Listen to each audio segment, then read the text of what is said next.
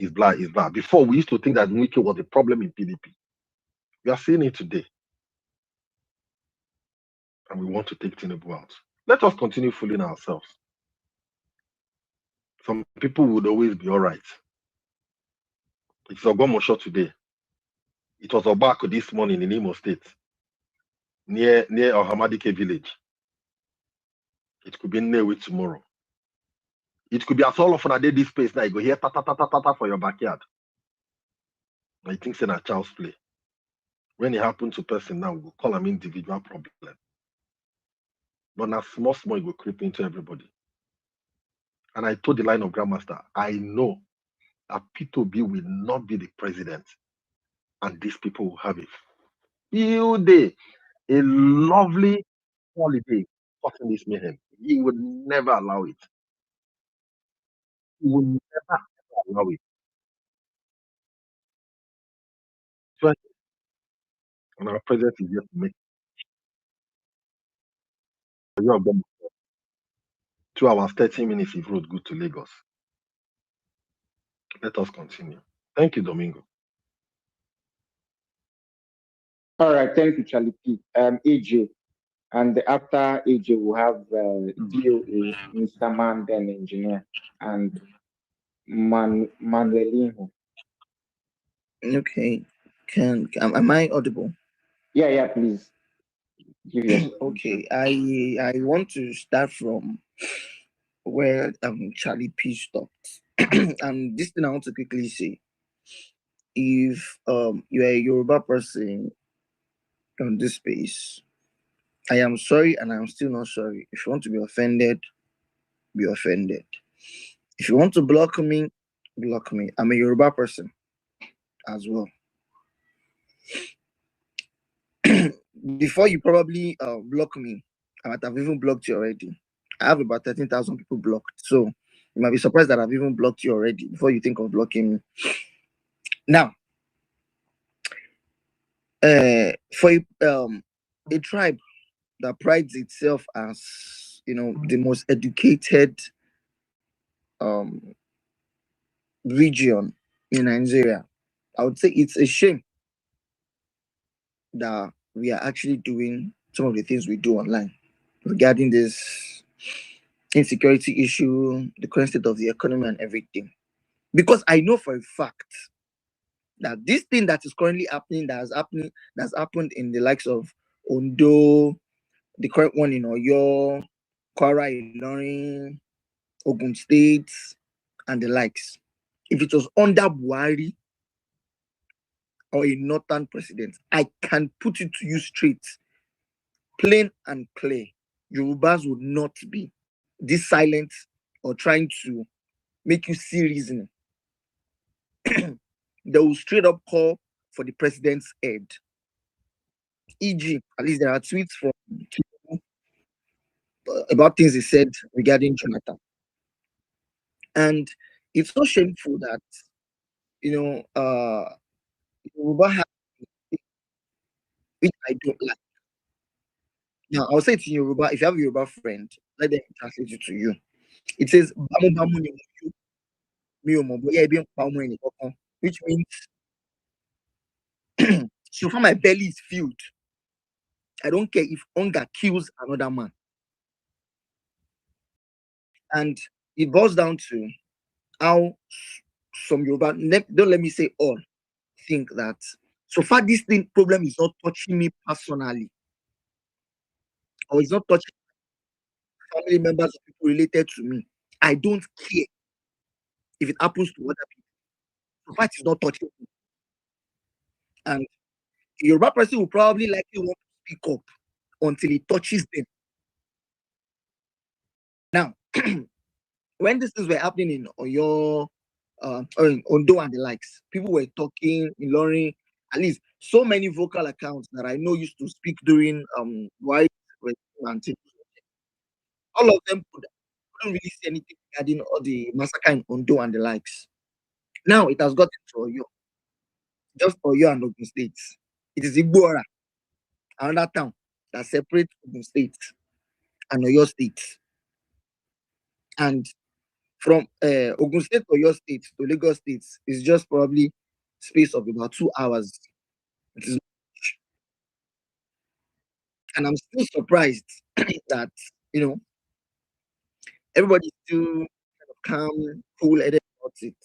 That one is on the side. Another thing is, we some of us we have this thing of, even if I am not there, if it is a Yoruba place that is there, I'm fine. And I beg to ask this question, that the Yoruba person that has been there, in what way has it been beneficial to you that it has not been beneficial to any other person from any other tribe? Which means that it's only you as a Yoruba person that benefits solely from the presidency of Tinubu. No, none anybody will tell me. None anybody can tell me that it is only Yorubas that are benefiting alone. Every other tribe are not benefiting from it. There is none. And I will say one thing again is that some of the reasons why some are scared to talk, or they are in support of this current government, is they feel that since I'm close to someone that is close to someone that is close to power, there's a chance that one day they will notice me, they will recognize me. Instead, I'll move close to the higher ups and I will join them and eat from it. But I love you and I love us in general. Have you seen Akpabio's daughter? They are already stationing her in the place of power. Tinubu is already being stationed. Wike's son is already being stationed. Like that.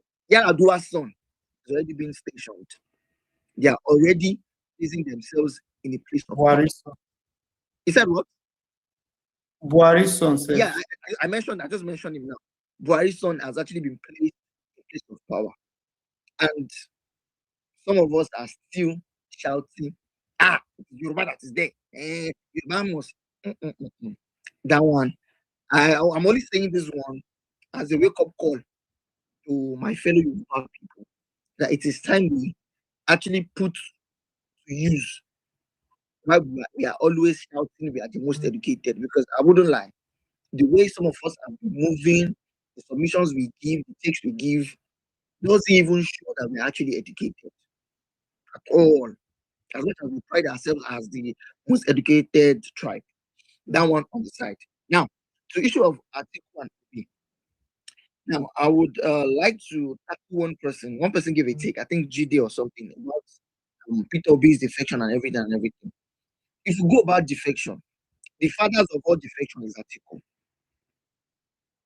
Now, I tell people that before you come online to say certain things, Google is your friend. Just make use of it. That's why you are educated.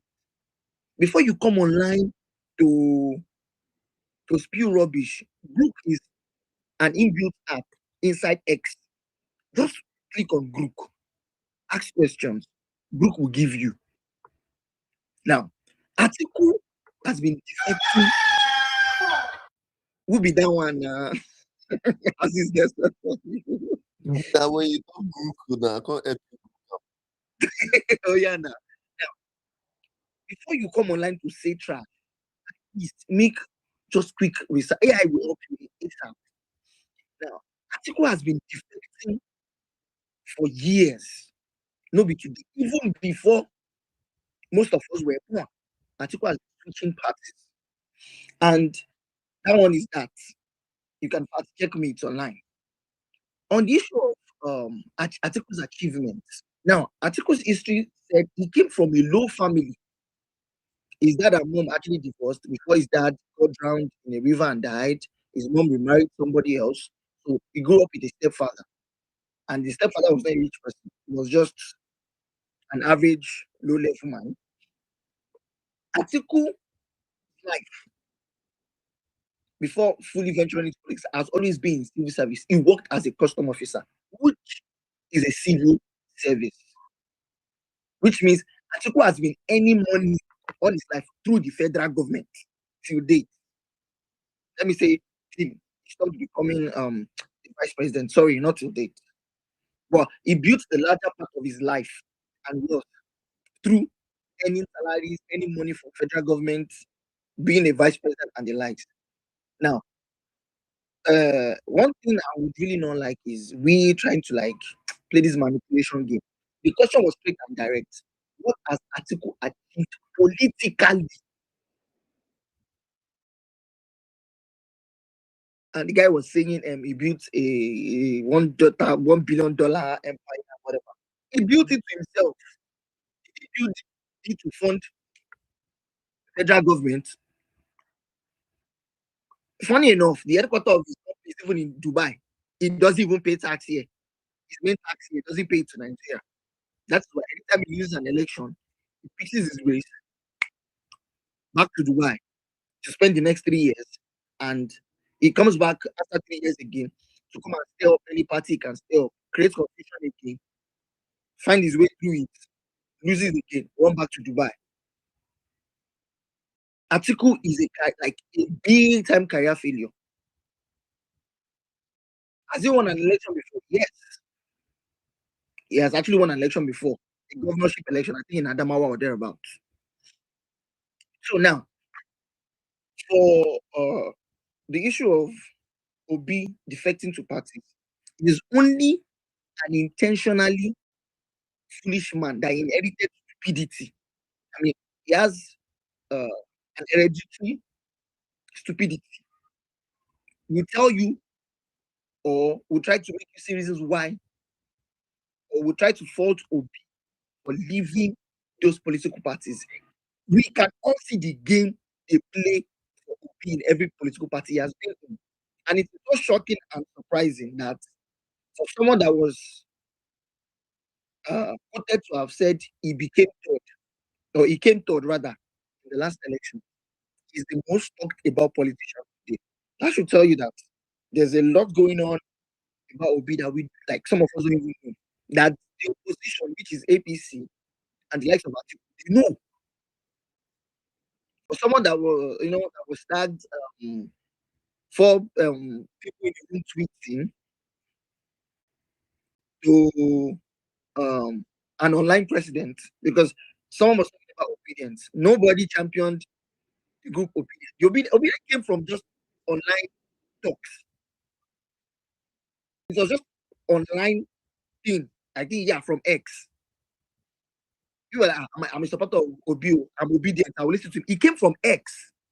No group of people sat down and said, we are the supporters of Obi and will now be called obedient. And they brought it online. No, it just came from a popular trend of talk.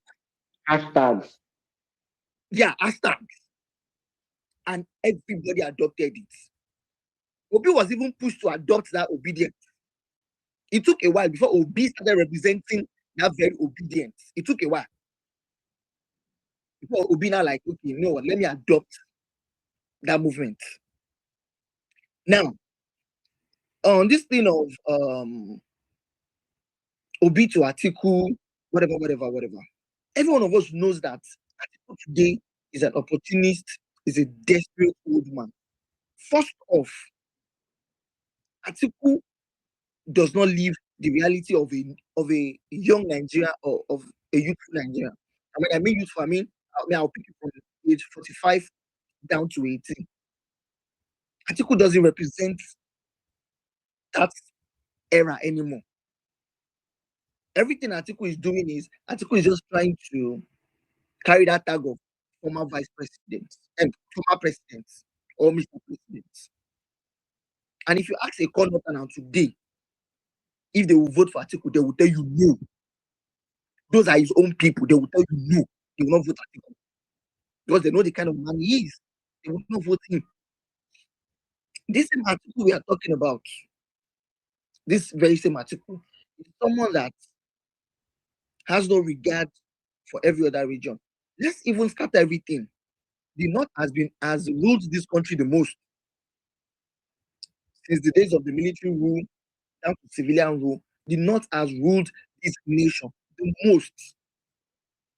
Now, Atiku started this rubbish from the time of I think was it against Yaradua? He contested against his fellow Northerners. That one went.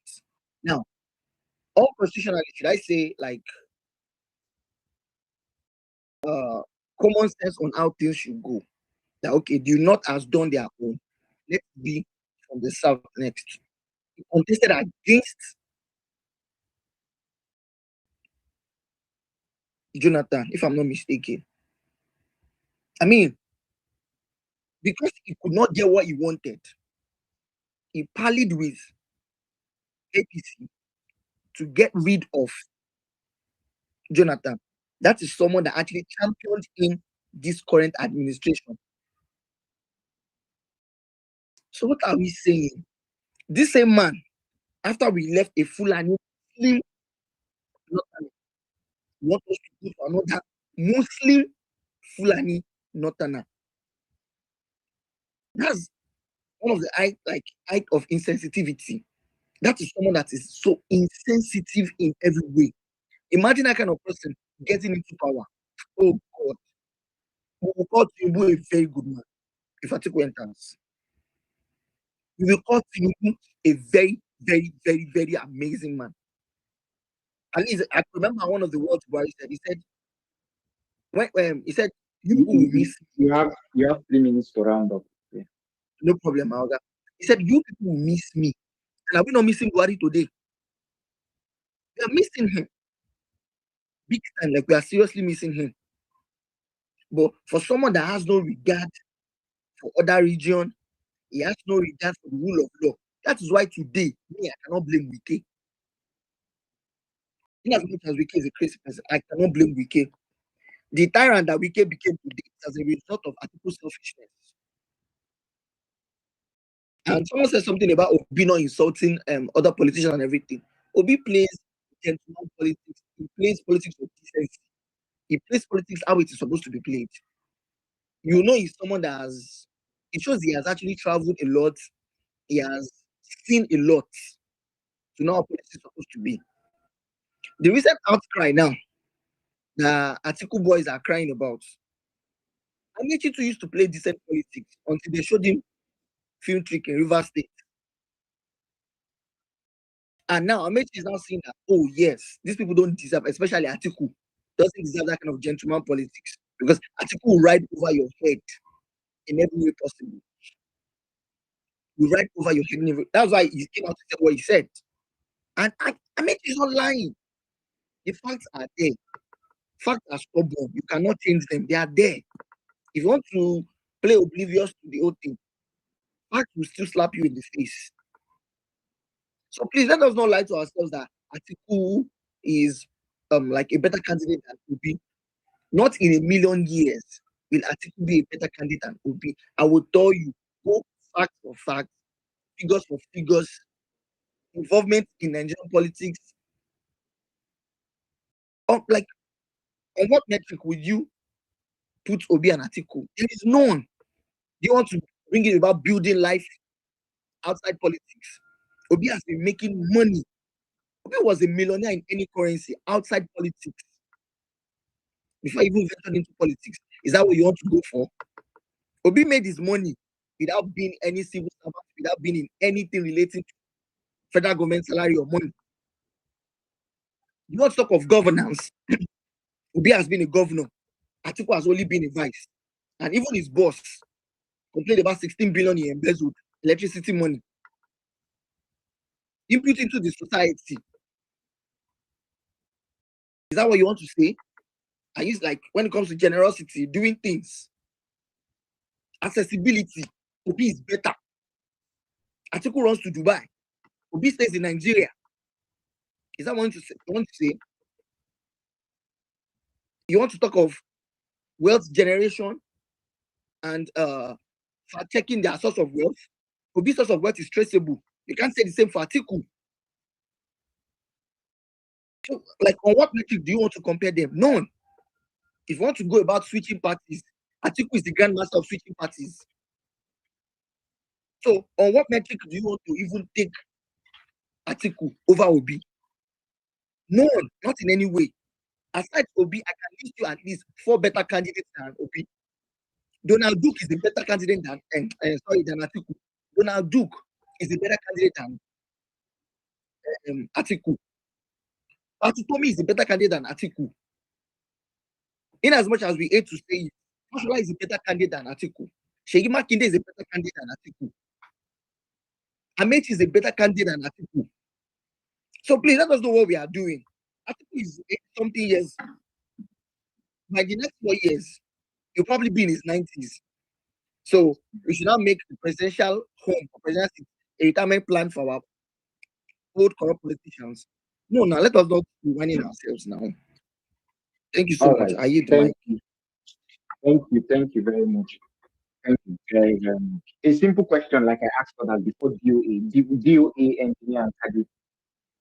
Do you think someone can identify as someone can call himself an obedient and then still say the person is supporting Atiku? Do you think it is right, or it's just mere deception and delusion? No, Domingo, are you asking me to answer?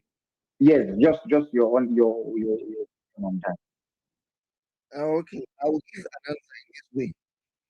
Yeah, I can put the picture of Elon Musk on my page, edit my name to Elon Musk, and start impersonating to be Elon Musk, even though I am not.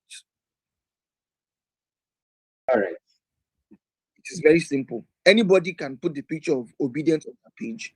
Anybody can come out and say, I am an obedient. I can come out today now and start telling you that I have an obedient logo. And then the next thing is, I'm championing Tinubu.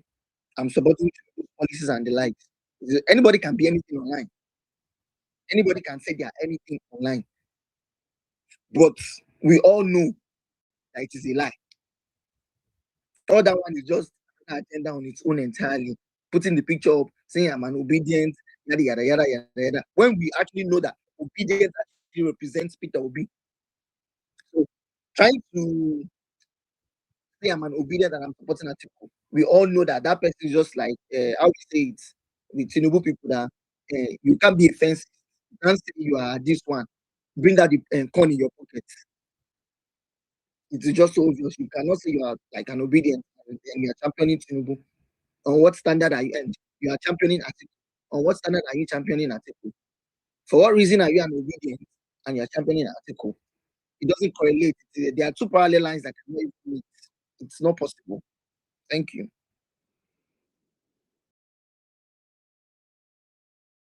Then engineer and Kabi Call FM.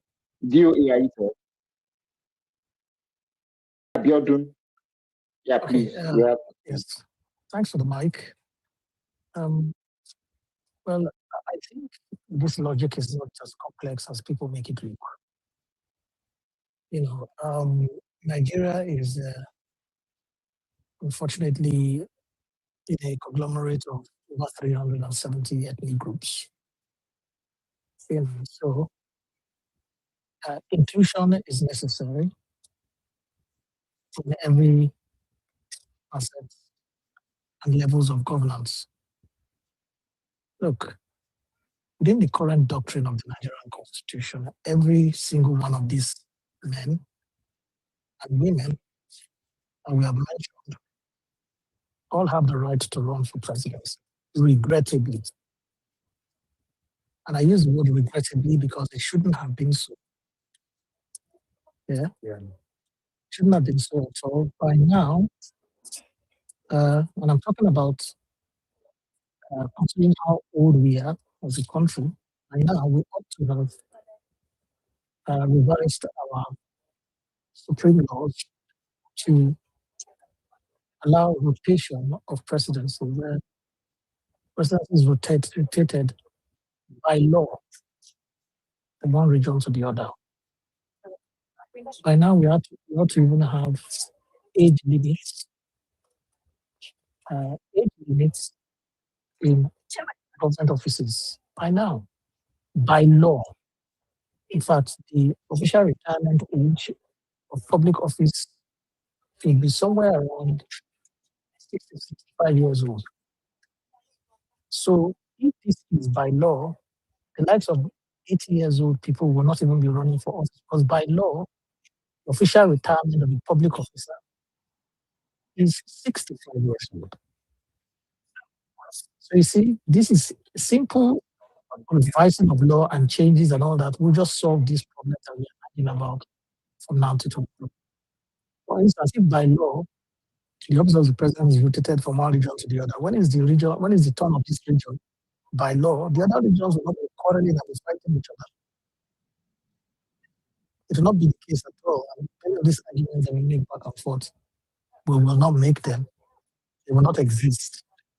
So essentially, Nigeria have come to this place where we must now arrest these real issues going into the future. I just want to put this here. See, I'm a Peter Obi supporter, not necessarily because I believe that the man is some sort of angel that want to come and rectify everything.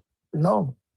In fact, 60 to 80% of our economic directions are formulated back to back between the office of the president and the National Assembly. So Peter Obi is not solely going to come to help the Nigerian economy. He will need the National Assembly to approve many of his policy or his bills for these real economic changes that he plans to work. But the reason I am supporting him is simply because of what I just said now. I believe that the presidency should be rotated among all the regions, where every region and ethnic group have the opportunity to serve Nigeria at every level of governance. And I'm looking to the south, and not just the south, I'm looking to the southeast. They have not been given the opportunity to serve Nigeria at that capacity for a full long time. And these people, like every other regions of the country, have qualified, very intelligent, and competent. In fact, every region of Nigeria, every ethnic group have competent, qualified, and intelligent people. And you'll be surprised the kind of intelligence that people from Edo State will have, or even people from Urubu, or even people from somewhere in the north.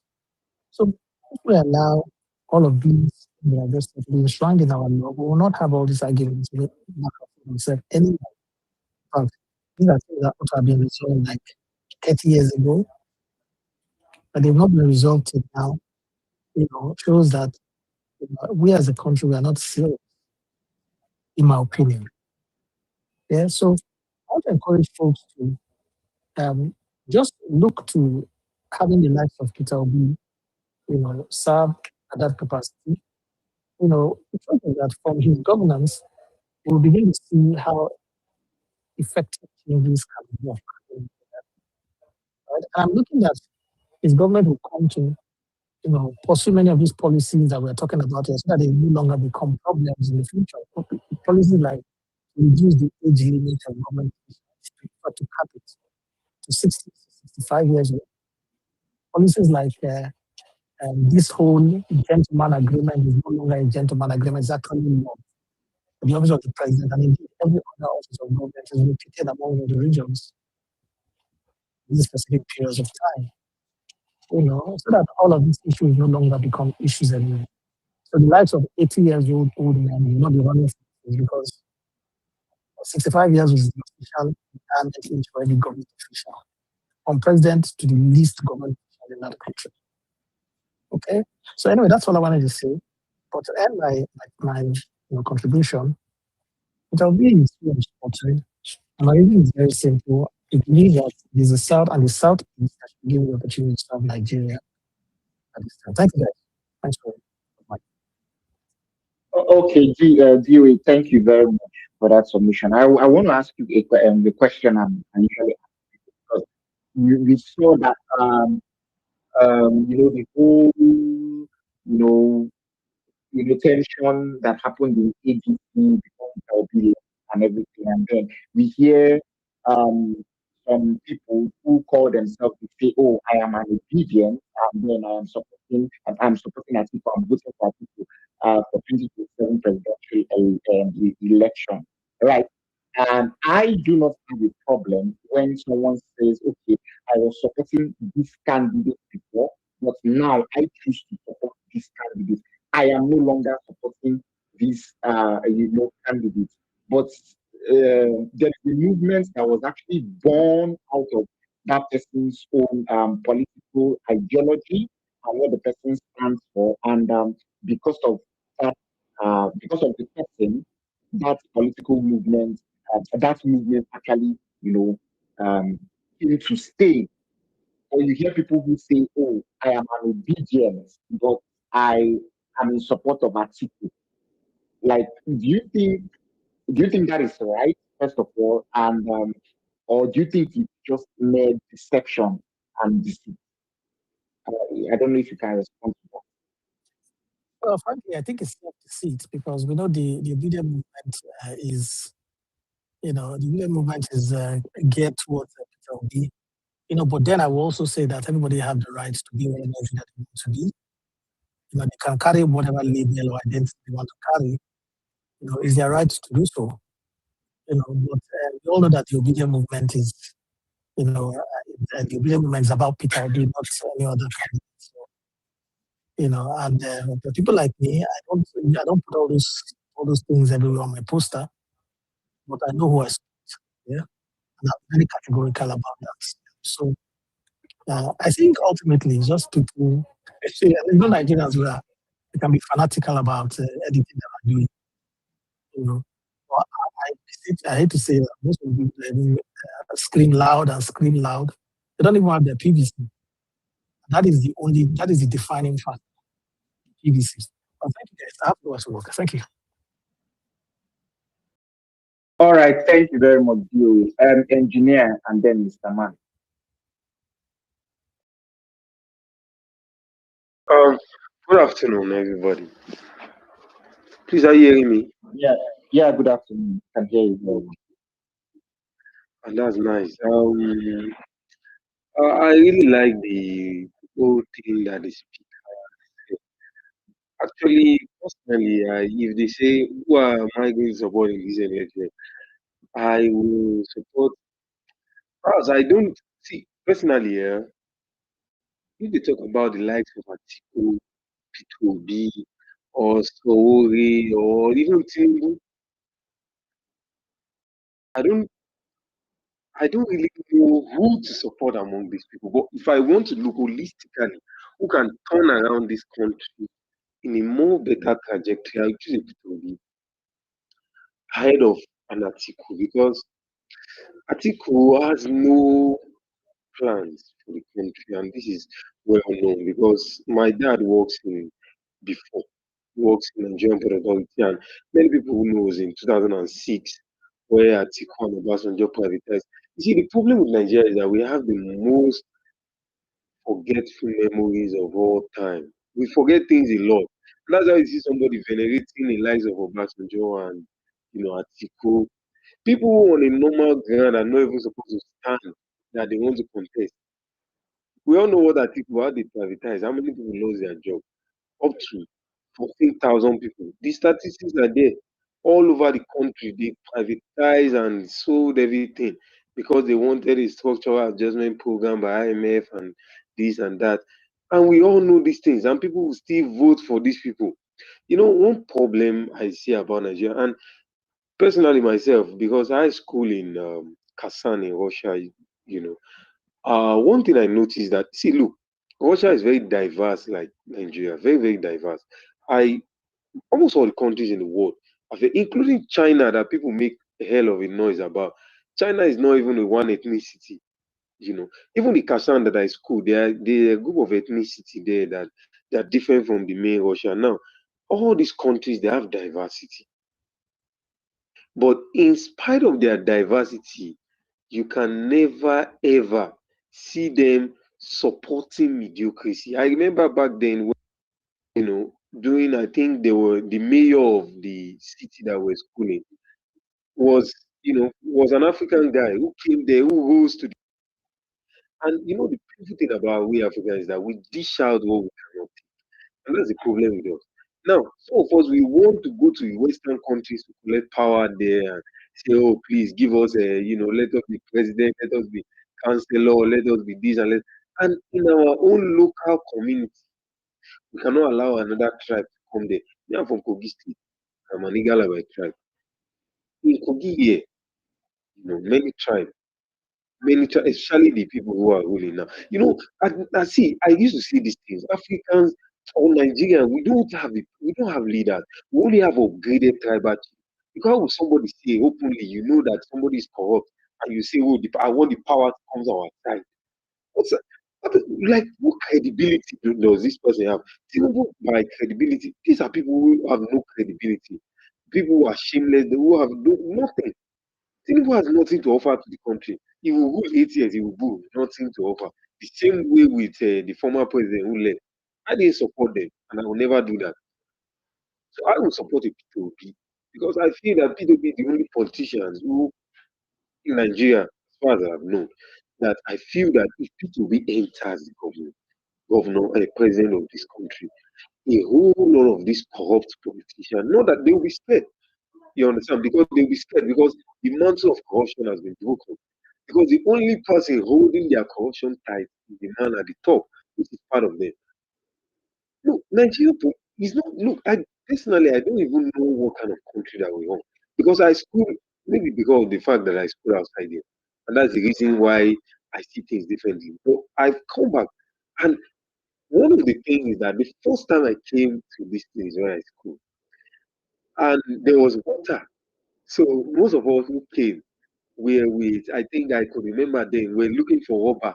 Now, so a guy was even joking because this place, they don't take water out. There's standard, water system in all over the places. I'm very sure that 95% of Nigerians have never seen water directly from their government into their places. How many? Go on, you do your cross checking now because poverty in Nigeria is being institutionalized. They have institutionalized poverty. People are suffering and they don't really see these people as bad. They see them to prove a point to the people.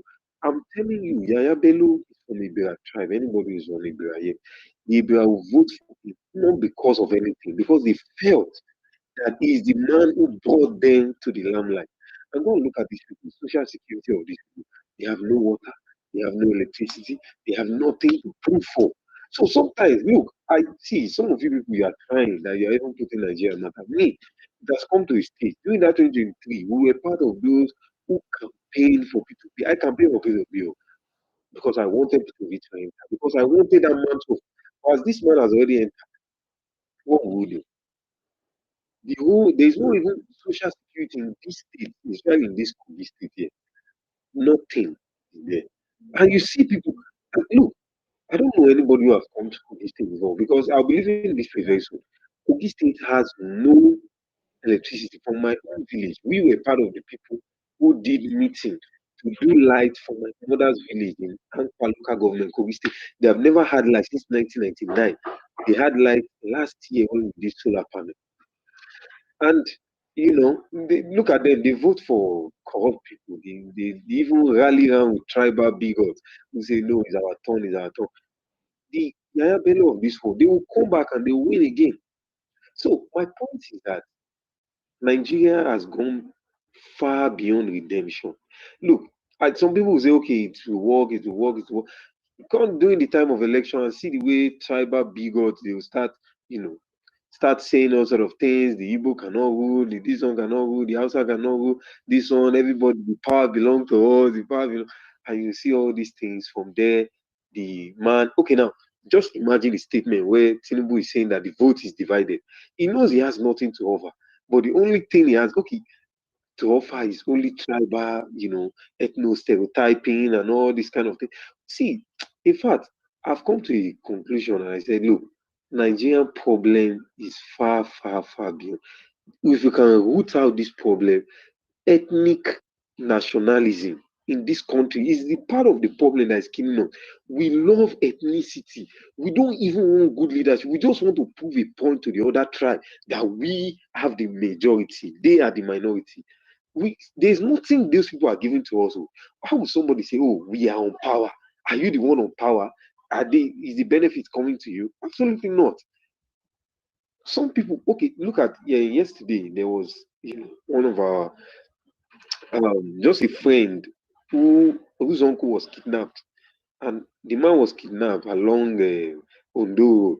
They took him with the child, And based on what they showed us the picture. In fact, I'm going to put the picture. They showed 3 guns, they pointed to his head, and they told him to bring 100 million. They got rally around, and they killed his daughter, the daughter, 3 years old daughter. They not beheaded, they cut the hands, and they gave him to hold the hands to know how that. Where did this happen yesterday? Where did this happen yesterday? It happened the day before yesterday. It happened along where which state did in this Ondo happen? State. Ondo State. So now we are Ondo having bandits kidnapping bandits in Oyo State. We are now having another one like this one, an individual case in Ondo State. This one, in fact, yeah, go ahead with the story. They have gathered money to to give, but they killed the 3 years old daughter, and they collected 14 million before they released only him. And they said the wife they should pay 20 million extra. They are looking for. They already paid. Actually, they paid. So sorry, so that we will understand the story. So they killed the child even before collecting the ransom. That's what you're trying to say. Yeah, they killed the daughter, the man's daughter. Yes, in presence of the man, not even in absence of the man. In presence, they first of all cut the hand, they gave it to him, and they cut the other arm also and gave it to him, and they shot the child and told the people that if you don't bring the money, this is the same way we'll kill all your family member. And they had to raise, sold many things, and they paid 34 million to these criminals. And these people are all over the country. And when we talk about this thing, some people will tell you, oh, no. See, look, I think to me personally, I felt pity for them. I felt pity for them. This story is really devastating.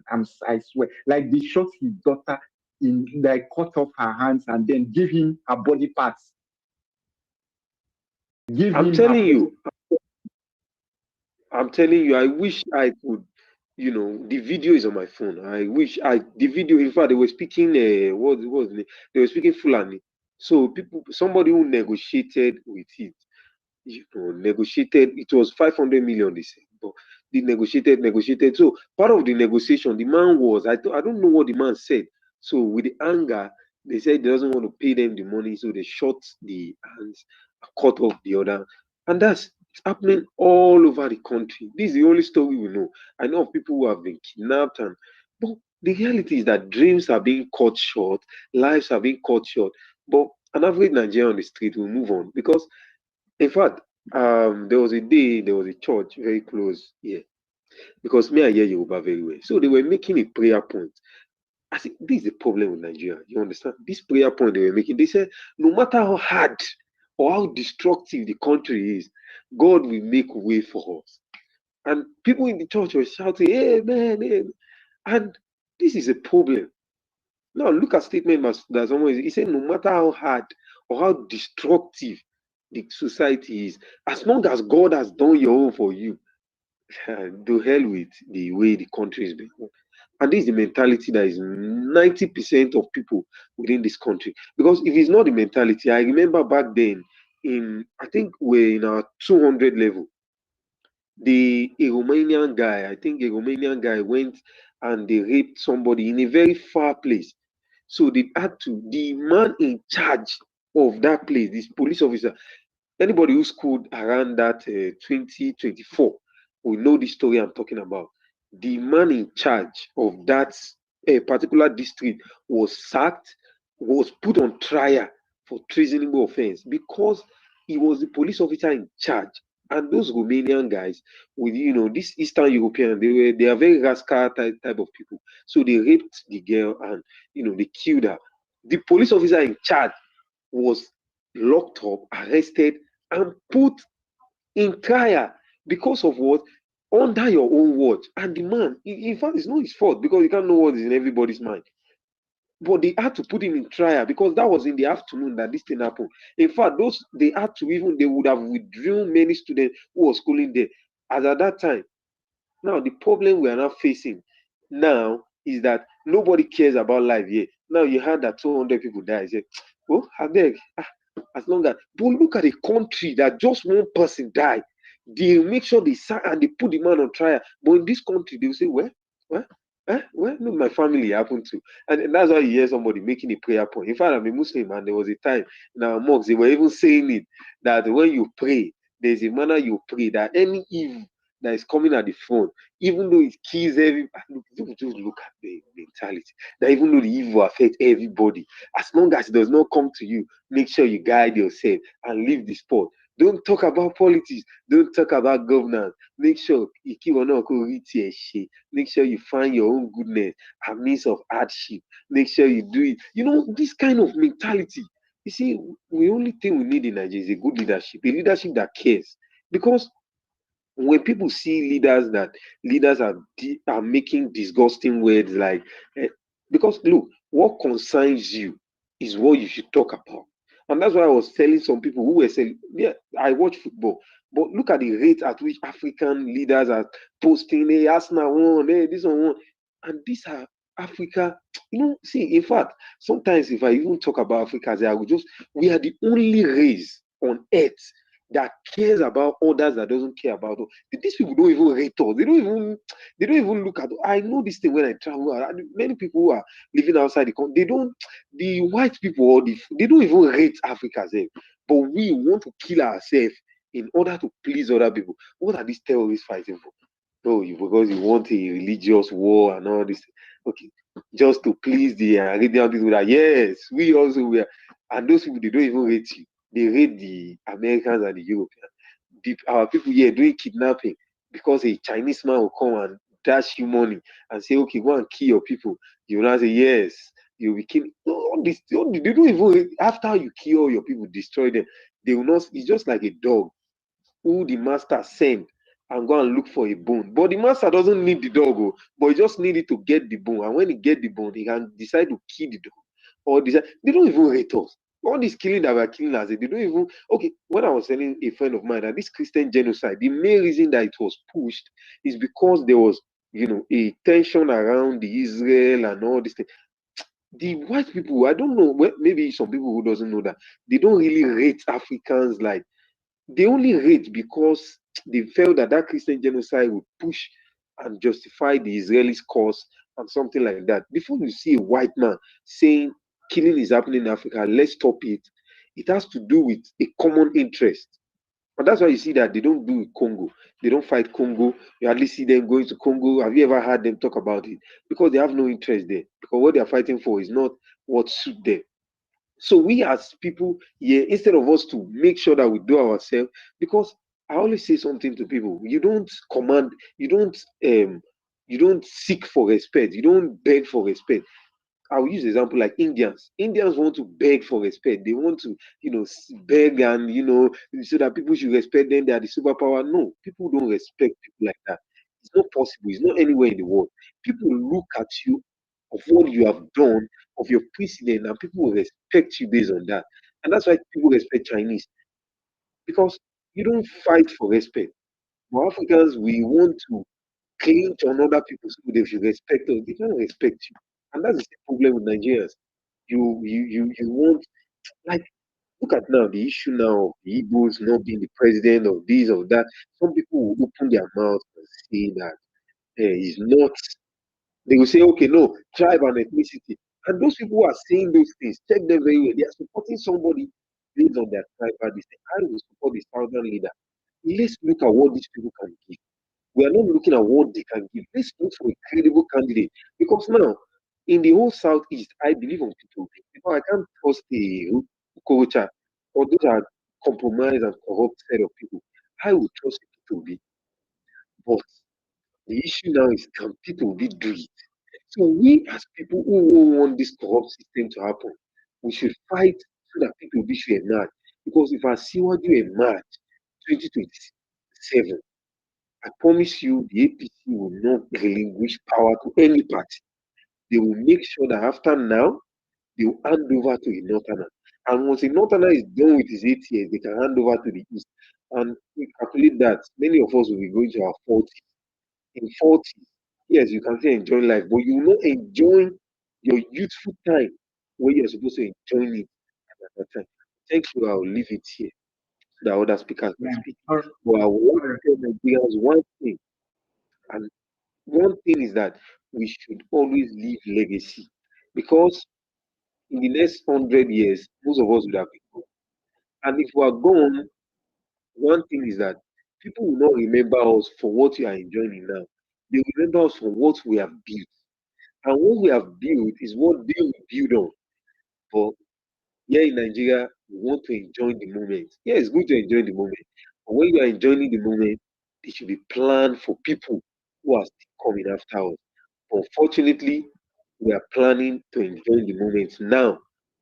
Those people who are coming after us come and suffer for what we failed to do. Because some people say, oh no, in the next 100 years, in the next 10 years, there would have been good leadership. No, that's the way it should be, compiling, compiling, compiling, compiling.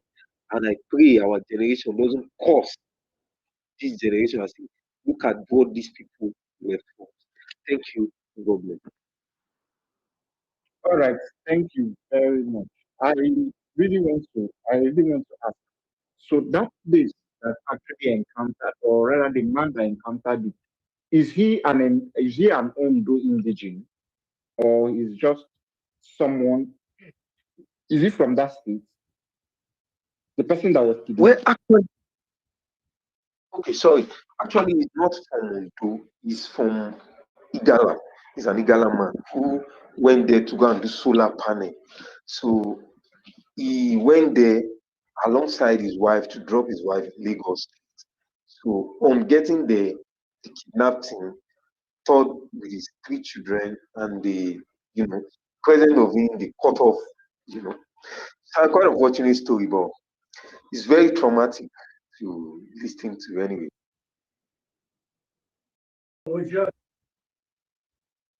But Domingo, there are some things that I would just hear and I would just imagine that, oh, that I've done.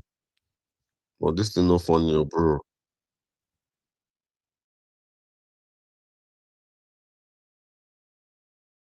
Oh, Now there's the nothing one we we can do about it. now the one we talk to them cut the child hand on they sit down for the guy presence and cut the girl hand on give am to am.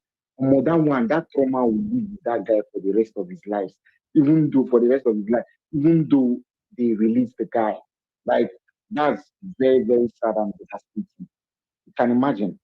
Very sad and devastating.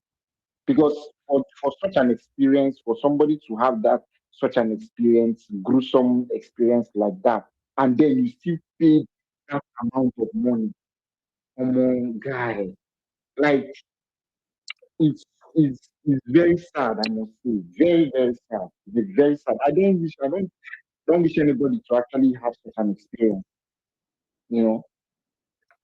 And to think that oh, this thing is happening gradually, the Fulani men, they are gaining. I think they are people are already saying no. They've already entered into places like Oyo, those states, you know, and then they've started operating already. I mean, it's very sad that Nigeria is Nigeria has just turned into a place where they kill people anyhow. People go scot free. No, nothing is being done. And the annoying one as is hiding the videos, then go keep person free, then go do something, finish, do am, do am online, come post am for internet. You can imagine. It's very sad, man. Like it's crazy. It's very crazy. There was something you said, the engineer, and I want you to. Why do you think, in your own opinion, why do you think, you know, what was happening or what happened at the time, the US had to intervene? Why do you think it was not, uh, it shouldn't be considered a Christian genocide? Why do you think so? Okay. Um, First of all, when you talk about something like this, the first thing that people will ask for is that, oh, this guy is a Muslim, you don't have to talk about this issue, you try to be sentimental. And, first of all, my first option is that I've always maintained that if we talk about genocide, first of all, genocide is a state backed killing. You understand? It's a state backed killing. When a state, purposely backed a killing to just to exterminate people based on their color, their race, or anything, religion, or whatever, just to make sure that these people will live. Just like one of it is, the likes of what Hitler did to the Jews, and Hitler was very decisive on that, and that you can call it a genocide. Now, when you move closer to what is happening the, in the Middle Belt today, is a multifaceted problem. First of all, we have an expansionist problem. And another problem we have also is we have a religious motivated problem. And these are the two problems that I personally feel. Now, when you talk about the Boko Haram and the banditry, is incomparable. You cannot compare such a thing. Just for Boko Haram, ISWAP, or Lakwa, or whatever they call themselves, these are religiously motivated thoughts. You understand? They feel motivated using religious scriptures to motivate themselves while doing these things. Now, when you talk about bandits, these are people who want money, money, and they are also motivated for expansionist ideologies. And part of the expansionist ideology is ideologies related to, making sure that the Fulani conquered other ethnic groups, which is what they are doing basically in the north. But when people who wants to support an international politics come and say, oh, it's a Christian genocide. What do you mean by Christian genocide? Are Christians not living in Nigeria? Are they being targeted by any state-backed actors? And why would I don't really understand, because these guys who are killing the Middle Belt, if they had come through a religious, motivated crime, it's a crime also, because if people kill based on religion, I tell somebody, when we're discussing this in our mosque, I told one guy, I said, if Boko Haram or whatever, they start killing Christians, we as Muslims, we are in danger, because they always say that an action always, goes with a reaction. Because if every religion, has a terrorist organization motivated, the whole world is in danger, because everyone who is not part of them is marked to be killed. And how can we live in such a world? So I personally do not see what is happening in the Middle Belt as a religiously motivated killing. It's an expansionist ideology which is backed by the Fulani elite to remove people from their ancestral land and install the Fulani there. This should be tackled by the Fulani, Sultan, the Fulani scholars, the every right-thinking Fulani people should be called and stop their boys in the bushes to stop doing this. Not to say that it's a religiously Domingo. So if I did not talk, nobody will talk here. If I did not question what has been spoken, nobody will speak. None of you will actually state now, the fact. hold on Wait your now. turn now. You know your Wait your question turn where I now. asked him. Wait. Wait, make you finish. I Now know you know saying that me, I know saying that is me not we ask a. him I know the saying that religious it is not motivated. a religious. Now that thing you want talk. I know. Now Me this we one ask him the question. religious. I think a Me we religious ask because him me we ask him the question from the beginning when I asked him the question. And he said, I don't know why. I wanted to have a conversation with him.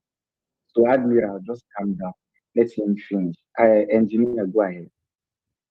Okay, so I have always maintained the opinion that what is happening in the Middle Belt is not religious bad killings. And when the people who are saying all this religious bad, because the likes of Donald Trump, who is kicking this movement, we all know who is Donald Trump, because we don't understand this international politics. Now, the Republicans or whatever they call themselves, the far right or the slow right, whatever they call themselves, They are trying to look for a pinpoint argument to justify what Israel is doing in Gaza. Because I don't know, let us not even go to international politics. Let's come to what is happening now. If we talk about banditry in the North Central, let's deal with that using, the setting up commission within the Fulani elite to stop this thing. And not to say that it's a religiously backed killing. How will you say it's a religiously backed killing? If it's a religiously backed killing, the likes of, what do they call them? The likes of Taraba, the whole axis, the Gongola axis, down to the people don't know. See, most of you who doesn't live in the North Central, who lives in the South, in the Southeast, South, you sit down and you make assumptions. Because these are all assumptions. To me, it's an all assumption. Because now if they say, okay, what is your own report? What's the report? I want this because the North Central Christians, they want a situation whereby here we turn to it. I thank God for Kogi State. I thank God for Kogi State that we don't have such a problem. And I pray we'll never have that in the future. But the way things are going now, because if problem comes, I promise you we will not be able to stand this country again. So we should stop all this so-called Christian genocide. I've said it times without number. If Christians of Nigeria feel that they are being killed because of their religion, they should come outside with an evidence where it is state-backed that they should go and kill any Christian. I want that. And there have never been any of them that has come outside to see that before. So if you want to talk about those thugs, you talk about Boko Haram. I agree with that. But you see this one that is happening in North Center is a religiously bad killing. No, it's a vague argument. The argument doesn't. Did they trigger me? Calm down, Admiral. Calm down. You talk. Engineer, go ahead. Are you done, engineer? No. Okay, because engineer, the problem now is that let us be realistic. I'm a P2B supporter. I support him verily and goodly. But most of us who are Muslim who support P2B, we knew the campaign strategy of P2B in 2023 should not repeat itself again. That was a wrong campaign strategy because you cannot go from churches to churches. That's like you're setting the country on fire. And this is the reality. And this is something that most of us don't want to talk about. Because, it's no matter of laughing. We know all these things. Okay, me now as a Muslim, I want to go for power now. I'll not start going from Islamic. Sorry. So what was that mistake? Tell us, what was that mistake you did? No, he's trying to say that Peter B is a. He's trying to say that Peter B is a religious. No, you go put down for him mouth now. You don't put down for him. Aziz, no, they put down for him. Okay, the mistake is that if you want to campaign, especially in a sensitive country like Nigeria, okay, now imagine that Tinubu had been using campaigning from mosque to mosque. How would the Christian community feel?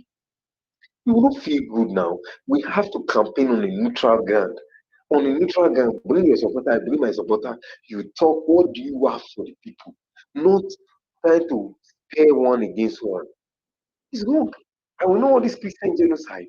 If push come to shove, me, I cannot support anybody for religious sake, but people should be careful not to destroy the movement that is ongoing. And I'll also go back to this issue of Christian genocide. Christian genocide, as far as I'm concerned, in this North Central, is a lie. And anybody that has a contrary opinion should bring it with a full academic evidence that they went here, they killed this person because of he's a Christian. They went here, they killed this person because of he's a Christian. No, because we always want to escalate situation. Okay, then when America was making all of the noise and saying, oh, they will bomb the country, they will do this. Look, even if America bomb the country or start war, we will all suffer it. Me and you will suffer it because this country will never be balanced for the next 50 years. So what's the gain of that? What's the gain of that now? So please, let us, mind what we are seeing, please. The issue of Christian genocide, I will never, ever agree that there is a Christian genocide. And if anybody has a contrary opinion for me to believe that there is a systematic cleansing of Christian in Nigeria, I'm ready to believe that. Thank you. And let me hear you. Okay, all right. Before Admiral goes, Admiral, you're going next. So first of all, I just want to state something, correct something that you said. Genocide must not be, it must not be it must not be state backed. You know, it's not something that is essentially state backed. By the meaning of genocide, a group of people or a particular race can decide more like an ethnic cleansing of another. It doesn't necessarily have to be state backed, right? So it's something that people decide willingly to do as a result of prejudice or hate against another tribe, ethnicity, or race, if you would like. So it has nothing to do with states backed that for it to be genocide, because the argument you are trying to lay claim to is that it was not state backed. Will tell me where the state approved of it or anything. No, no, no, no, no. That's not the idea of what genocide genocide is. But I want to also ask you that with what you're with the example you're saying, I'll still speak on it, but I want to say in all of these, or while all these destructions, banditry, Boko Haram, while it was being pushed and while it was being done, how many mosques do you think have been bombed, and how many mosques or churches, mosques have been attacked or bombed? And then in ratio to how many churches have actually been bombed or attacked? Just this is the question I want you to answer. But before you answer it, Admiral should speak. I'm sorry, Domingo. Admiral has left the space. And the last time I was here, you were talking about Nigeria, Atiku Obi. But now, Christian genocide. Domingo. Yes. No. It's not. It was some of the things that the engineer said. He don't come on his space and try to mislead people. So we try to correct some things. You get. Oh. Admiral, Okay. Admiral, you have the floor. Are you there? No more here, I said. I'm not looking at your screen. Yeah, thank you. Yeah, Sorry. So, Yeah. engineer, The sweet thing. Can you hear me? Am I audible now? Yes, go ahead. See, I really don't like doing this. But I don't have tolerance for lies. I don't have tolerance for lies, especially when life is on the line. First of all, truth is on the line. Now you put life on the line. You understand? So I don't have tolerance for lies. So you know what? I'm not going to attack you personally. That's the last person that spoke. I'm going to take that your argument, that your strong argument, because I don't want to strawman you. I'll take your argument and I'll break it. You see, genocide has to be backed by a state. I agree. Let's even agree, safe. No, but that's wrong. No. Wait now, Domingo. No, you don't have to stand on that. It's wrong. Go ahead. Domingo, allow Please him to allow make his me. point now. Go ahead, Admiral. Go ahead. Yeah, thank you. Yeah, let's even say genocide has to be backed by a state. This is your line. Don't shift the goalpost. The Islamic State of West Africa is what? The Islamic State of West Africa is what? That declared themselves, that said that they are targeting Christians. They said the reason we are doing this is because of our religion. That is a state. They are speaking as a state. Their name is Islamic State of, and you were mentioning, and I was like, can't you even see how easy it is to break your argument? So now, for you to escape this, now you have to to save the face of you have to now say, no, it's not a state. You have to shift the goalpost. So this is how easy it is to break your argument. And I think that is why it's good to be on the side of truth. When you are on the side of truth and you have a clear mind, you will always be right. Now, let me continue now. Yeah.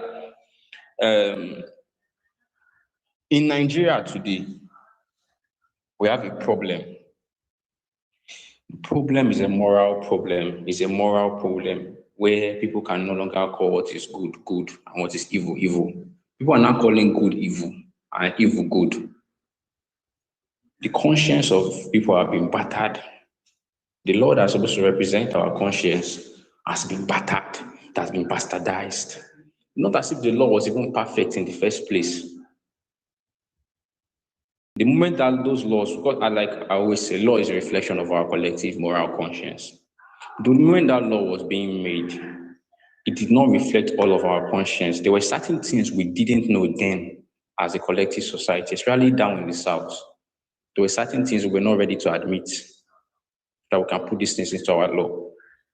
There were a group of people, they knew certain things. They knew they wanted Sharia, they wanted a kind of theocracy, right? They knew they had an agenda, and the only way for them to propagate and project this agenda is to implement certain elements into our laws. And they did. When they now have penal codes and even our criminal code itself is even influenced by a bit of their penal code. So what are these people I'm talking about? 99.9% of terrorists in the world are Muslims. 99.9% of terrorists in the world are Muslims. Then they will call certain group like the Lord Salvation Army, those ones, you say, they are Christians. Let's even take it the fact that they are Christians, but data does not lie, right? You believe in data. You're a marine engineer. For you to say there is no Christian genocide in Nigeria because there are issues of insecurity, there are this and this, that means there is no Christian genocide in Nigeria. When you are in the engine room and the alarm rings, will you say because an alarm has rang, it means won't you first of all listen carefully to that alarm to discover if it's a fire alarm, a general alarm? There are different types of alarm on board a vessel. So the fact we have insecurity, there are different types of insecurity. If you want to solve the problem, you have to know. If it's a general alarm, there's a muster point for general alarm. Fire alarm, there's muster point. You need to know to solve that problem. You need to know what is actually happening in Nigeria. Somebody will say, but Muslims are also victims. Yes, Muslims are victims. Christians are victims. But genocide does not depend on who is the victim.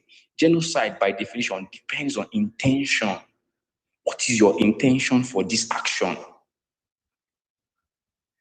If today somebody carry poison and throw into the water board or in Nigeria, right?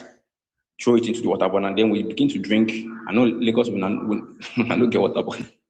But in Abuja, I think they have a water board there in Abuja. So if you begin to drink that water and they start to die, that is not a genocide because it was not intentional. If the person did it mistakenly and those people die, it is not a genocide. Because it did not come from the intention. It was not that person's intention to kill people, to stereotype a certain group of people and kill them. So intention is very important in genocide. It's just like if someone takes a gun now and goes outside, say he wants to go and kill women, and then in the process he kills 50 women and 100 men. At the time when they capture him and they question him, after further investigation, they will discover that what he committed was a femicide, right? It's true He was targeting because women. the men will naturally want to defend against that, and they will have to take them out. It doesn't mean that it is the men that is the target. Exactly. It's not. Let's not even say not naturally. Even say they were collateral damage or whatever. But his intention was clear. His intention is that he wants to kill those women. So even if it's 5,000 men that die, as far as it's 50 women, he will be charged with femicide. That will be the main charge there. His goal was to go and kill women. So if a group of people have come outside to say that they are targeting Christians, like ISWAP and ISIS have done severally, they say that they are targeting, they've done it. You guys, you try to, give them excuses, so many excuses that they have to come out with camera and say, the reason we are doing these things is because of our religion. It's not because of any stupid climate change. It's not because of any stupid insecurity. It's not because of any resources. It's because of our religion tells us to do so. There's a video out there. This guy saying it. So you cannot tell someone intention. It's the person that will tell you their own intention. You can only have guess. But once the person make a declaration of intention, you take it as it is. This is your intention. This is their intention as the state, Islamic State of West Africa. So by all definition, there is a genocide, a Christian genocide in Nigeria. Yes, the Muslims are victims. The Muslims are the ones that are victims of insecurity. The Christians are victims of Christian genocide because they are being intentionally targeted. There's no way you can debunk this because it's the truth. You can beat around it. You can misdirect people. You can say, oh, it's climate change. Oh, it's mining. Oh, is this. Those things are just what greases this expansionist ideology. This is not what bettered it. What bettered it is the ideology of Islam, which mandates jihad. Mandated. Usman Danfodio was a jihadist. When you say he's not a Muslim, he's a Muslim as more Muslim than you. He established a caliphate in Nigeria. His descendants now today. He is the spiritual leader of Muslims in Nigeria. So that leadership was established by what? By war, by jihad. So when these people come out to tell you that, no, these guys, there's nothing these guys are doing that Usman Danfodio is not doing his time. I don't care whatever he's using for. There's nothing. He told you that he's doing it for religious reasons. This is my jihad. You don't give excuses to these people. The same thing terrorists are doing today, the same thing Usman Danfodio did in his time. Go out to displace people from a land, install your own system of government. The Hausas were displaced. And then a different system of government was installed upon them. Same thing that is happening in your state. So let me tell you something. There's a difference between knowledge, experience, and wisdom. You can know. Let me give an example. A snake bites you today. You've experienced snake bites. Let's say you were just sitting outside, and then snake bites you. The snake just fell from a tree. You're just chilling outside. Snake fell from a tree and bit you. You've experienced snake bites. That is knowledge, and that is experience. Knowledge is knowing the snake that bit you. The first scenario, something bit you. You've experienced it, but you don't know what bit you. That is experience. You cannot take that from you. The other scenario, you know what bit you. You know the snake. You know that this is a snake. And it bit you. That is knowledge. You know. Now, the third level, before all these things become wisdom, is when you know why this snake beats you. You know that the reason this snake beats you is because it is in the nature of snakes to bite. That is when you have wisdom. And what the Bible says about wisdom? Wisdom is profitable to direct. You don't wait until it happens to you. You learn from other people's experience. Wisdom is transferable. So people have experienced this terrorism. They've experienced this thing, but they don't know why. They keep on asking, why is this thing continuing in Africa? They've experienced the snake bite, but they don't know why the snake is biting them because they don't have what? Knowledge. They don't have wisdom. They've not digested the truth. Some people, they can kill your bro, they can kill some of their family members today, and they will not know that this thing is coming from a certain ideology called Islam. They're just confused. How will someone have the guts to open the stomach of a pregnant woman, remove it, and smash the head of her baby on the wall? Like, who are these people, human beings? But if you have wisdom, you will know. You won't be surprised when these things happen. You will know that the reason they are doing this thing, it is because it is their nature. It is the nature of the ideology. It is what the ideology commands. Quran 9 verse 29. Kill the unbelievers wherever you find them. I know you'll be triggered. These things will trigger you, but that is the truth. And I'm saying it unapologetically because you just entered the Yoruba land, and I'm a Yoruba man. I've been saying it before. But now, normally, before I was saying, Domingo would have dropped me now. Everybody would have dropped me. I've been doing these things since. They would have dropped me, but because now it has gotten to the level that, but I don't pass Gary. Everybody is now, so we have to solve this thing. That is why the US government demanded that, because before, it is not all about fighting terrorists. You can go and send people, say you want to give them freedom in a certain state. I know they have their own They have their own intention. Yes, they have their own, because I don't expect a country to come and do something for me for free. They owe me nothing. So they have their own intention, but they are actually right. There's a Christian genocide in Nigeria. And the solution they propose is that they are not going to now come and fight terrorists alone. They are ready to fight Sharialists, people that are Sharialists, people that support Sharia law. They're not going to waste their time like they did in Afghanistan. I'm fighting terrorists. Meanwhile, the ideology that keep on producing more terrorists, they leave it. So they've learned more. That's why they told Nigerian government to, arrest people that are advocating for Sharia law and remove Sharia law from the constitution. Look at what happened in Oyo State. Look at what happened in Kwara State. Oyo State invited Sheikh Gumi. Sheikh Gumi is an Islamic extremist that we know. In fact, he's just I don't want to call him an extremist. He's just an Islamic cleric and a very honest Islamic cleric. So he came to Oyo State, and now look at what Oyo State is experiencing. You wonder, what is the role of all these clerics in all these things? In a chess game, there are different pieces. A chess game contains the king, the queen, the knight, the pawn, the bishop, the rook. What is the role of a bishop in politics? Bishops are used to sensitize the public. Before you conquer a place, before you cause problem in a religion, in a region, you have to, make those people lose their moral value. You have to destroy the morals of that society or convert it to something similar to your own. That is why they will first of all send an Islamic cleric into a place that will speak to people. And voices travel. You say something, say, yes, it is justified for these people to be killed. Oh, the agenda of expansionism of Islam is justified. It's what God commands. It's what Allah commands. That is why you have an imam that is praying for terrorists before they embark on their savage missions. He's giving them what?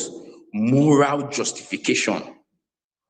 Moral justification. Moral compulsion. The reason why those girls that Deborah Samuel was killed by her own students is not because those students don't lack education. Because some of them will tell you, oh, it is just education.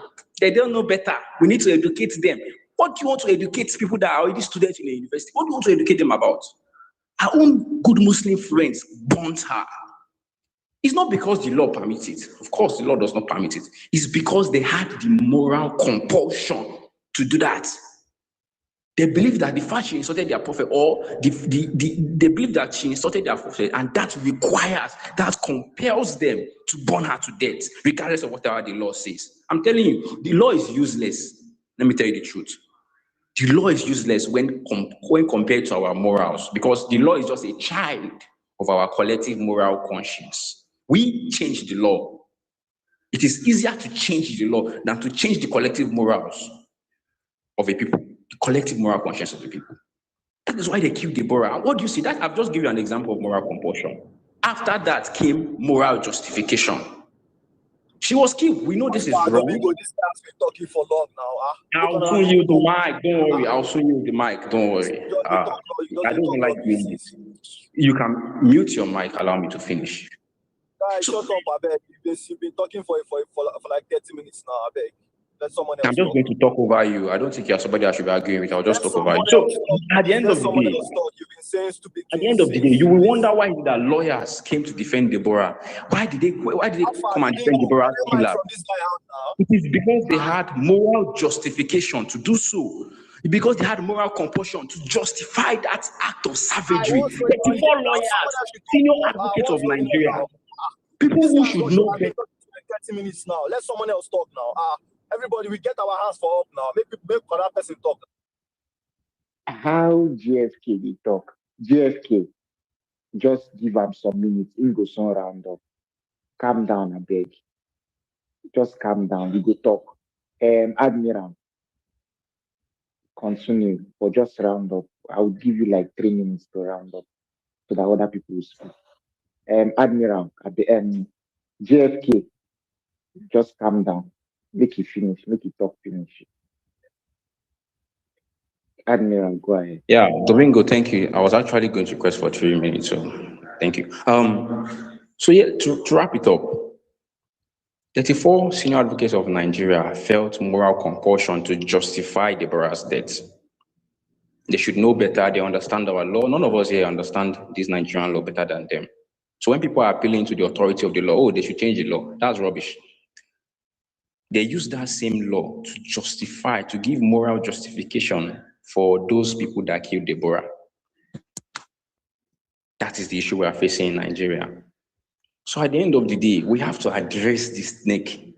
We have to learn the nature of the snake. I will advise you as a Muslim or as a Christian, go and study Islam. Don't come and tell me you cannot study, you're not a Muslim, you don't know Islam. The book is out there. The Quran, the Hadiths, they are out there. Anybody can. There are people that are not Christian, but they are Christian scholars. There are atheists that are Christian scholars. You don't need to be part of the religion to understand it. Just like you don't need to be part of you don't need to be a Yoruba man to understand Yoruba culture. These are ideologies, they are open now. They go and study it so that you will know what is happening to you. You will know why these guys are, this religious extremism is particular to Islam. You will know why they keep on advocating for Sharia law. You will know why every time an imam graduates into a terrorist, most terrorist leaders are ex-imams, former imams. You will not find a pastor, a former pastor that is graduating to a terrorist. No, it's always the imams. If it was the other way around, if it was Christians that were killing Muslims, I promise you Nigeria would have ended by now. They will not be quiet. They will speak. So don't let anybody to silence you or anybody that's speaking for you. Thank you. I yield the mic.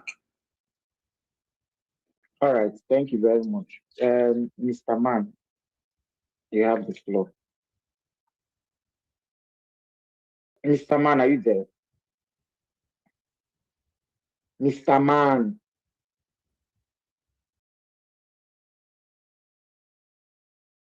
Arinze.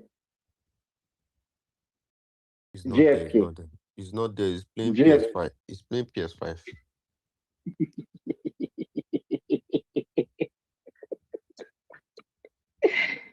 JFK, they there.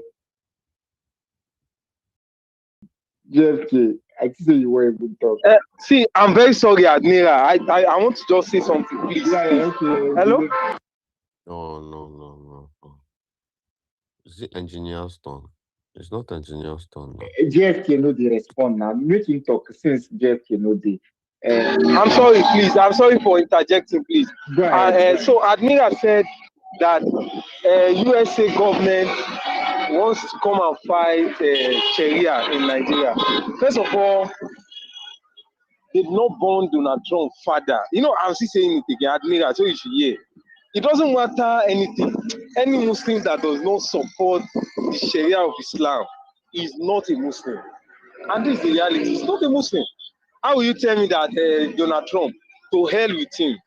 Even in fact, let us even burn down the country. If that would be the case, you cannot say that we should. It's just like saying that America should change from capitalism to communism. The ideology is too different. We can never, and we are not secularists.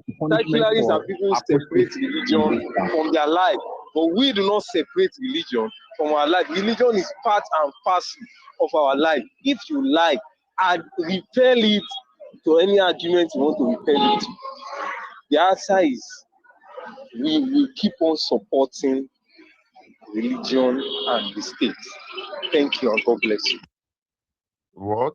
You will keep on supporting religion and the states. States? Is it the Islamic states?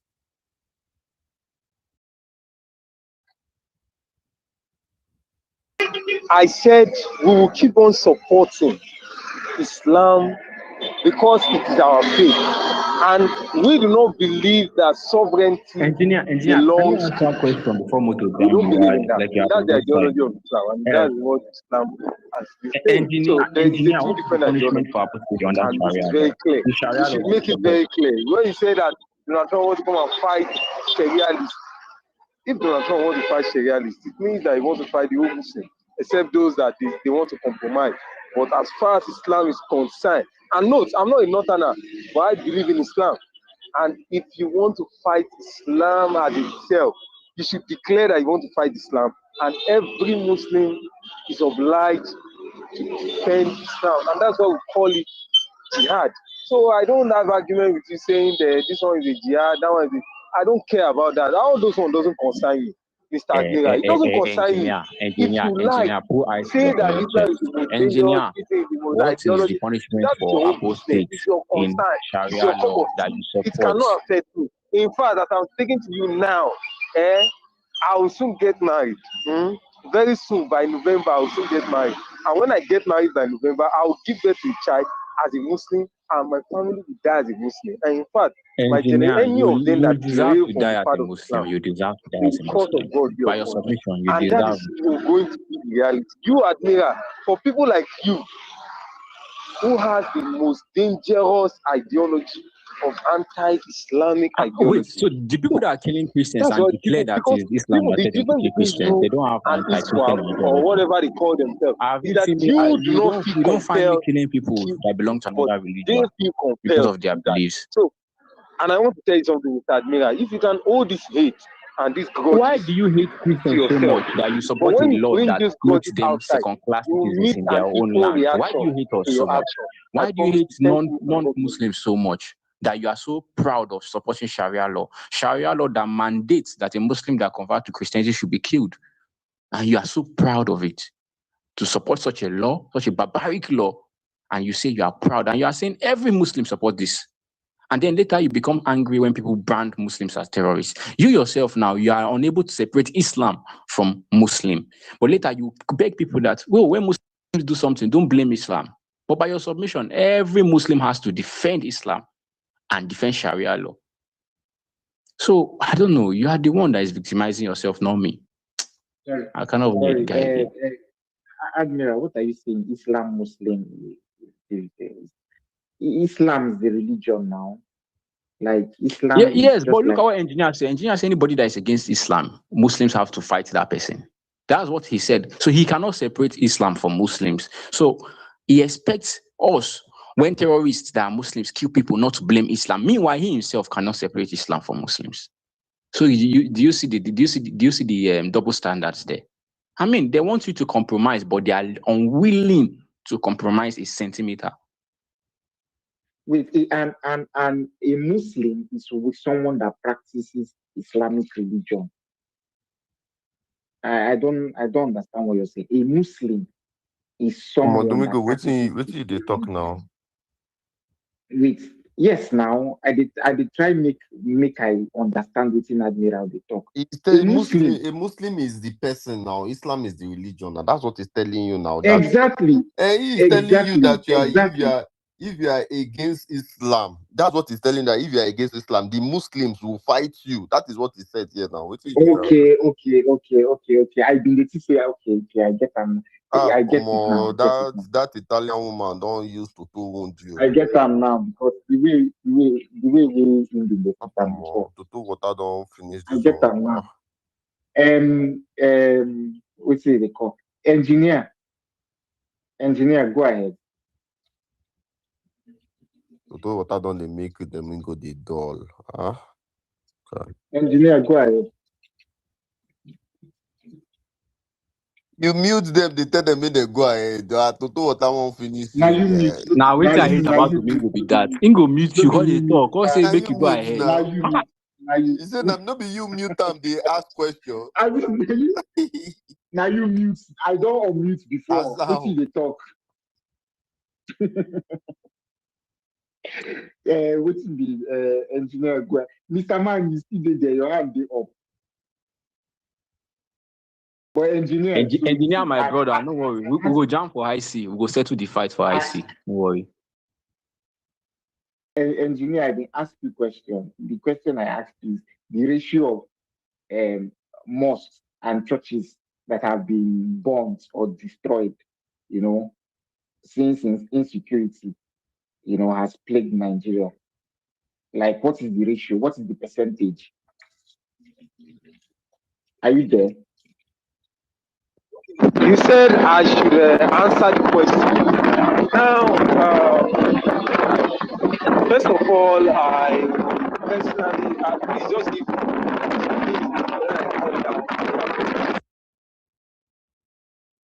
Your mic is noisy. Yes, because I'm heading something.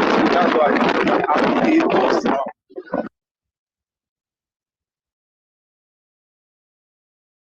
Your mic is So, very noisy. I think engineer is not happy. The things I said are actually really triggering, but they are truth. And I just suggest you calm down first and drink cool water. I'm not trolling you. I know how sensitive. Even me, if someone attacks Christianity and I am unable to defend it, if I don't have arguments, I will feel bad. So maybe you should go and study Islam, study it better so you can defend your deen next time we're on this place. Because right now, the whole world is accusing you guys as being terrorists. The only thing I think one of the problems I saw with what you said, engineer, is that you said you don't have any problem. You said you don't care about jihadis. You don't care about, ordinarily, I would be someone to care about people who are, if people who are actually using my religion to commit crimes, to kill people, to destroy people. I will definitely care. I'll be concerned. Like I'll be I'll be troubled. I would definitely want to call them out. I would definitely want to say that these people are not part of these people. They do not belong. They are not, you know they are not part of me Islam. There is not we don't do this. We don't do this. This is not part of Islam. But you saying you don't care about the jihadists and what they are doing and everything, how they are killing people. You know, I mean, Domingo, that's as a what happened. Nigerian, That's why they can be killing they can be killing people. They can be killing you, but your neighbor who is a Muslim will not talk. He will not report it. They can be stoning you to death, and he will not come and go and call police because he believes what they are doing is right. It's just an example. This is just an example. What engineer is just telling, he doesn't care. The same way your good Muslim friend doesn't care when they are killing you based on Islam. Islam comes first every time. Islam come before your life. It come before your children's life, before your well-being. It comes first. So they don't care, even if they are slaughtering you and killing your pregnant women, smashing the heads of your unborn babies on the wall. They don't care. This is a very honest Muslim, and I respect him for that. He's honest. But sometimes you have to trigger them to bring that honesty out of them. Sometimes they like to pretend, but when they discover that you know them, when they discover they meet somebody that understand them, they will begin to speak, begin to manifest.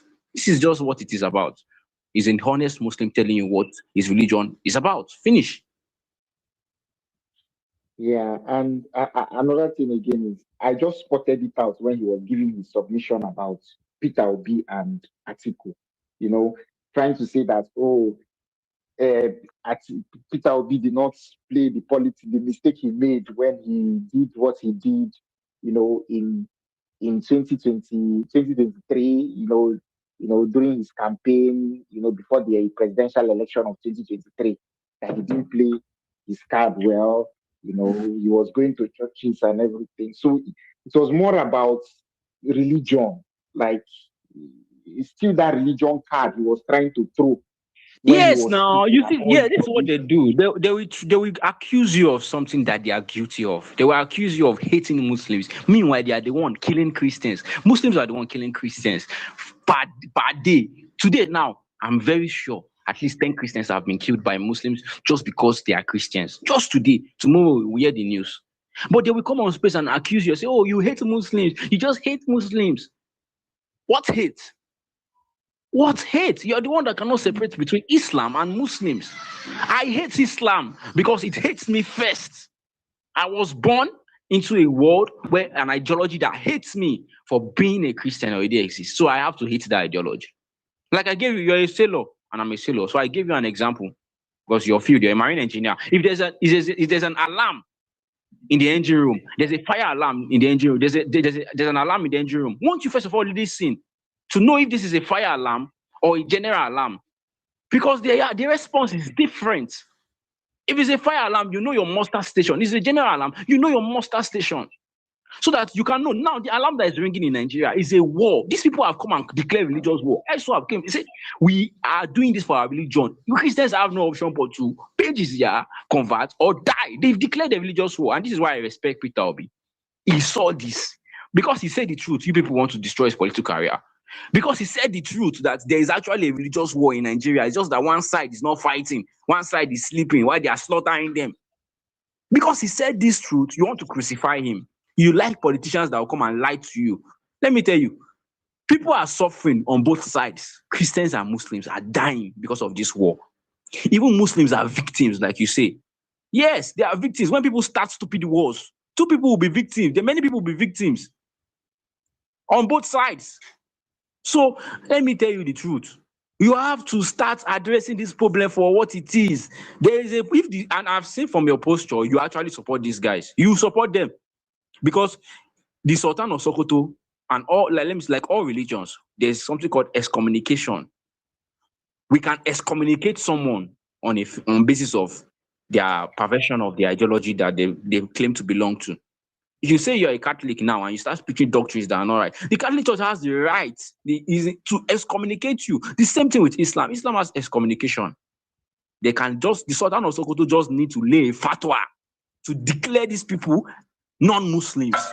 That breaks their moral ground. It weakens their moral compulsion. But he has not done this. I'll ask you, tell us why the spiritual leader Wait, of but Muslims that's in Nigeria has true. failed to excommunicate But radical that's Islamic true. doctrine. Sorry, can I ask a question? No So, vex. so, A quick one. yeah. Domingo, just a quick Before you question. ask, Just a moment, Rico, no okay, vex. go ahead. How did we enter this Christian Muslim discussion? I know I'm lost. Like I thought we were Okay. discussing like Article B and all these things. Yes, Somebody yes. was What telling us happened? there's no Christian genocide in Nigeria and accusing Obi of using religious bigotry. Somebody was and he expected us to just be quiet. Who was that? Admira, Engineer Suleiman or what? Admira, wait, Grandmaster, wait.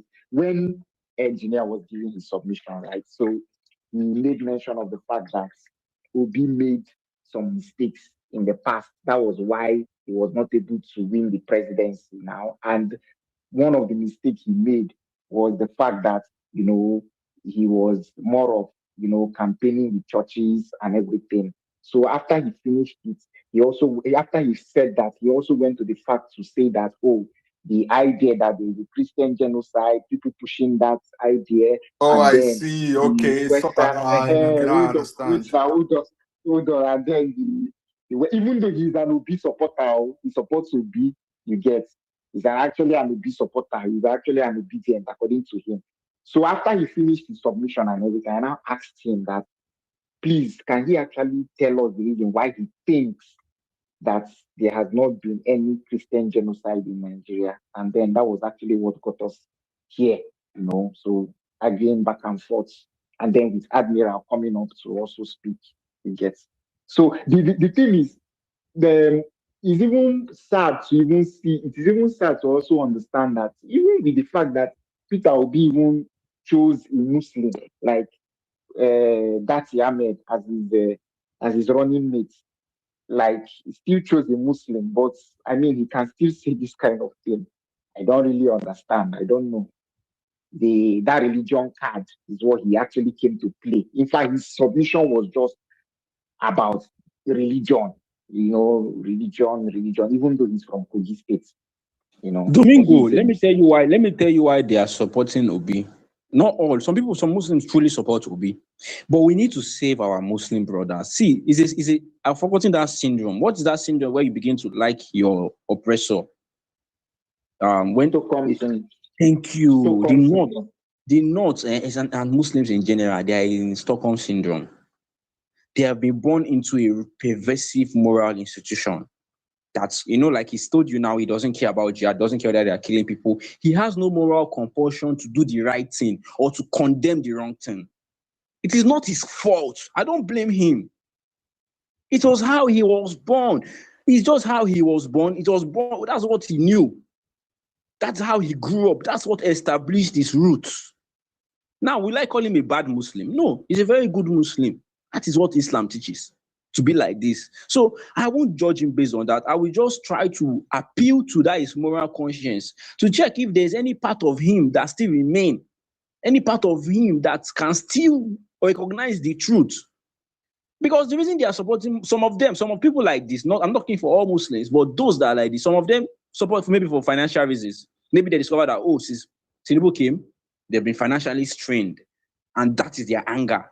That's the reason they support Obi. But I'm telling you, these people are not strong supporters because if push come to shove, if we come see someone like Atiku come and tell Muslims that, oh, don't worry, I will establish Sharia law, I will do this. I'm telling you, a majority of these people will change grounding. They will support Atiku. Yes. And Atiku knows this. That's why he deleted his tweet condemning Deborah. So some of them are still sympathizing. Okay, I'm sorry, please. Can I comment? Hello? Yeah, Sorry, yeah, go ahead. Suleiman, before you go ahead, no Engineer, vex. go ahead. Suleiman, just a moment, please. I don't really think Suleiman is actually a P2B supporter. Not that he means anything, Sha. Everybody has a right to support with it, but I find it interesting with how, you know, P2B, being a P2B supporter is what people now use on spaces to push some kind of narrative. Because I actually went through his timeline and I find conflict. I can't really tell if he is or not, because in one post he wrote, um, I don't mind. Sorry, he said, Obi is not a good candidate. Osinbajo is preferred. In another one, he wrote, P2B, my view of him is being too soft. I would prefer an Alex Oti. Nigeria doesn't need an Obi type. I hope this is like all over the place.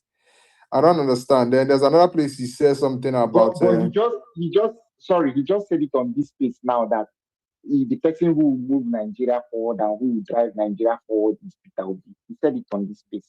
Yes, I mean that's what I'm saying. I think he's not really clear. But my brother, I don't really like. I feel like when we come to discuss politics, people should actually pick their stance. Like nobody go chop you up.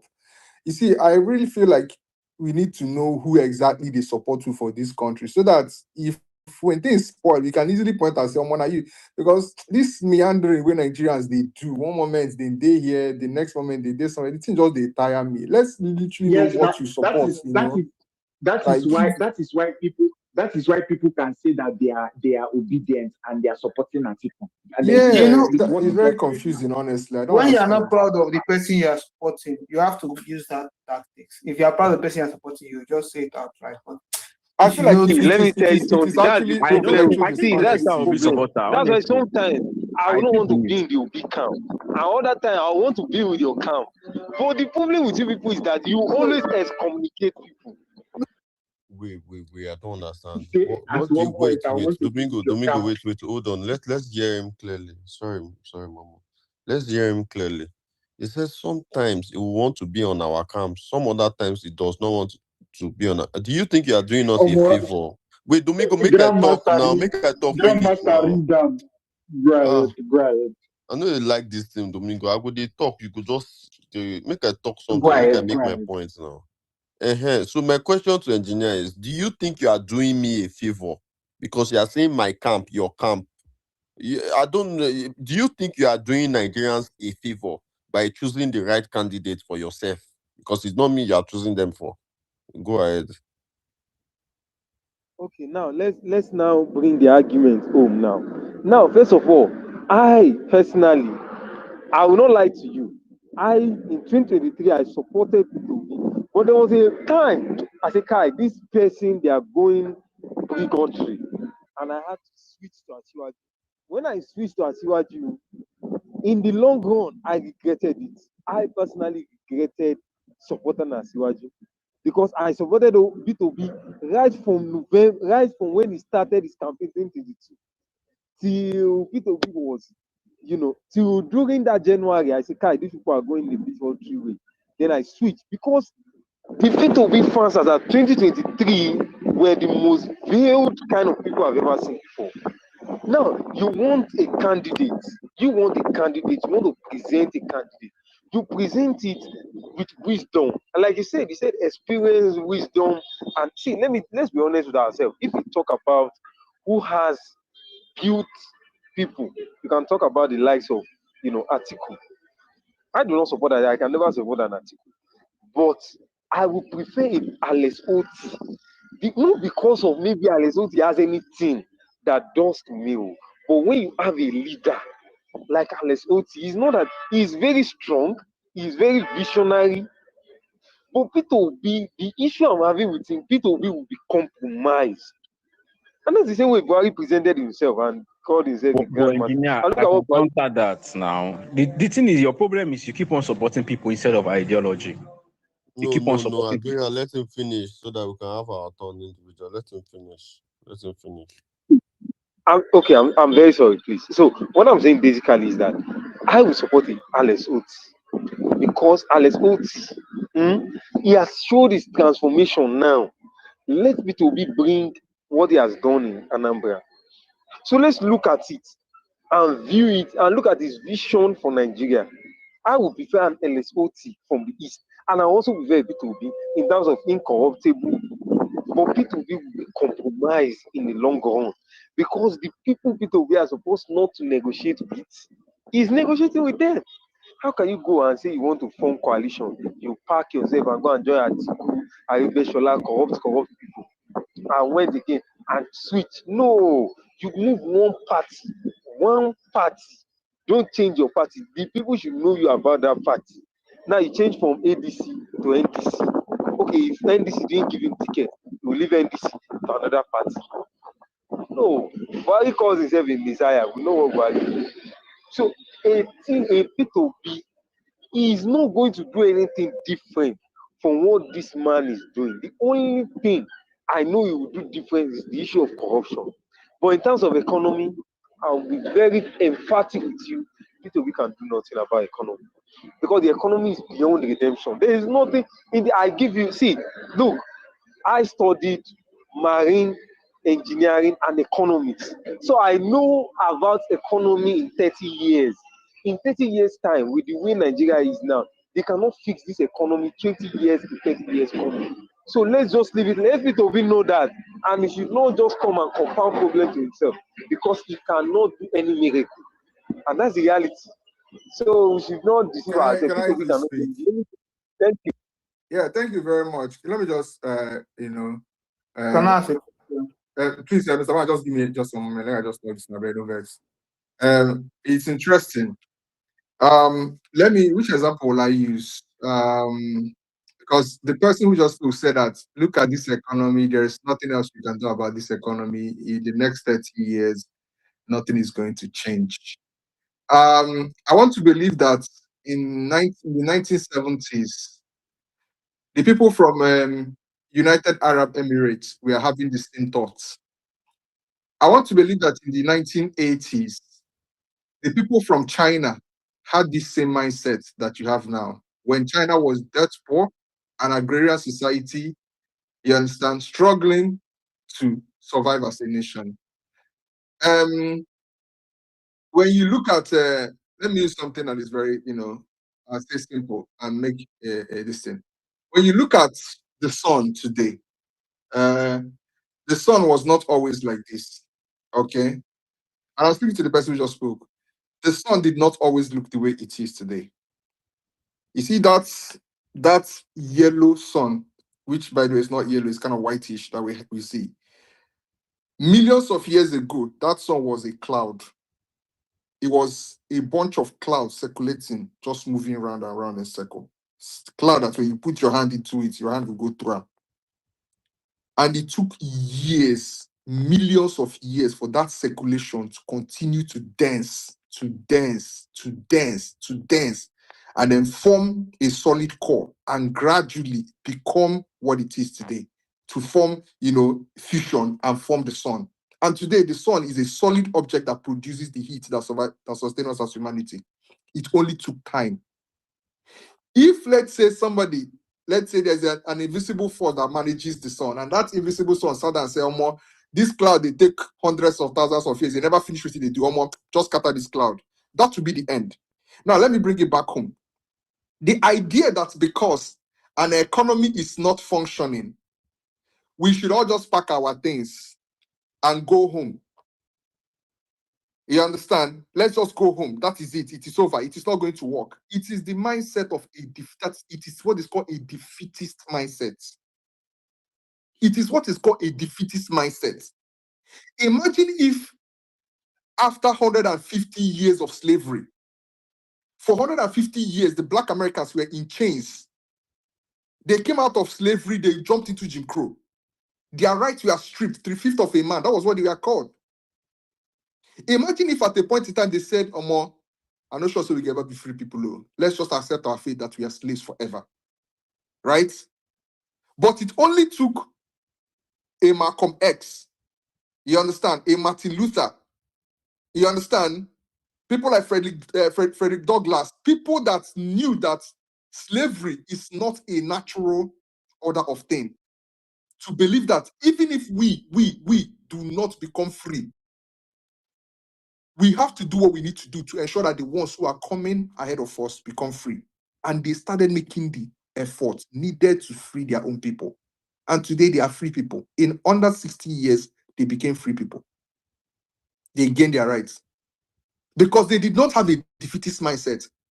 And I often see that people who have this kind of mindset, oh, things no go work, make we just accept. These are always closet APC supporters. No, nothing will you go fit tell me. Because the idea that Nigeria should just simply give it up, just throw their hands up and say it is over.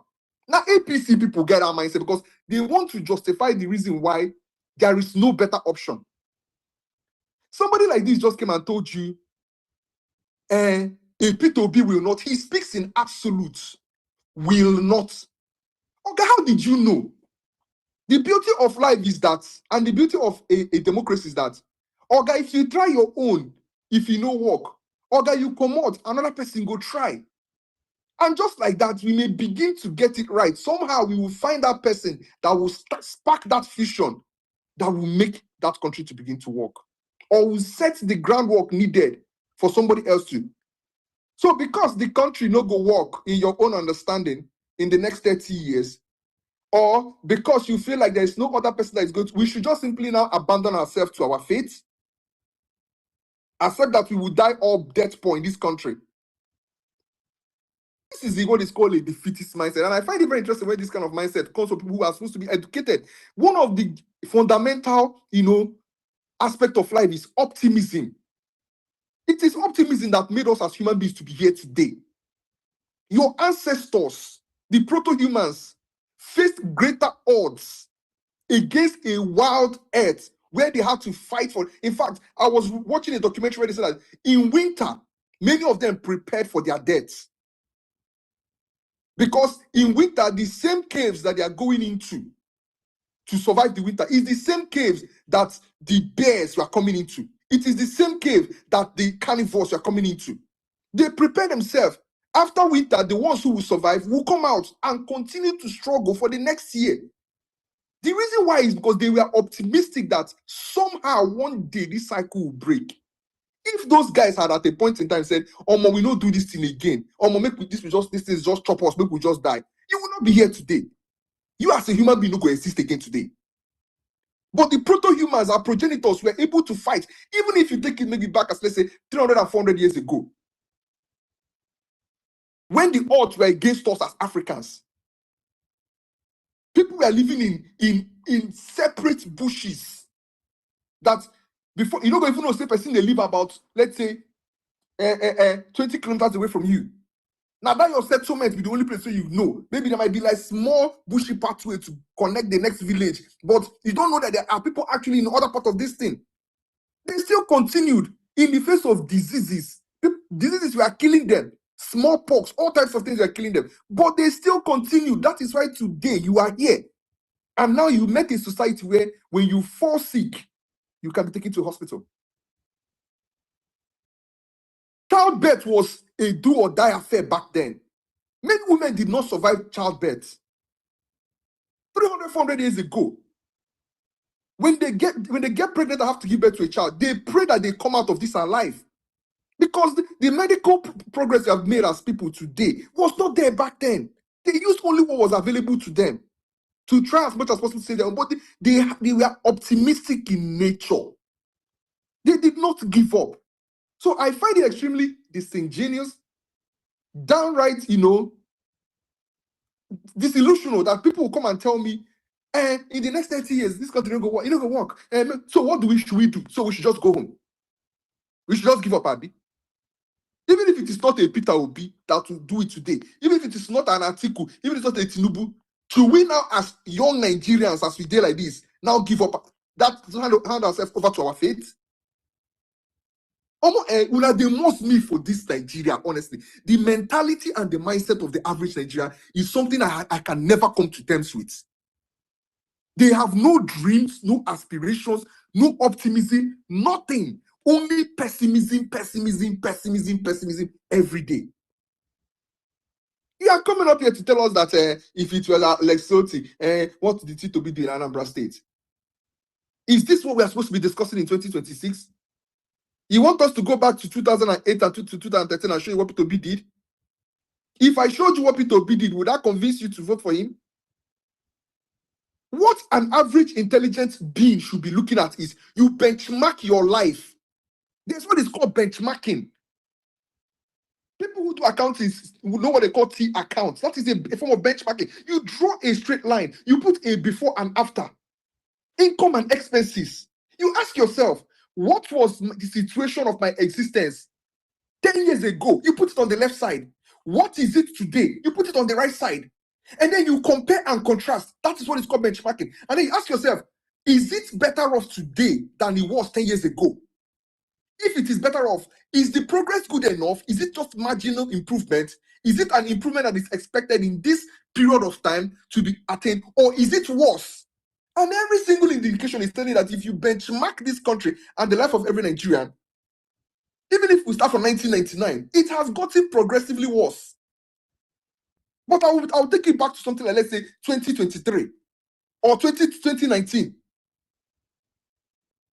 Your life got completely worse. So as an average right-thinking person, you say you went to school, you studied marine engineering and economics. You should understand what analysis is. What you should be asking yourself is, this thing, my life, is it better? If it is not better, what can I do to change it? And if you understand that governance determines every single aspect of your life, you begin to understand that you need to change the government you have. If the person you put into power 3 or 4 years ago, you benchmark the person's performance, to today, and you benchmark your life to today, after you have done everything possible, you see that it is not working out. And if you extrapolate it on other Nigerians and find out that this particular, evidence is seen in all Nigerians or in the majority of Nigerians, you know that things are not working. Then what you ask is that you change the system. That is the beauty of democracy. The beauty of democracy is that it has given you the opportunity to change your leaders when they are not doing right. You think say the UK people will be saying they call for election every market date, say they don't get sense? You think they are fools? In Germany currently, they are calling for election, make Met come out. The moment people understand that my life is not as good as it used to be, they begin to call for change. It is only in Nigeria that people will see that my life they badge. Things are not going well for me. And they continue to tell you, what are we going to do about it? Who is going to do better? So we should allow the people who have brought you to this point you are in to continue. I want to make we get sense for this country, man. If we went through the 4 walls of a university, let us behave like people that actually went through the 4 walls of a university. Critical thinking and logical thinking and analysis is something that is expected from somebody that went through the 4 walls of a university. You should be able to look at things and analyze things properly. Make proper planning. Understand causes and effects. Understand why things are happening. Pinpoint where the problem is and look for a possible solution to it. That is how you fix problems. It's not by throwing your hands up and saying that, there is nothing I can do about it. In the next 30 years, economy, people in China, if they were saying this about 30, 40 years ago, will China be where it is today? In case you do not know, China went from almost a third world country between 1980 and the 2000s. In under 30 years, China became one of the most advanced countries in the world. How did they do it? They planned properly. They decided not to sit back and just throw their hands up.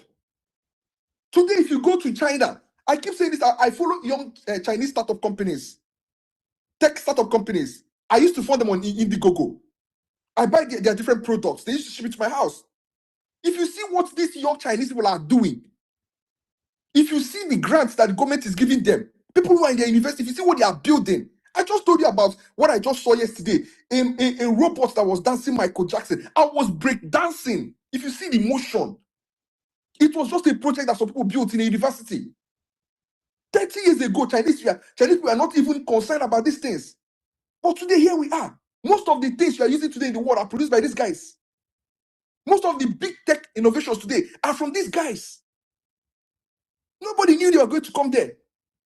In the 2000s, when we used to buy the consoles that they write 5,000 in one, 7,000 in one. If you open them, you go be like saying Atari where they put Mario inside all this thing. These were Chinese people trying their best to show up their economy. They are the ones producing these things. Today, they are no longer producing 5,000 in one consoles. They are producing Apple. They are producing iPhones, producing One X, producing Neo, producing machineries that are beyond human understanding. So I'll end with this. Ogami, and I don't want to get involved in your people's religious this because I heard you say that Peter Obi did a religious campaign and all these things. These are the kind of lies. You see, one thing about this word is this, when you have already made up your mind as a human being about something, you try to look for lies or evidences to back up the fact that you have made up your mind.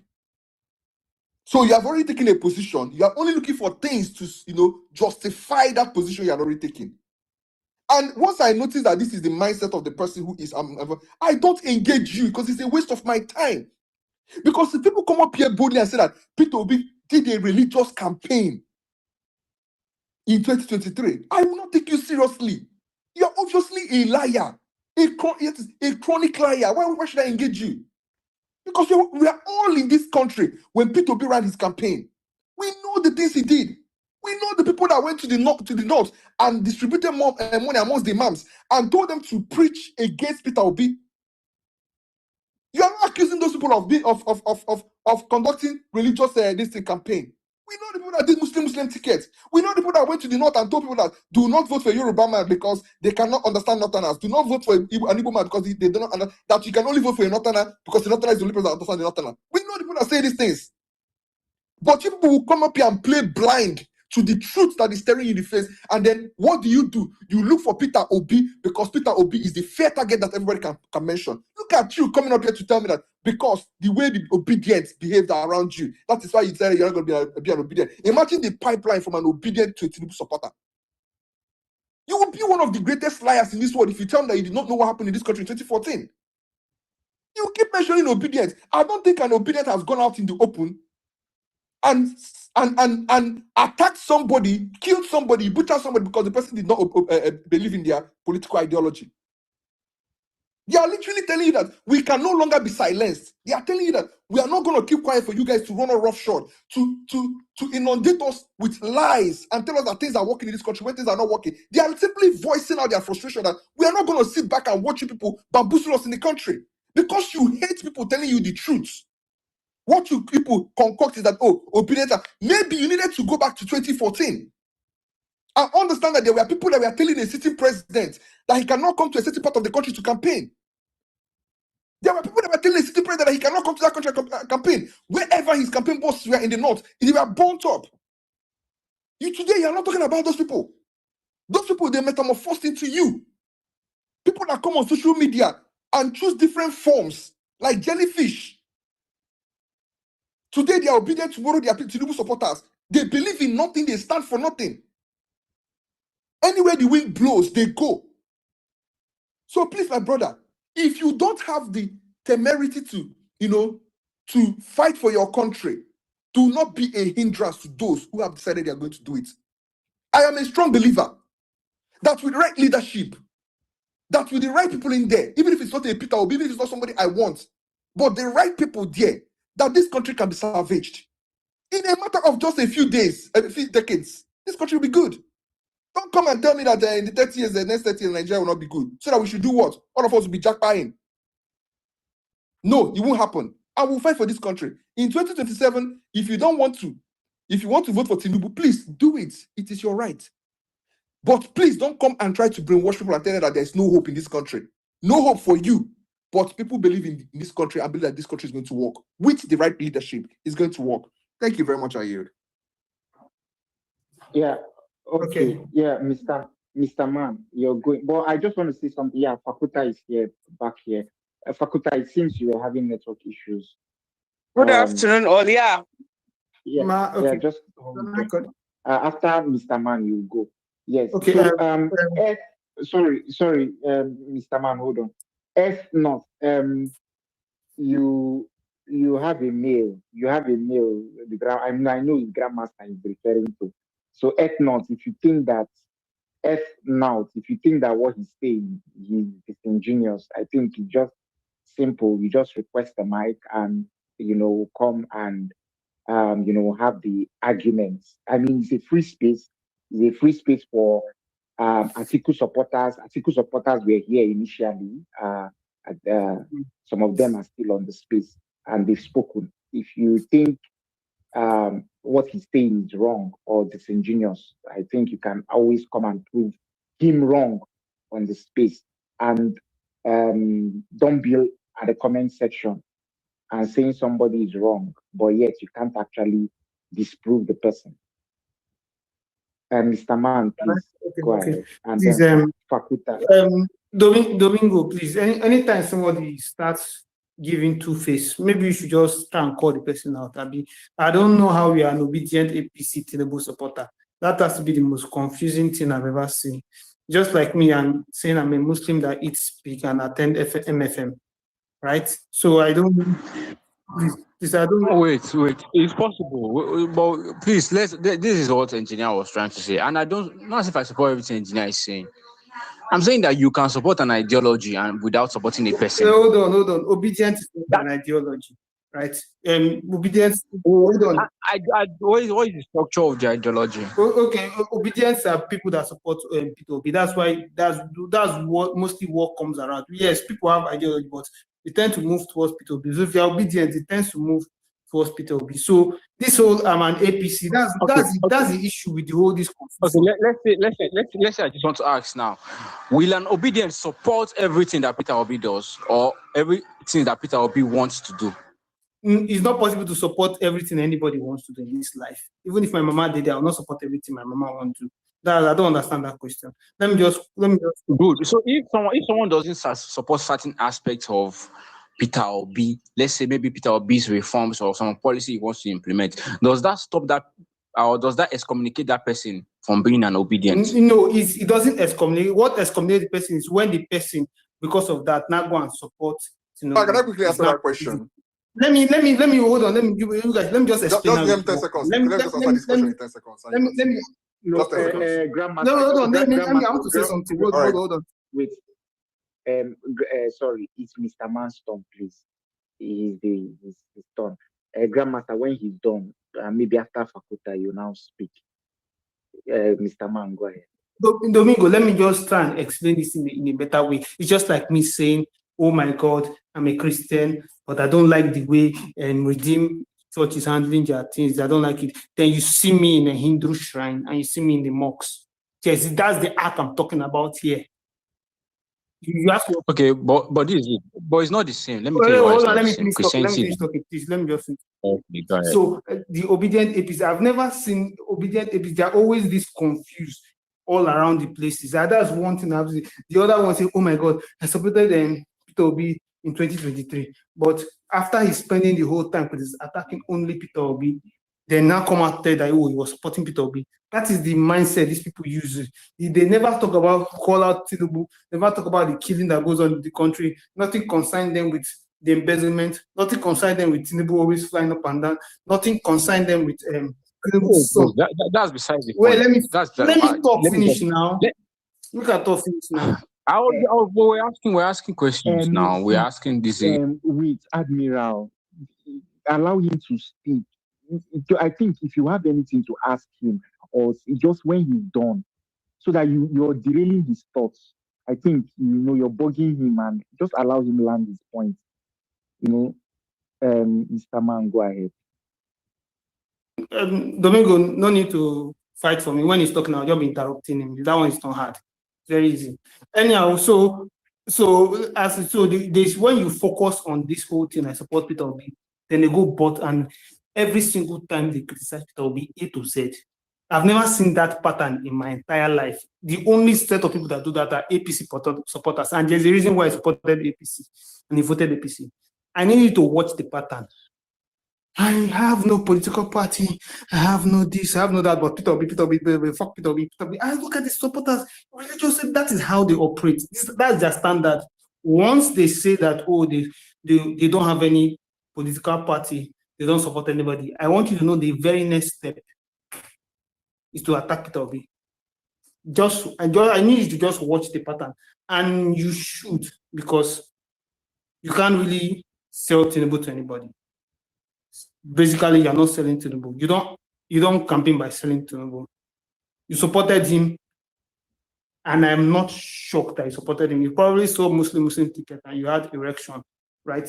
Probably, but the reason why Tinubu couldn't use a Christian on his campaign, on his ticket, is because he will not think you are Muslim. You are not enough if you are not a Muslim. That's just it. End of story. If not, nothing stops him from picking a Northern Christian, because we all know that. That's why he had to pick a Muslim. That is just it.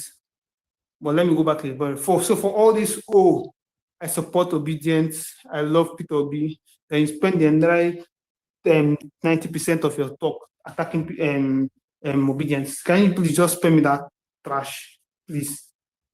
If you support Peter Obi, at least you should spend most of your time attacking the current president of the federation. At least that actually makes sense, because he's actually the one in power.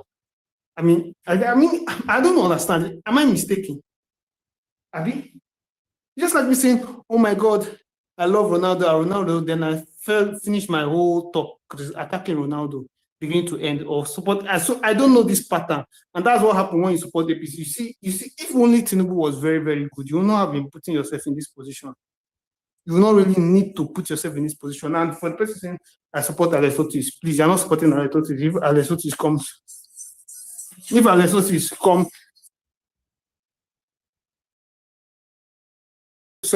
Aristoteles comes to become president, you're absolutely not supporting him. People spend that time. You are saying all these things about Peter Obi. It's just that many of you were not here. You are here when they were praising Peter Obi from this guy, that CV guy, or when he Dipo to that other lawyer. If you are there when they are praising Peter Obi, you would think these guys will be on the camp. But let's leave that aside. But this whole, you guys should just quit. Now, back to the whole thing. Now, Atiku versus Peter Obi. I don't know if Atiku will be the presidential candidate of any party, because as it is now, it's very, very hard for him to move around. But people should try and sell their candidates. Now, if you are in an opposition, I will agree. You want to criticize everybody, you want to criticize Peter Obi, that's fine. But people to be in the obedient and focus on criticizing only the obedient, please spare me that trash. Now, for the whole Islamic talk, I'll tell you, a snake can have many heads. Many things can be true at once. It can be true that people are trying to keep people for resources. It can be true that people are targeted for being Christians. As in, we've seen it several times. People being targeted for being Christians. It can be true that this is just some people are using it to advance their political campaign. So many of these Islamic things can be true. I feel there are many heads, and this Christian genocide is also it's also a head. And there's a reason why when they will tell you, if you hear, I'm a Christian, if I hear Jesus is Lord, I don't run. You're a Muslim, if you hear Allah Akbar in some settings, you will run. Yes, you will run. If you're in a plane, you hear it, you will run. You will be afraid. Even Muslims, they fear them. In short, some of you Muslims will not even be safe when some that kind of crisis come. You can see what happened in 2000 and you can see what happened in 2001. You will be afraid when you hear it. You. So for this political team, please, I don't know if maybe people should just declare who they are supporting or who they are voting for. Now, someone that you did not vote, they have voted Tinubu in 2023. During the new election is coming, you are definitely going to vote Tinubu, but you camouflage as obedient. Then fine, okay, now me, I'm an APC supporter who voted Peter Obi in the last election. And me, I will now form APC. I think that's what all of us should be doing right now. Everybody should be forming APC. Since let's all be moving like that, be moving mad. Oh yeah, me, I'm APC now, I'm done. Yeah, okay. So Fakuta is the next, but Admiral has a question for you, I know. But before Admiral, Fakuta, just hold on. Before Admiral goes, the straight question, Mr. Man, because what's brought about this whole discussion between Atiku and Obi, there are people that gallivant themselves, right? The supporters of Atiku. There are some of them that say that, oh, they are obedient. but they are supporting Atiku for 2027 presidential election. Like, what do you think about that? Do you think they are being deceptive The and Atiku delusional? supporters. Or, The Atiku yeah, supporters. Because it's only yeah, this who thing are only who say they happens. are This thing obedient? only happens in obedient camp. You never see somebody that will say, "Oh my God, I'm a Tinubu supporter, but I'm voting Atiku." So it is only happens in obedient camp. It's only people, those are the only ones that try to fool themselves. When I see APC supporters, I say I'm APC, but I support obedient. How many of them you see? Leave them na foolery.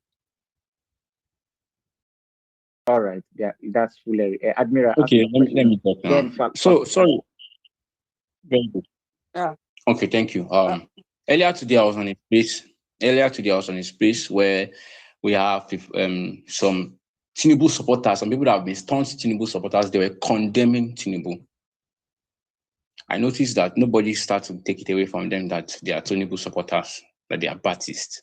But they were there condemning Tinubu because of what happened in Oyo State and because of the insecurity and because of the economic hardship. Still, yes, they support Tinubu. What they were condemning was inaction. They were not excommunicated from being a Baptist. So I actually want to question, is there a book that contains or a structure that shows when you are obedient or not? Because you can be an obedient, and when you see something about something Peter Obi is supporting, and you say, no, you don't support this, then they will say, oh, you don't support Peter Obi. You can be an obedient and say, oh, you see, maybe there are some reforms he's trying to push, and you're like, you don't agree with this reform. And then you're against it, and because of that, somebody will just say, oh, you're not an obedient. That's the same engineer was saying, that you guys are quick to excommunicate people. They are quick to excommunicate. It's a different thing if I say I'm supporting Peter Obi, and then later and I go and say, oh, I'm supporting Tinubu. I'm supporting. Love and support are different things. That's why I can say Aziz that Aziz, I don't love you, but I support what you're Are you saying. I asking me a can tell question? my I enemy. just want to know whether it's for me. Yeah, I'm asking that what is the structure for excommunication in the obedience? Wonderful. I just explained to you. Once you are supporting Peter Obi, you criticize him, but you vote for him. But if you after criticizing Peter Obi, then you go and vote for Tinubu. Those Tinubu supporters, did they say they will vote for Peter Obi? That's my question. No, they did Wonderful. not. That is where I draw the line. End of story. It's my time But the to talk. engineer says going It's to my vote for time to Tinubu. The speak. engineer says going to vote for Tinubu. He voted Tinubu Does now. not. No, did he say he's going to vote for Tinubu? Did he vote Tinubu? There are people that voted Tinubu that are obedient today. There Or will are you take Tinubu that from them? supporters. That is when you vote. It's your vote that counts now. Okay, so you guys don't accept converts. Anybody that has a Tinubu supporter should not dare support Peter Obi. So all those other people that are in obedience. Hello, please. We can't have arguments like this. You cannot claim you support someone and vote for somebody. What is the support? I don't understand what you people are talking about. What are you people talking? You support someone, but you don't vote for them. Like, Momo, no spoil my brain now. I'm not gonna stop this thing. Okay. Okay. Sorry. Let me say, Admiral. So this is it, right? There is a difference between supporting someone, right, and saying that, and at the same time you're criticizing some of the person's policies. That is totally different. It is totally different from when you say, oh, you belong to a movement, you're supporting someone, but at the end of the day, you're pitching your tent in another camp. A typical example is just something, even though the obedience movement is not a political party, right? It's just an example of what Wike did, right? It's an example of what Wike did, being in a political party, but yet pledging allegiance and support to to an opposition party that is directly, against your own party. That's what we are saying. So obedience movement is actually a movement that was necessarily founded not even by Peter Obi himself, but he is the catalyst that actually, made that movement, made the formation of that movement. And how did that movement come to be? It was online through hashtags, trying as much as possible to push the ideologies of this particular man, Peter Obi, towards his, 2023 presidential, campaign. That's what gave birth to that movement. So you can't say that you belong to this particular movement, while at the same time, the person who is actually the catalyst for that movement You are now going against him and supporting another candidate and going to vote for that candidate. It is deception. You are not just going to vote for that. You are voting against him. Let's not forget that it is exactly against him. Because he is also running. Assuming he's not running now, that's a different thing. You get so yeah, and that's why. So it's even better for you to tell me that you are voting Atiku because Atiku is a Muslim.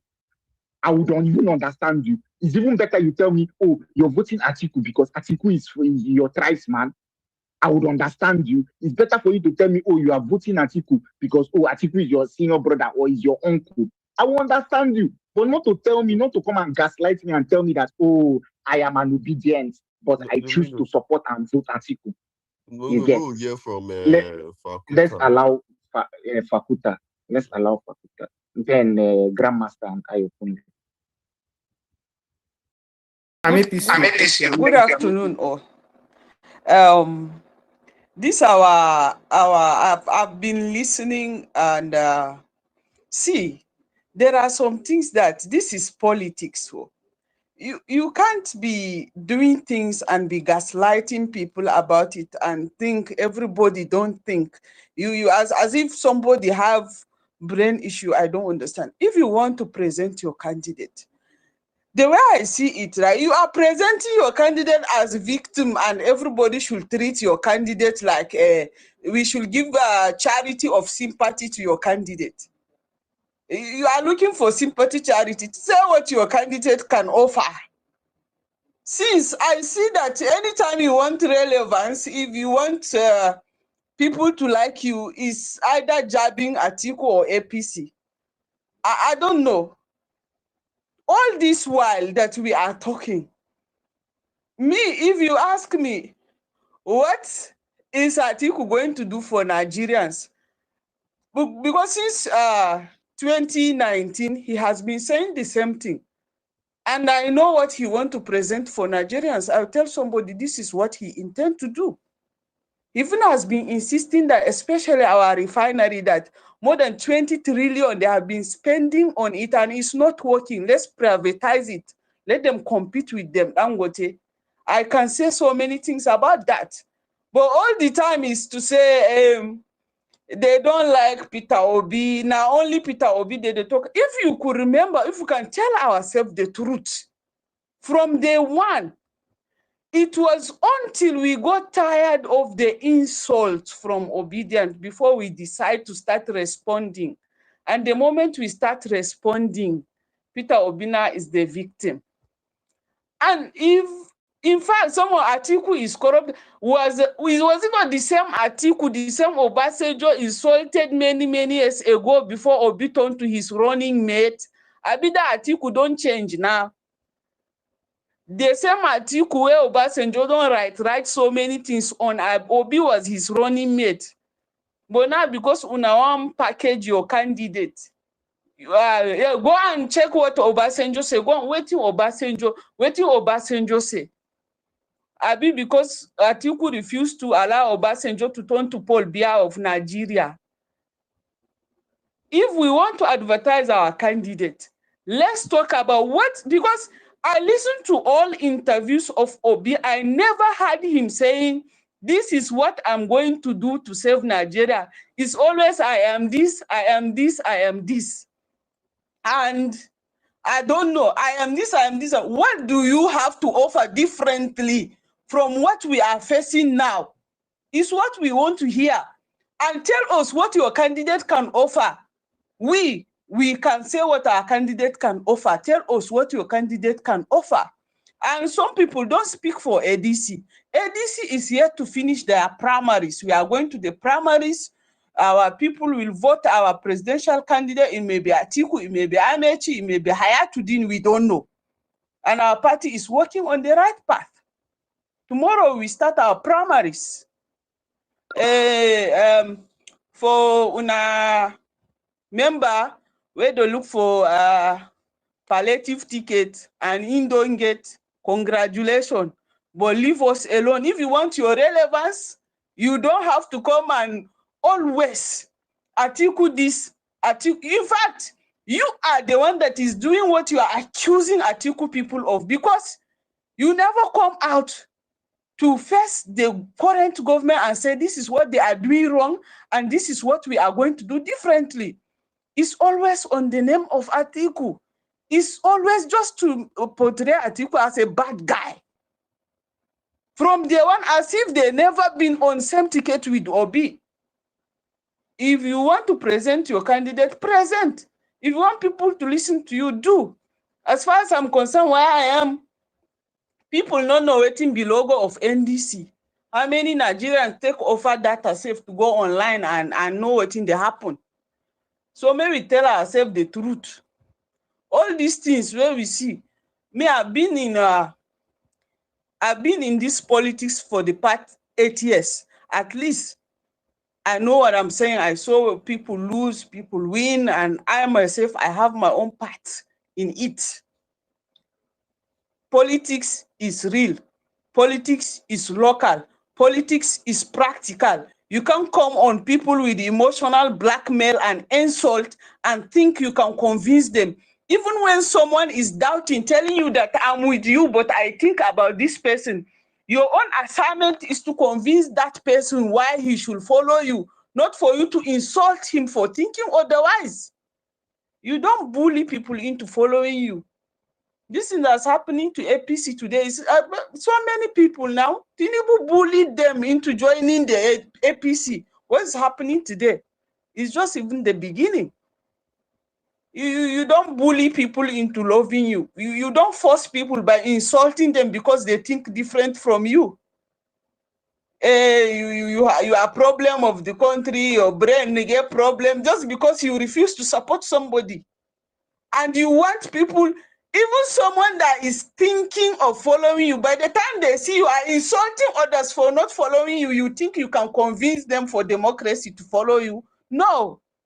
In fact, what I've seen online, especially online, you guys are pushing people away. You are not bringing people to you, you are pushing them away. It only creates more doubt. It only creates more fear into people believing in your candidate. You don't always insult anybody. Now, these days, imagine from day before yesterday and today, all the insult where Atiku don't they receive. It be like say coming of Jonathan now don't help Atiku. Now Jonathan they receive him now. Now him be the enemy. Now at least Atiku don't relax for the past 48 hours. Now the insult now don't they turn to Jonathan. Why is he coming? Why is he coming? Now the political dimension where we there. So I think your political this thing is democracy, and you have to convince somebody this is what you can offer, not by insulting them or by calling their names or by demeaning their principle. Tell them what you can offer better than their principle. Thank you. I have All a right, thank question. you. Can I ask a No, question? All right, Samad, thank please. you. It's my turn to Calm go, down, please. calm down. No. You have to, Domingo. Someone has a question. Okay. Wait. Go ahead. Samantha, you has a question. Okay, but Mr. my Ma, ask your question question. is for the Then, last speaker. Those people that are holding those insults, how do you know that they actually support Peter Obi? They may be saying it online or they may be voting APC. So how will you know party they are supporting?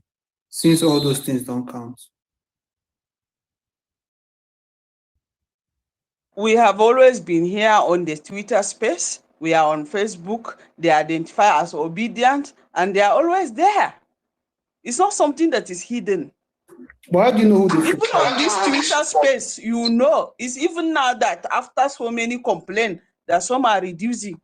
But before, if you talk against obedient or obi, if not before now, everybody for don't cut my head with so many insults.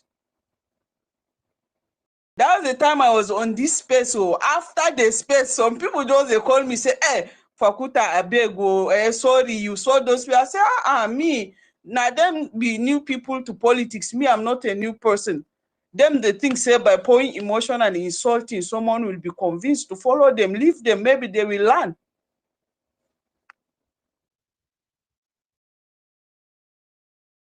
Okay, can I go now, please, Domingo? all right. All right, Fakuta. All right, thank you very much. Yeah, hold on. Let me just put the all right. Grandmaster Ayokunle and Trencher. Yeah, Grandmaster, go ahead, please. Okay, thank you very much. Auntie Fakuta. I think you should spare us the crying, the emotional blackmail. You are just getting started. More will come. In case you do not understand the memo, let me spell it out for you. We want to retire Atiku for good so that people like you will go and look for actual jobs.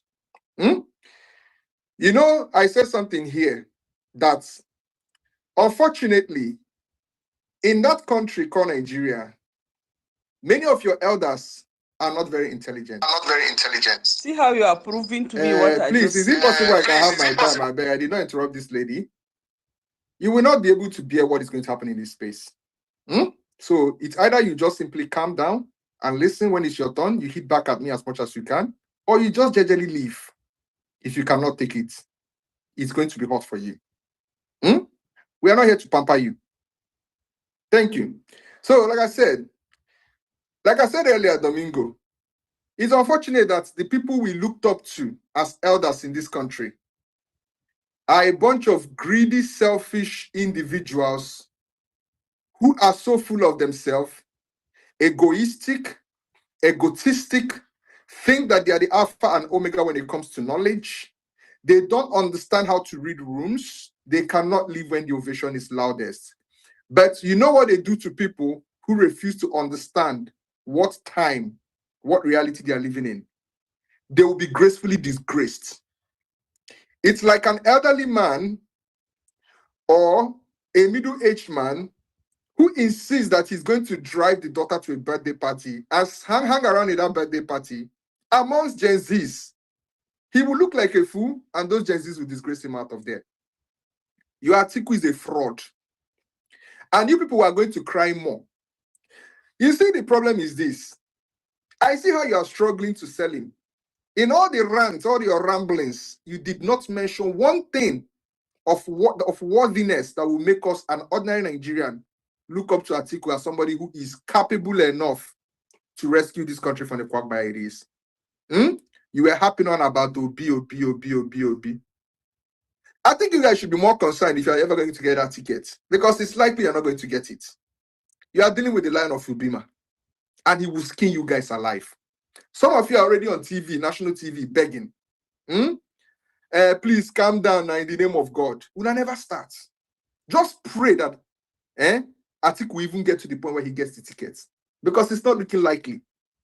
Then his disgrace will be concluded. Because since he did not want to understand what time it is in 2026, we will remind him. Let us take you back to time. Because there's one thing I love Peter Obi for, which a lot of people do not understand. This is one of the reasons why I will never leave that man. He's a man who is actually what he said he is. A Peter Obi is somebody that will come and tell you, I have never stolen anybody's money. And if there's anybody who thinks I have ever stolen their money, please come forward. And the moment you come forward, just mere accusation, you don't need to prove it. I will leave. I will not participate anymore. It's been many years. You guys are still struggling. I will go for such a human being first over a man who till today cannot account for our 16 billion naira power sector fund that was embezzled. Sorry, $16 billion. $16 billion. Thank you very much. Rock of Ages. Nah, my this is just they do me so hard today. Or maybe I said I know to prepare for this cooking. But we go try again.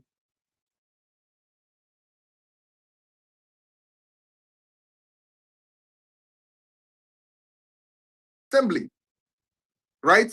Till today, he cannot account. But please follow me. Just like N6 will say, to the book of Google. Let us read out a couple of things for you guys to understand. In 2010, the United States, there's a report called United States Report, Keeping Foreign Corruption Out of the United States, 4 case histories. A bipartisan investigation titled Keeping Foreign Corruption Out of the United States, 4 case histories, alleged that Atiku and his fourth wife, Jennifer Douglas, funneled over $40 million US in suspect funds into the US between 2000 and 2008. William Jefferson's case. The Senate investigation alleged Atiku was involved in a bribery scheme with former US Congressman William Jefferson, who was convicted and imprisoned for his role in corruptly seeking to secure contracts for the US business in Nigeria. Travel and visa status. Due to these corruption allegations, Atiku was subject to the US entry ban under Presidential Proclamation 7750, which targets foreign officials involved in graft. Right? And however, this ban was later bypassed, and he secured a US visa to visit Washington in early 2019. Money laundering allegations. US banking records flagged multiple suspicious activity reports, SARs, regarding millions of dollars moved into US bank accounts, shell companies, offshore trusts, and various US accounts, which were reportedly used to transfer and hide origin of these funds from Atiku and his cohorts. These are a few of the cases I want to mention for now. ITT International. My brother, you know, say we receipt gods now. We know they do all this. This is what we are here to play for them. I told you guys, since you guys have refused to read the room, we will retire you in shame.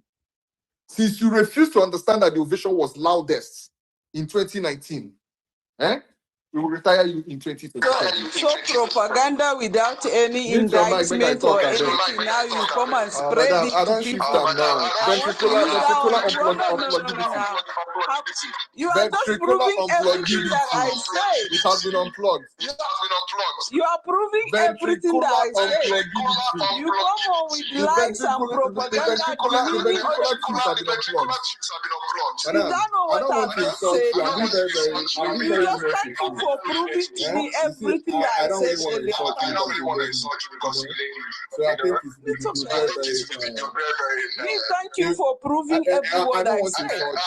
This is the problem with people like you. People don't like what you dish out. When they give it back to you, you begin to cry. Even this sincere, let me tell you something. There's nothing you can tell me.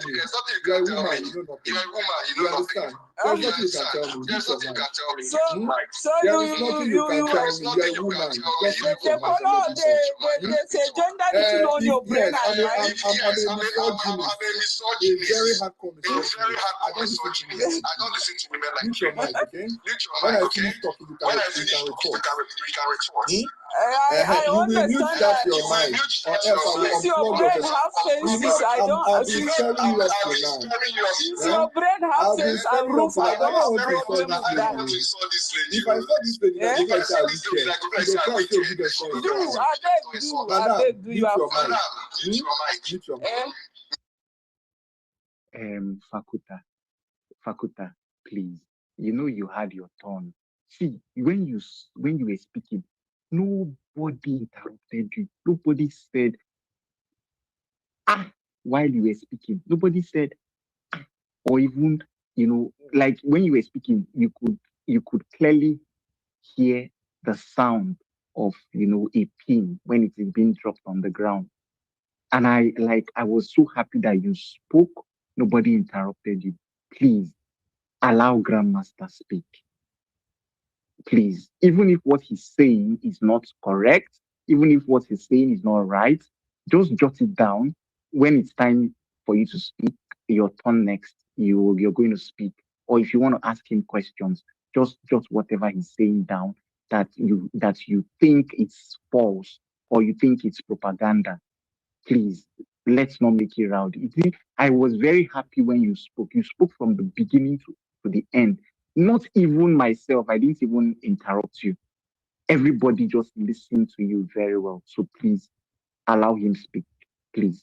Thank you. Grandmaster, go ahead, please. Thank you, my able hosts. The things we do will always unplug people's ventricles. You see, I don't really, entertain people who should be in the kitchen preparing meals for their husbands, engaging me in politics. You understand?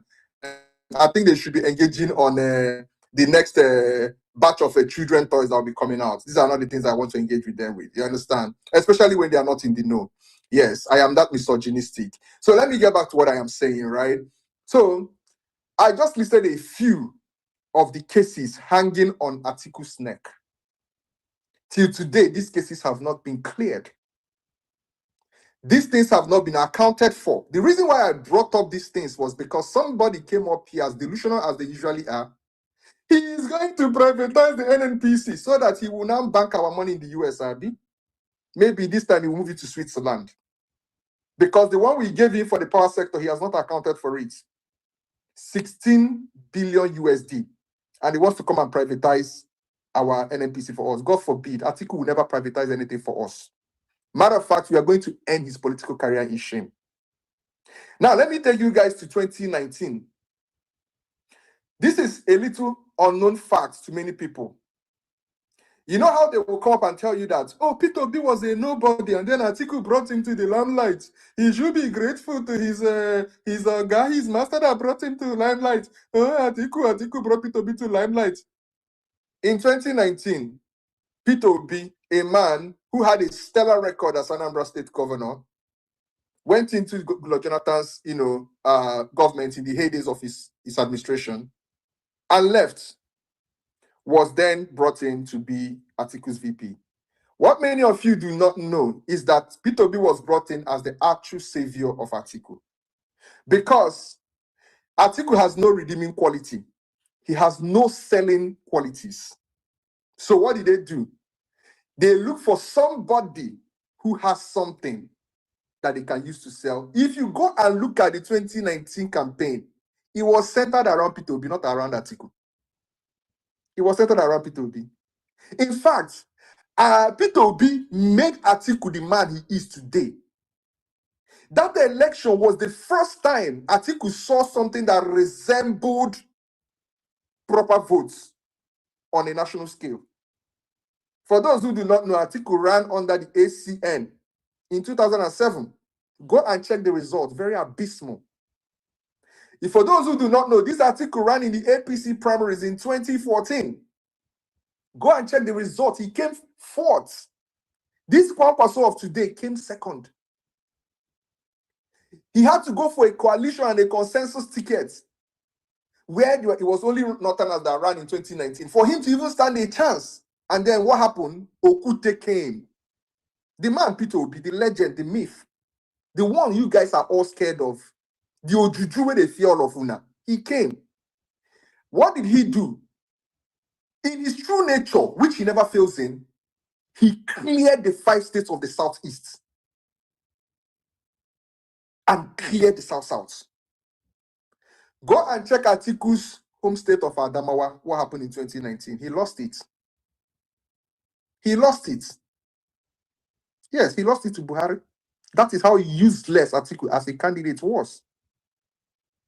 Even with the structure of the PDP, this man was this dense and this useless. Peter Obi literally brought him to the point where he could now come up and boast of having that amount of votes. But in 2022, when he was supposed to give way for new faces to take over the helms of affairs, as usual, he imposed himself on it, and he was duly disgraced. But this particular election will be the final nail in his coffin. It is going to be the last straw that is going to break the camel's back.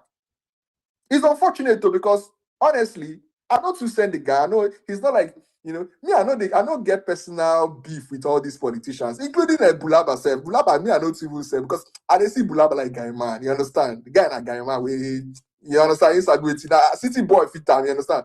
But when the lives and the livelihood of people are at stake, we are not going to play games with you guys. We won't do it. Now, let me just, let her rest a little bit so that I can round up and others to speak.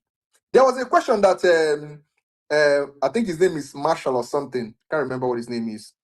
Asked. So if somebody is a Peter Obi or a politician's supporter, they have to agree 100% with what the politician said. Oga, no, that is not how it works. Admiral Or something. Admiral. Yes, Admiral. That is not how it works.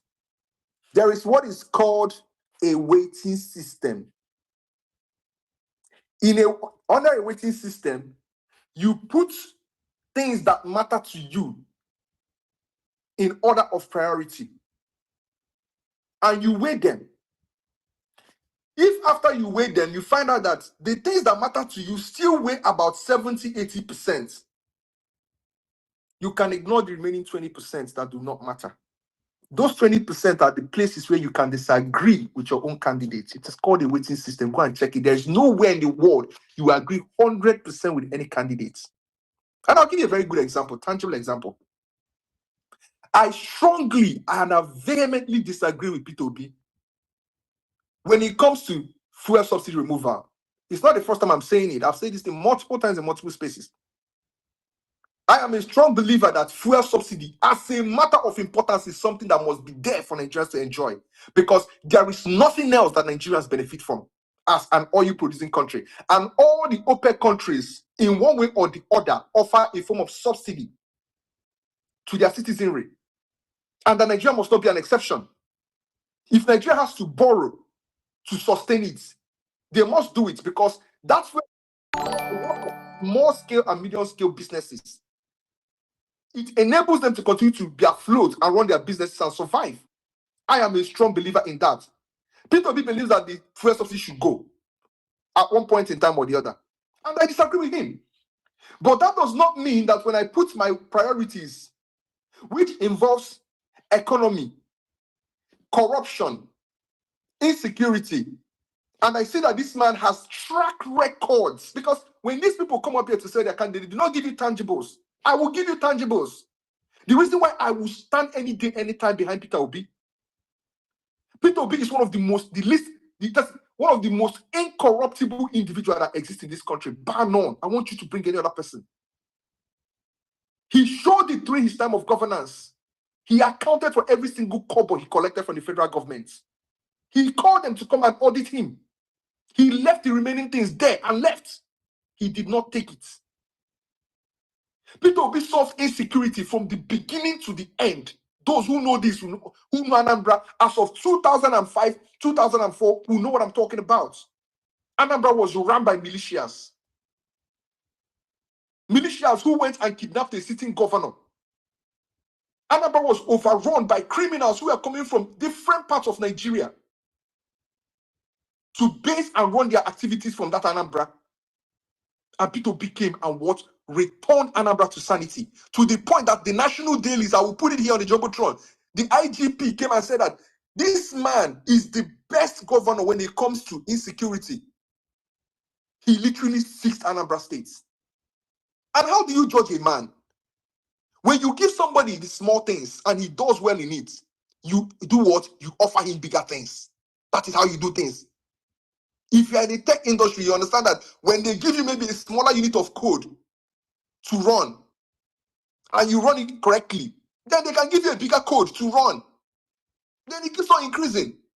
Since Peter Obi has never been a president, there's no way I'm going to benchmark Peter Obi against a sitting president. I will have to benchmark him against what other governors did and what he did as a governor. What did he do in terms of insecurity? What did he do in terms of corruption? What did he do in terms of embezzlement? What did he do in terms of economy? On record, it is here. I will put it on Jumbotron. That Peter Obi recorded higher HDI than even this current Tinubu here. One global data lab put it out there. It was there. I can simply put it out there. You see it. He was higher than Fashola in HDI. In case you don't understand what constitutes HDI, it is life expectancy, education, and health. There's a reason why today Anambra is one of the best. Go and look at the report that came out just yesterday. Primary and secondary school completion, Anambra ranked 99% in primary school completion. Do you know what that means? That a state is ranking 99% when there are states that are ranking 42% in this country. Oh, you think that this thing just came magically to be? There was nobody that laid the foundation? I dare anybody to compete against any student coming from Anambra State in any subject. They will wash you. We they fear them. We from Enugu, they fear them. We they fear them. So it is actually funny when people come up here and try to engage me based on frivolities and nonsense, illusionary points that make no. I want you to bring the tangibles of what Tinubu has achieved, the tangibles of what Atiku has achieved. We were bamboozled here in 2023 that 2022. Tinubu, he built Lagos. Oh, he said the Atlantic Ocean, the Poseidon of Lagos. And then when we gave him the country to run, look at it today. We are seeing it. It's been more than 24 hours that man was beheaded. Not even a single word from the federal government or from the presidency. So my brother, I don't need to agree with P2B 100%, but when I weigh him against other people and weigh the points that matter to me, P2B is miles ahead from all these other candidates. It's not even close, no correlation. So when people like me tell you the reason why I support, I apply logic and understanding to things I do. I'm not like you guys that move with the wind. I apply these things. I will run up at Domingo because I know I just want to speak. So let nobody come up here and tell me nonsense. Somebody came up here and told me that, APC people were criticizing Tinubu. Are they no longer APC? Look at the brain that went. Jesus Christ. So who would they be criticizing before?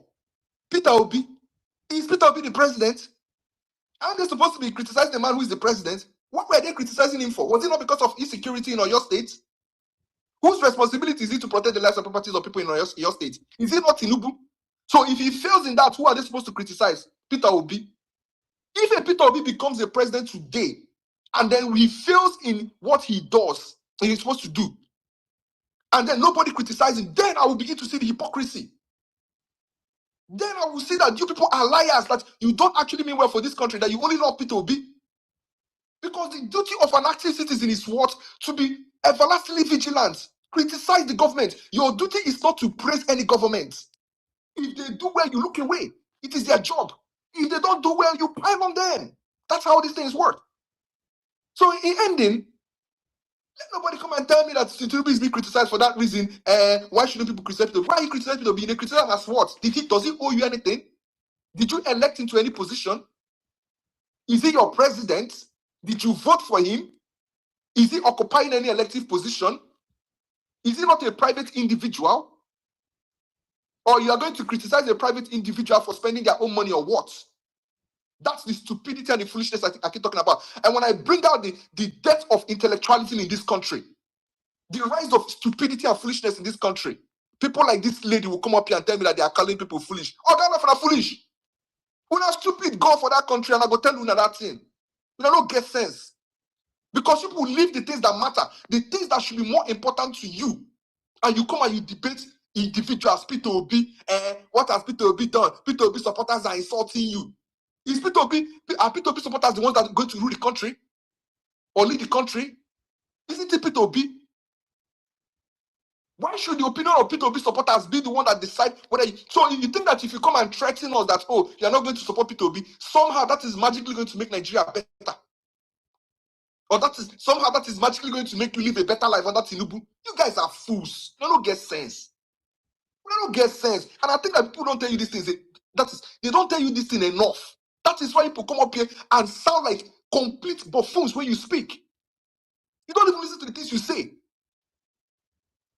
So I'll end with this. Domingo, I will keep saying it.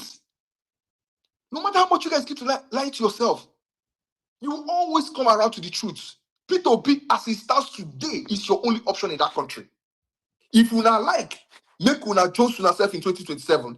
If you not like, return Tinubu, consign me. If you not like, vote an 80-year-old Atiku Abubakar who is coming with 30 children, with the grandchildren in tow. That is your problem.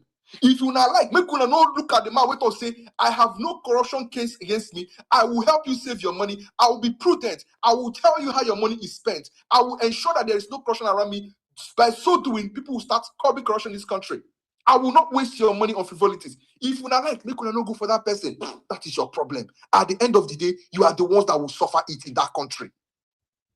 After una don't do a local finish, what did you achieve at the end of the day? No be Nigeria we did so. So that is all I wanted to say, Domingo. Thank you very much. I yield. All right, Grandmaster. Before Ayokunle goes, I have a question for him also. for Grandmaster. Yeah, I have a question. Okay, Ayokunle, let me, after I ask you, ask. So, Grandmaster, you initially, when you were speaking, you made a statement and you said, like, I mean, we all know Okpebolo. People know him. We all know, we have seen him when he speaks, when Domingo he God will talks. take you for that question How, where you wait, are. now question I dey ask now. Now question how he speaks and how he talks. Like, what would give you that effrontery to actually say that somebody like Okpebolo is better than Atiku? You Because see, you made that statement in your previous Domingo, submission. Like, you know that where is that statement. coming from? That statement might sound like a jab, but like I told you, I'm actually a very reasonable person when I speak. I try as much as possible to ground my thoughts, you understand, on logic. Why I said that, I will always consider Was that actually a Okpebolo. joke? It wasn't Were a you joke. It's joking or actually, I you were really mean serious? it. Maybe I explain that to you now. I would take Okpebolo seriously as a presidential candidate more than an Atiku, because Okpebolo is actually in an administrative position. Okpebolo is managing people currently. He has administrative experience. The reason why Atiku people are forcing themselves on the economic management team of Buhari, of Obasanjo, and insist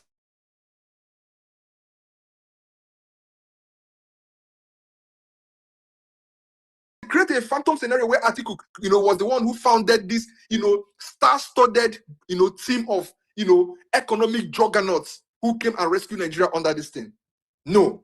Okpebolo stands a better chance because at least he has experience that I can point to and say, this man did this thing. So I can benchmark him and say, okay, in this area, he did well, he didn't do well, but at least the thing is there. Please tell me, what can I benchmark Atiku against? He has never led anything. Atiku has never led anything. He has never been in any administrative position. He was just a vice president. If he had made it as a governor when he won the election in Adamawa State, I can understand. Then I will have a case. But as of today, if Okpebolo comes out as a presidential candidate and Atiku is there, I will take Okpebolo seriously than I will ever take Atiku. Thank you very much. Okay, so for my All right, Ayokunle, so for my ask question, your question. Then you're the next yeah, speaking. definitely. So for my question to Grandmaster, right? I actually heard everything you said about Peter Obi, and I think I actually agree with you about his record. I think so far so good. No, nobody has been able to like pinpoint in a particular case of corruption actually against him. But my question to you now is: can you speak the same about the vice presidential candidates in the person of Kwankwaso?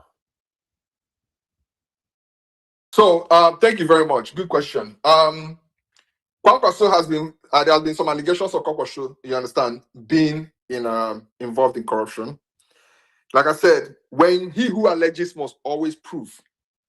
If you claim that Kwankwaso has been involved in corruption, then bring your evidences. We are litigating an issue here on this space. If you look, I've been posting my evidences. Bring your case, then we'll dissect it. Then we can say, okay, maybe Kwankwaso is not a good of a person, or he is actually a good of a person. But until you provide that for me, I don't think it's actually a fair discussion for me to start litigating something when you don't have any concrete evidence that this man actually committed this. And when I mean concrete evidence, I mean you must bring actual convictions of him being convicted for this corruption. You don't just come and tell me there were allegations of corruption. These are not concrete evidence to me. Thank you very much. Okay, so Wait, so let me just add this. But Atiku has not been convicted of any crime yet. No, his case was litigated on the floor of the National Assembly, and the money was found missing. His case was litigated in the US Congress, and he was found missing. I literally just read you the cases right now that was in the US. So in the US, the person that was in corruption case with him literally went to jail. I mean, you know everything I read you. You know everything I read you. These are concrete evidences now. I just want me you talk about. Now, me, I don't come here. Just as Tinubu profited some hundreds of dollars as okay, proceeds from drugs. Sorry, I'm not like I said, I'm not going to speak from a particular political party. I'm going to speak generally right now. In Nigerian politics, there are so many instances where politicians have been accused of corruption, right? And at the end of the day, they find a way to actually die down the matter. Let's not lie and make it look like, okay, because a particular politician is not actually convicted of corruption, that means that that politician is a saint. Like, if we are being honest with ourselves as Nigerians. Now, I think there was a news of recent where, one of the government's cars that Kwankwaso was supposed to drop, was found in the possession of one of his children. And then EFCC had to, that one is available for us on the internet. The EFCC had to go after him to actually procure, some of those cars. If you check your internet, you actually find that information. If you want to bring it out for you, I can actually do that. So, like I said, when you spoke earlier about Atiku, about Peter Obi, I didn't say anything because I felt for it to an extent. There's nothing substantial that can be alleged, that can be, traced to him. But for the case of the vice president, and that's why it's funny, because the fact that I for one, I actually sit at the back and I just observe everything from afar. I think it actually makes it easier for me to actually give my opinion and what I think about some certain situations and cases. Now, I'll start by saying this. There was a time when somebody came on the speaker section and was talking about, oh, the only thing that Peter Obi can fight is corruption. You don't see how it's going to better the economy. And I said to myself, if you actually fight the corruption in Nigeria, you've already solved like 50% or 60% of the problem with our economy. Right. So I feel like that person is just being disingenuous when he was making that statement, or probably he's just trying to speak from the part of politics without really understanding what's actually going on in the Nigerian, economy or situation. Now, then again, I also agree that one of the best candidates for Nigeria in terms of taking us or making things better for us is actually Peter Obi. I actually agree to that also. I agree to that to that school of thought. It's if you actually check the portfolio of all the aspirants, you can tell that the person that probably if you actually become the president today, he doesn't really have so much baggages. He doesn't really have to play to this person, you dance to the tune of this person. It's probably Peter Obi. So, having said that, also I also know for a fact that there are some things that I don't agree with, and one of them is or some things that I agree with that people are saying on this space is the fact that obedience don't really give room for criticism. And I'll tell you why. Yusuf Dati was the vice president of Peter Obi in the last election. And I remember on Twitter and everywhere, one of the champions when it comes to, of obedience was Yusuf Dati. People loved him because of he's so eloquent. It's like it's when it comes strategy, when it comes to like Yusuf Dati was praised alongside Peter Obi. Most of the interview, in short, when I've been on spaces where people like Grandmaster and other obedient have actually spoken, in like high of him. They didn't really mind the fact that this person doesn't really have what's it called the political background. It doesn't have that ability to actually pull the crowd, and which was one of the reasons why I personally criticized, that whole combination of Obidati in the last election. When I said, okay, at the end of the day, this you said that it probably does not, have that weight when it comes to pulling the voters in the north. And I did say, and I also agree with Peter Obi and what's it called, Kwankwaso's presidency. That doesn't mean that I can also I can also say what I think about it also, right? Now, having said this, was it not last 2 weeks? You see that it came up and he was saying some things which I actually agree with. And then in the comment section, the same obedience that actually praised Yusuf Dati in the last election dragged him to field. Why? Because, in his submission, he said, he was talking about Yusuf Dati is still in Labour Party. And then he was saying, how can you say you want to fix the problem of Nigeria and you can't fix the problem in Labour Party? And then what you're doing is jumping from one place to another. You went from Labour Party, you went to NDC, and from there, because there's a problem again, or you see litigation, then you jump to the next party. And then he said, does that mean that if there's a problem in Nigeria, that's how you'll be jumping around and you'll face it head on? He also pinpointed the issue with, selecting Kwankwaso as a vice president. And if you actually know and observe the Nigerian political terrain, Kwankwaso is like what's it called? What's the right word now? It's like it's an old us. Old us. It knows like probably when it comes to the North, there's a high chance that a certain Peter Obi may not be able to actually control a certain Kwankwaso. And yes, what he said is valid. If we are actually saying it as it is, we are speaking the truth and saying things as they are meant to be said, it is not far from the truth. There may be a chance, that possibility, you cannot rule it out, that we may stand a chance whereby, there'll be part also between the president and the vice president. We cannot rule it out. Yes, people will say, okay, let us wait to that time. But what you guys will not say or act like, okay, what he's actually saying is nonsense. Oh, it's just this, that. And I'm like, okay, at the end of the day, if you guys are actually obedient truly, and it's just not just, okay, it's a struggle to just make this person a president. You don't care how he becomes the president. You don't care about the baggage he's carrying. You just want to just become the president. Then I have a problem with that. I have a problem with that. And I feel like what I've seen so far is a case of let him just become the president. How he becomes the president, it doesn't matter. And if Peter B actually becomes a president on the wrong platform, the same thing that we are fighting against, we will end up in that same mess. It will not be able to clean up any shit. If you are speaking to us and we are speaking the truth. But like I said, if you guys feel like what I'm saying is Baradash, of course, I'm actually used to that already. If you guys feel like, okay, I'm speaking because I'm a Yoruba boy, I'm also used to that already. But this truth needs to still be said. Go and check the comment section of Yusuf Datin on all those things that he raised when he spoke. Nobody gave me a fighting chance to say that, okay, we guess what you're saying. We understand where you're coming from. All that I saw in the comment section was, oh, this man is a dons. I'm like, the same Yusuf Dati is now a dons. The same person that you guys are praising, championing the last election, is now a dons. I remembered after the last election was result was announced, when Yusuf Dati was fighting tooth and nail, granting interviews, speaking, against that election, fighting just like everyone was saying that this election is this and that. People are literally they rallied around him. Suddenly, that same chief that was abandoned by by everyone now. Now that is not a laughing stock. The power of politics. Now, again, I say the same trace with Goodluck Jonathan. When Goodluck Jonathan endorsed Peter Obi, it was praised, right? Nobody said, oh, is this, is that. Not because he chose to exercise his power of as being a citizen of Nigeria, which gives him the right to actually contest an election.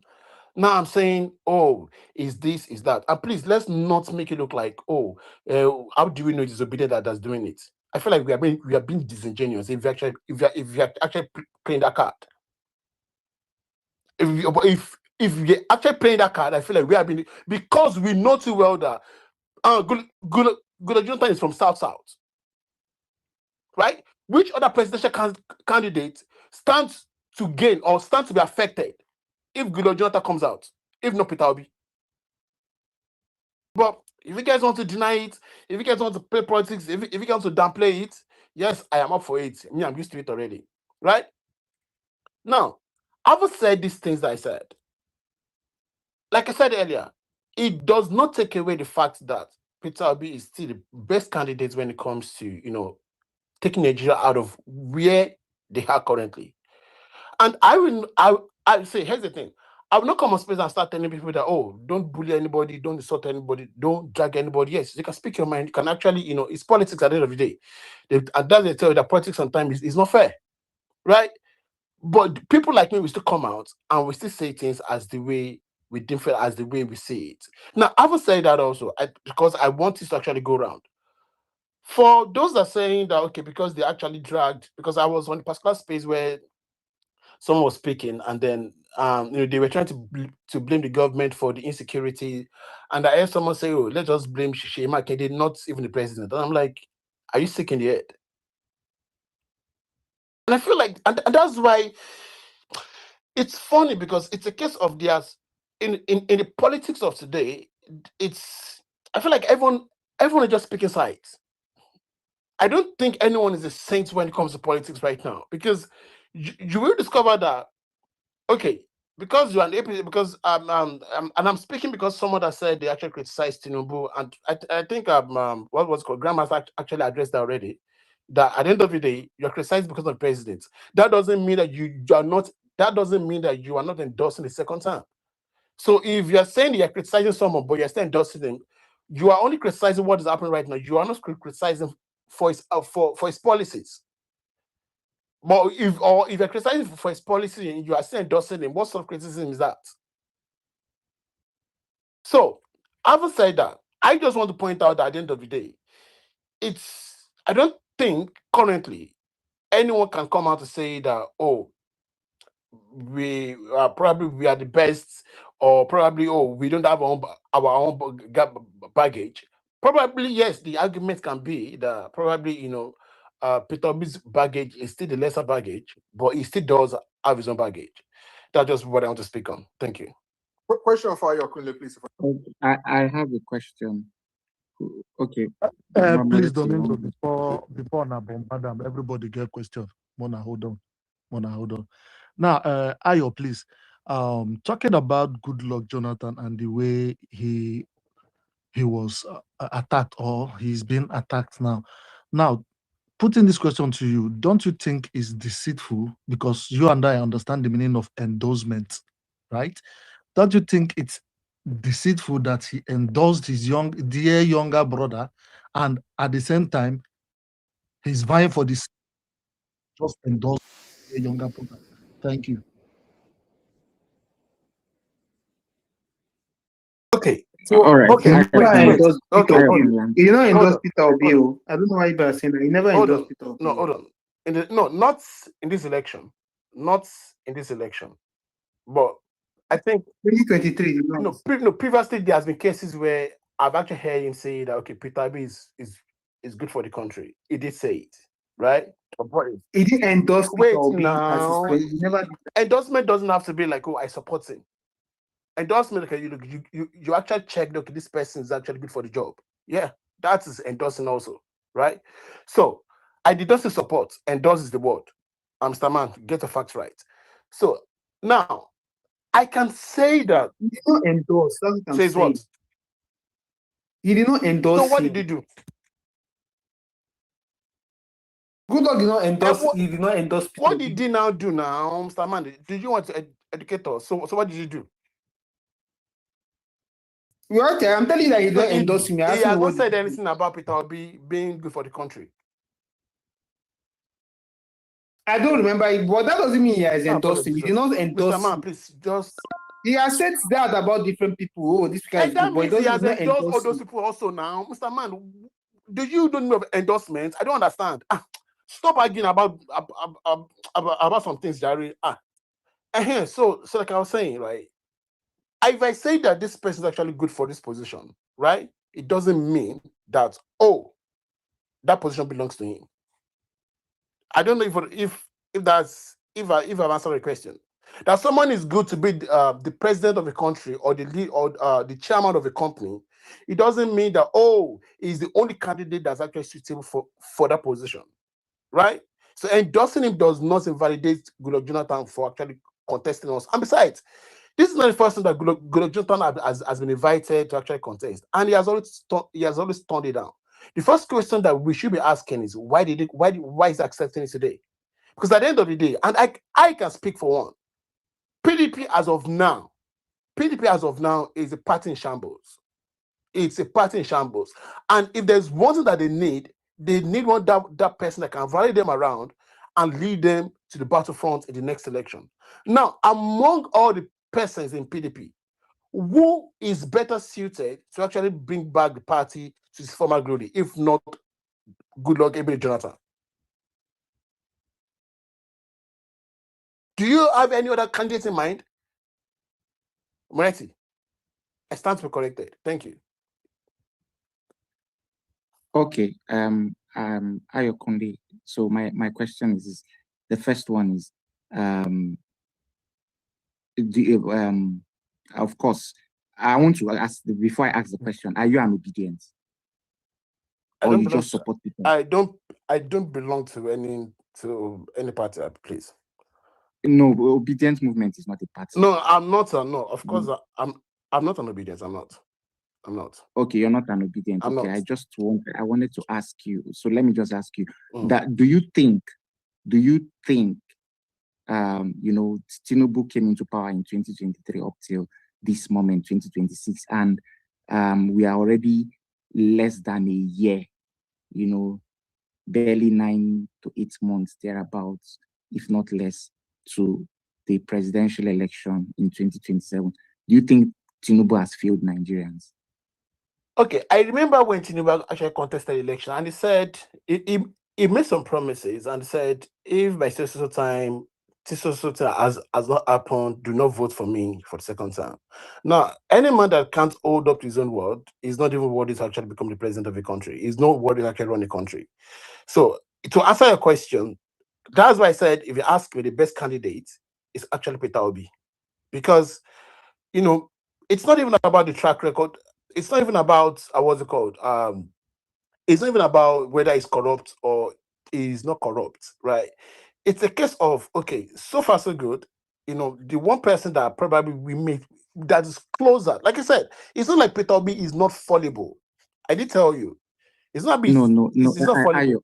Now, Ayo, hold on. Ayo, you're going back to your submission. I just asked you a question. Okay, what's the question? I said, considering the fact that we are just less than a year to the election in 2027, it's a straightforward question. Do you think Tinubu has failed Nigerians? Of course he has. Question. Of course he has. Okay. Because all his promises, this vision, everything that he has envisaged for Nigerians, none has come to fruition. None. Is the economy a better place than the way he actually left it? So that's the thing. What are the yardsticks to actually say that his governance is actually a success? Is electricity more stable? Like, is it like electricity is now better? Okay, before he came into power, they were paying, what's it called, fuel subsidy, right? After the removal of subsidy, has the life of Nigerians be better? So based on some of these yardsticks, you discover that he has literally actually failed Nigerians. So, all right, thank you very much. The next question. The second one. Can I ask a question now? Okay, Grandmaster, ask yours. Thank you very much. Thank you. Yeah. I would go to Black Batman. Okay, thank you. So the question I want to ask is this. A couple of I think it was a couple of months back, there was a video that trended here where one Nigerian actress, I've forgotten her name, she's very known, said that in 2023 she decided not to vote for or support a Peter Obi because she said she decided to vote for APC because people were insulting her friends. I forgot what her name is. Just remind her name. Bimba Akintola, yeah. So my question to you is this. Bimba Akintola. So let me say now that your family is going through a difficult time, and then you need to walk into the house of your sworn enemy to go and collect the Midas, let me say, staff that is going to turn your family's life around. Will you say because you are not in good terms with these people that live in this place, that you're not going to walk into that place, even though you know that when you take this action, it is going to impact positively on you? Do you think, are you saying that you will not go and collect that thing that's going to impact your life momentarily? Just go in there and collect that thing and then move on with your life? Are you saying it's not going to do it? Now, to answer a question, there is no moving on with your life. There is no moving on with your life. Action have consequences. Now, when you walk into the house to actually collect that Midas touch, there are consequences for those actions. And I feel like that's something that a lot of people actually overruling. And that's what I'm trying to remind us of this space. Yes, you are right. I'm going to walk into the house to collect the Midas touch. But I will also realize at the back of my mind that okay, me walking into this house is possible, I may get shot. It's possible this can happen to me. It's possible this can happen to me. It's possible, different insurance. It's possible that I may even walk into the house and I may not come out alive. Interesting. Okay, Right? so that means just let me follow up question with this. So that means let me now be much more literal. That means if a P2B stands a chance, let's say a 60% chance of actually curbing the insecurity we are currently facing across the country, right? Of actually solving some of the pertinent issues we are having in terms of healthcare, child miseducation, poverty rate, that you will not take that chance because people who support P2B, you do not like their demeanor. Is that what you're saying? Okay. What I'm going to tell you is, I've come on space, and people like Grandmaster, there's always been a line that you told, where you speak, and of course, you still do the same thing today, where you're speaking about Peter Obi and you're speaking of his person, right? But when you're speaking about Peter Obi and you are trying to remove him out of the environment and condition that he's actually growing in, right? I feel like that's where the problem is. You can't criticize others for being a bad person, for being a this, for being a that, but then you are single-handedly just focused on Peter Obi and then removing him from the environment that he's actually working in. I feel like at that point in time, you are not being honest. Because if you're being honest, what's the difference between the Sade Kwankwaso and other people that you're actually, criticizing? So and that's why, see, that's the thing. I am not even speaking of the angle of, okay, you know what, let's not vote him. No.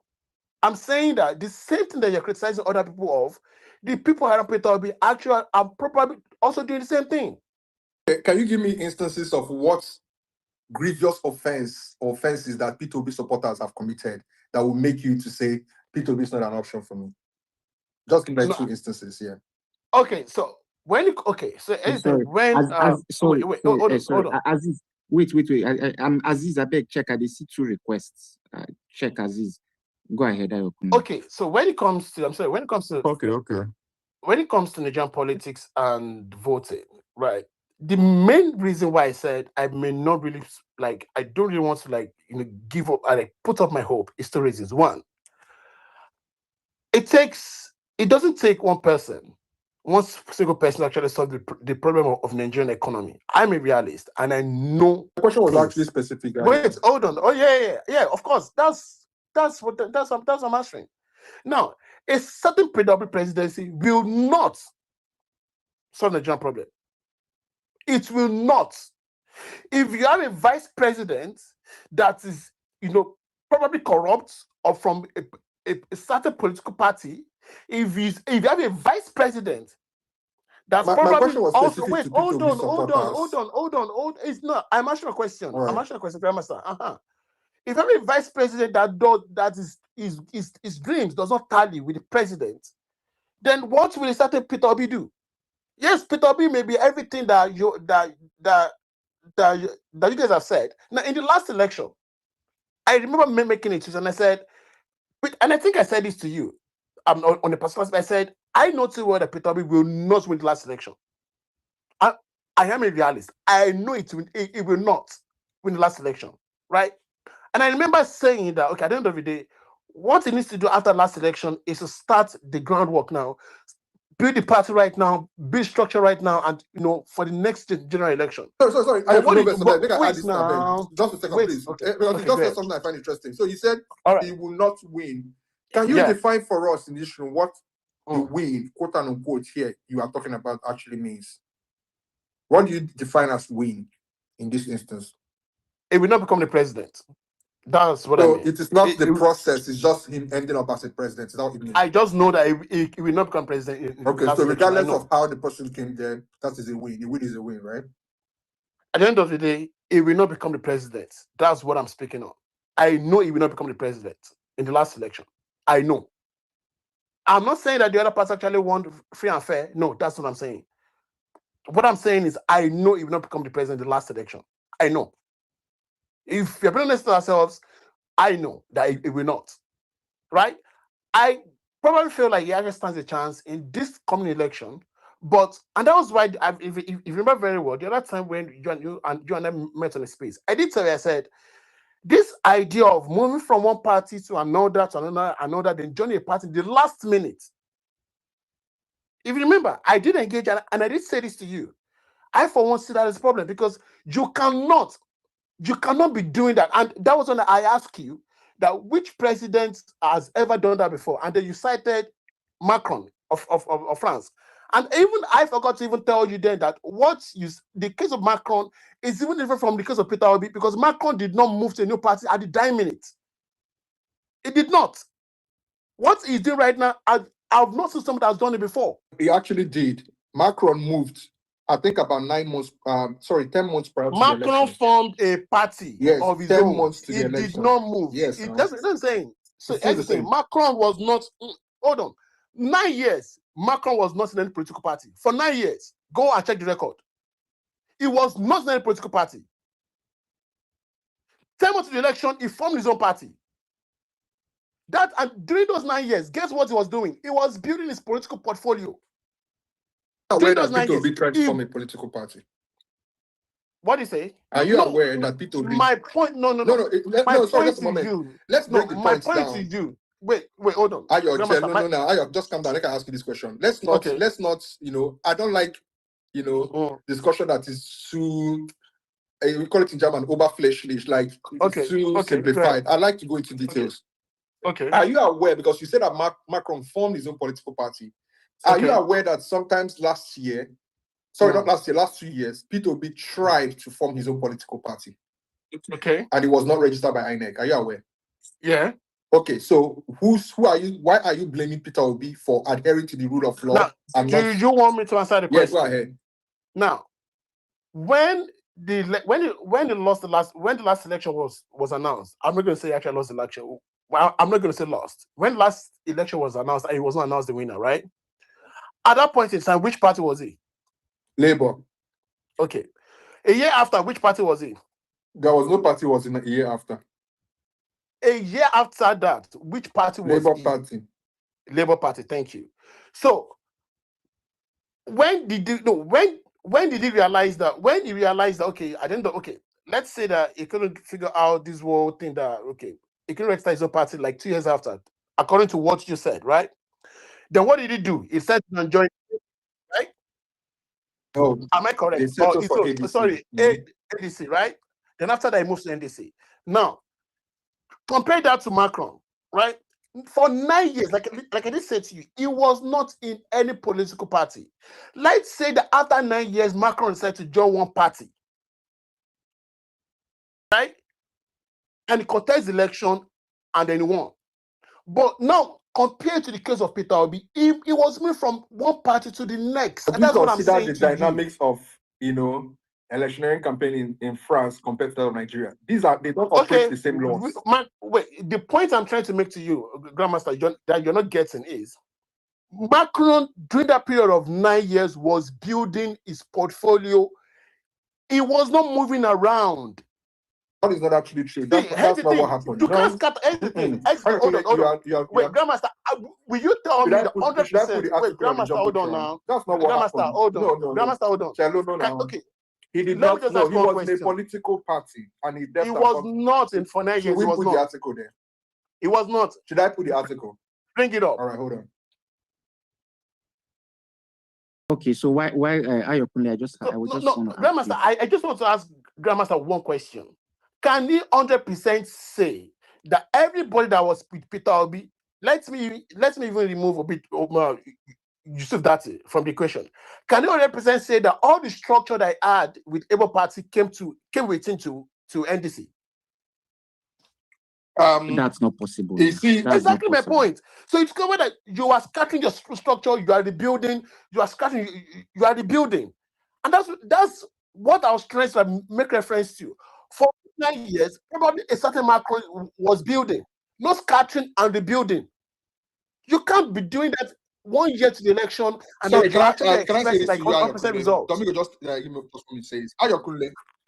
Yeah, go ahead. As of 2019, Peter Obi was a vice presidential candidate. Okay. He was not a major figure in national politics.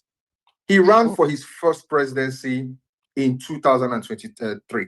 Let's just say 22 because that was when the campaign started. and an obedient movement formed around him. Peter Obi did not create the obedient movement. Obedient movement formed around him. They claimed they are his structure, right? Now, what do you mean by 9 years he was building? How would he have known that an obedient movement will naturally emerge from nowhere and form around him? That obedient movement came out only in 2022 and formed around him, and ever since has refused to leave him. Right? Did you realize that I'm not speaking about the obedient movement, I'm speaking about Peter Obi? No, but you talked about structure now. No, structure does not necessarily have to be a political party.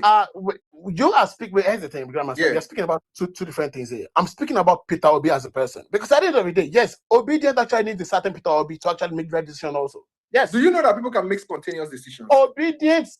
Here's the thing, Peter Obi. Here's the thing, right, Grandmaster. Obedience movement still needs Peter Obi to make the right decisions, because obedience movement will not speak.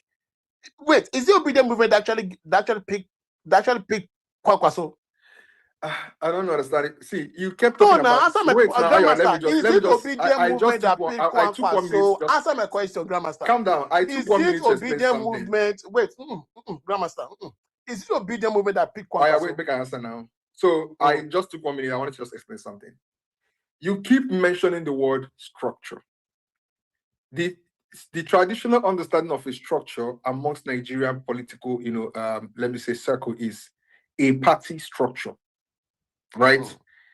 A party structure is not the only form of structure. A structure can also be a loyal following, a movement. These things also form a structure. And you can clearly see it that when Peter Obi left the ADC, this loyal movement also left instantly with him and ballooned the registration portal of NDC. These people are not affiliated with any political party initially. They are not loyal to any political party. They are only following Peter Obi. And I see there's even a whole lot of them who do not want to register. Do you know that I'm not a registered member of NDC? And I will never do that. I will never register for any political party in Nigeria. But I am a staunch Peter Obi supporter who donates his money to his campaign, who will continue to donate his money as long as he continues to run, and continue to do what is necessary to support him in my own little way. Just a moment, I'm almost done. There are many Nigerians who are not interested in political party affairs. They just simply want the man as president, and they continue to follow him because they love his vision of Nigeria and want to see it come to fruition. Now, the point I'm making is this. When you say build a structure, he has literally built a following around him. He tried to convert the following into a political party. Unfortunately, due to INEC existing laws, extra laws of Electoral Act, he couldn't register a political party. And what happened? He decided to use a different party, and that structure moved with him into the party. If he decides to leave the NDC today and move into a mushroom party that has DDK, the same obedient people will move into the DDK instantly with him. That is also a form of structure. So what other structure are we talking about here? My question to you, the obedient movement, is it enough to deliver the presidency to him? It is not enough. That is why. Okay, hold on now. Yeah, go ahead. Grandmaster, hold on. Yes, so, you guys want to become the president, but the obedient movement structure is not enough to actually deliver that presidency. And that is where the structure I'm talking about comes in. Okay, can I tell you something? Wait, hold on, Grandmaster. Grandmaster, hold on. Please hold for some minutes, and I actually listen to you. I'll soon move the mic. You will, but before you move the mic, your last point. 1 minute too. Your last point, Grandmaster. Your last point. And baby, and Dan Masani, please put up your hands if you want to speak, so that I'll. Domingo, just give me 1 minute, right? Now, I agree that obedient movement is there to actually stay with Peter Obi, but you will not rule out the fact that at the end of the day, obedient movement will not, especially in the Nigerian political terrain, obedient movement will not deliver, the presidency to Peter Obi. It will not. It needs more than that. He himself needs to back up that movement to deliver the presidency, and that's what I'm saying. When the last election was lost, that should have been the time. Whether he's gonna try to form his own political party at that time, whether he's just gonna stick to the Labour Party at that time, whether he wants to move NDC at that time, I don't know what he was planning to do, because understanding the Nigerian political terrain, 10 months or a year to the next election, and then you are moving from one party to another is not the wisest of moves. Okay, let me just It's get this not 1 the minute and I'm done, please. It's not. It's the thing. For me personally, personal opinion. I Yeah. may be wrong. Yes. Personal Well, opinion. that's your It personal is opinion. not. It is not the best of All moves, right. and that was I why hear I you. did say to I you. hear you, That's why I did say to Ayokunle. you. Hold I on hear you now. now. Hold But on now. I Hold on just now. have 1 minute and because we can move the Okay, mic. good. It's fine. Just 1 minute, please. You guys can move the mic. I had a chop. So, Ayokunle, we hear you. That is your personal conviction. That is not the conviction of millions of people who follow P2B. That movement was formed in 2022. In under 9 months, they went ahead to shake the very foundation of this country when it comes to elections and campaigning, right? Well, when you speak about building a structure over 9 years, you are still very much attached to the traditional understanding of what a structure is. When a party is created, what they usually do is that they try to build followership, membership over years. They appeal to people, they market themselves. This is them being in the course of forming a structure. They create offices, right? Now, the entire goal of this whole thing is to get the membership to balloon. If a leader already has millions of Nigerians who are willing to ride with this person through thick and thin, the same thing that political parties look for or build over years, and this person has people who built it for him or who he built built a movement that followed him in under 9 months, how are we going to now say that this structure is irrelevant? Look at NDC, for instance. Before the NDC, and Kwakwasi moved to the NDC, NDC could be seen as just a mushroom party. Yes, they had members, but they had almost nothing, nobody there. Today, NDC is now in major national discussion as one of the leading political parties going into this election. Because of who? A juggernaut of a politician with his following joined that party, and now that party has much bigger structure than it used to have. So the thing is this: a structure can be the structure you build from scratch over years. It can also be something that comes out of the build like the obedient movement. Either way, this is a structure. Whether it is enough to bring him up to presidency or not is debatable. That is why I believe that people do understand. That's why he also went ahead to, align himself with the Kwakwasiya movement in the north. And let's see how that plays out. But when it comes to structure, P2B has the structure already. If you want him to convert the movement into a political party, I understand that. Just that he has tried it for now, it did not work out. Maybe after this current election, he will do that and become the chairman of the party, and somebody else will become, you understand, the next presidential candidate of that party. But for now, since the INEC has refused to register a new party, he doesn't have to waste this large followership that he has. He moved it into another party, and with this, he wants to go to the president. I don't see what is wrong in all of this thing. And I'll end that. What you think about a presidential elections and who is going to win is not always the case. Let them slug it out. It's a democratic process. Keep it free, keep it fair, keep it simple. Let Nigerians choose their own leader. Whoever comes out the winner, we congratulate the person and we keep it moving. Thank you. Yeah. So this is there was thank you very much, Ayokunle and Grandmaster. So this is it. Ayokunle, you made a statement, and that statement is actually a statement of certainty.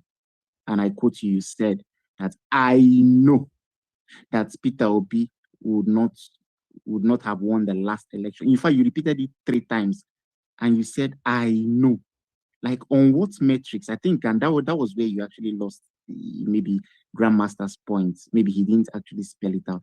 On what metrics did you actually base this, your certainty that you knew that Peter Obi would lose the last election? Like, what was your metrics? Okay. So I never came out to say that. Okay, to actually answer your question, I did tell you, I said, I will not come out and say that the last election was actually free and fair, right? And if you're speaking holistically, right, Obedient Movement is a new movement. What they're trying to do is shake the Nigeria and the Nigerian political scene, which they did successfully. But it takes more than that to actually shake the Nigerian political terrain, especially understanding that the North part of the country plays a crucial role in determining who will become the president of the country. So if you understand the Nigerian political terrain, and you know that the Obedient Movement, as at that time, does not really have a stronghold in the North, you will know that it will be very, very, very impossible for him to have emerged as the president of that time. Because even, let's say, in the South or Southwest, they can monitor the thing, like in Lagos State, they can monitor it, you can stand by, you can check your vote, you can make sure. Is the same applicable in the North? How many obedience are there in the North to actually monitor the vote process? How many? So except if we are lying to ourselves, or maybe we are just, yes, I get it that sometimes we want to be optimistic or we want to hope. But if you are being realistic and we understand the Nigerian political scene, come on. I for one, I know. Yes, I'll say it. I know for a fact that it will not. Okay. So I allowed you to speak. So your knowledge is actually false.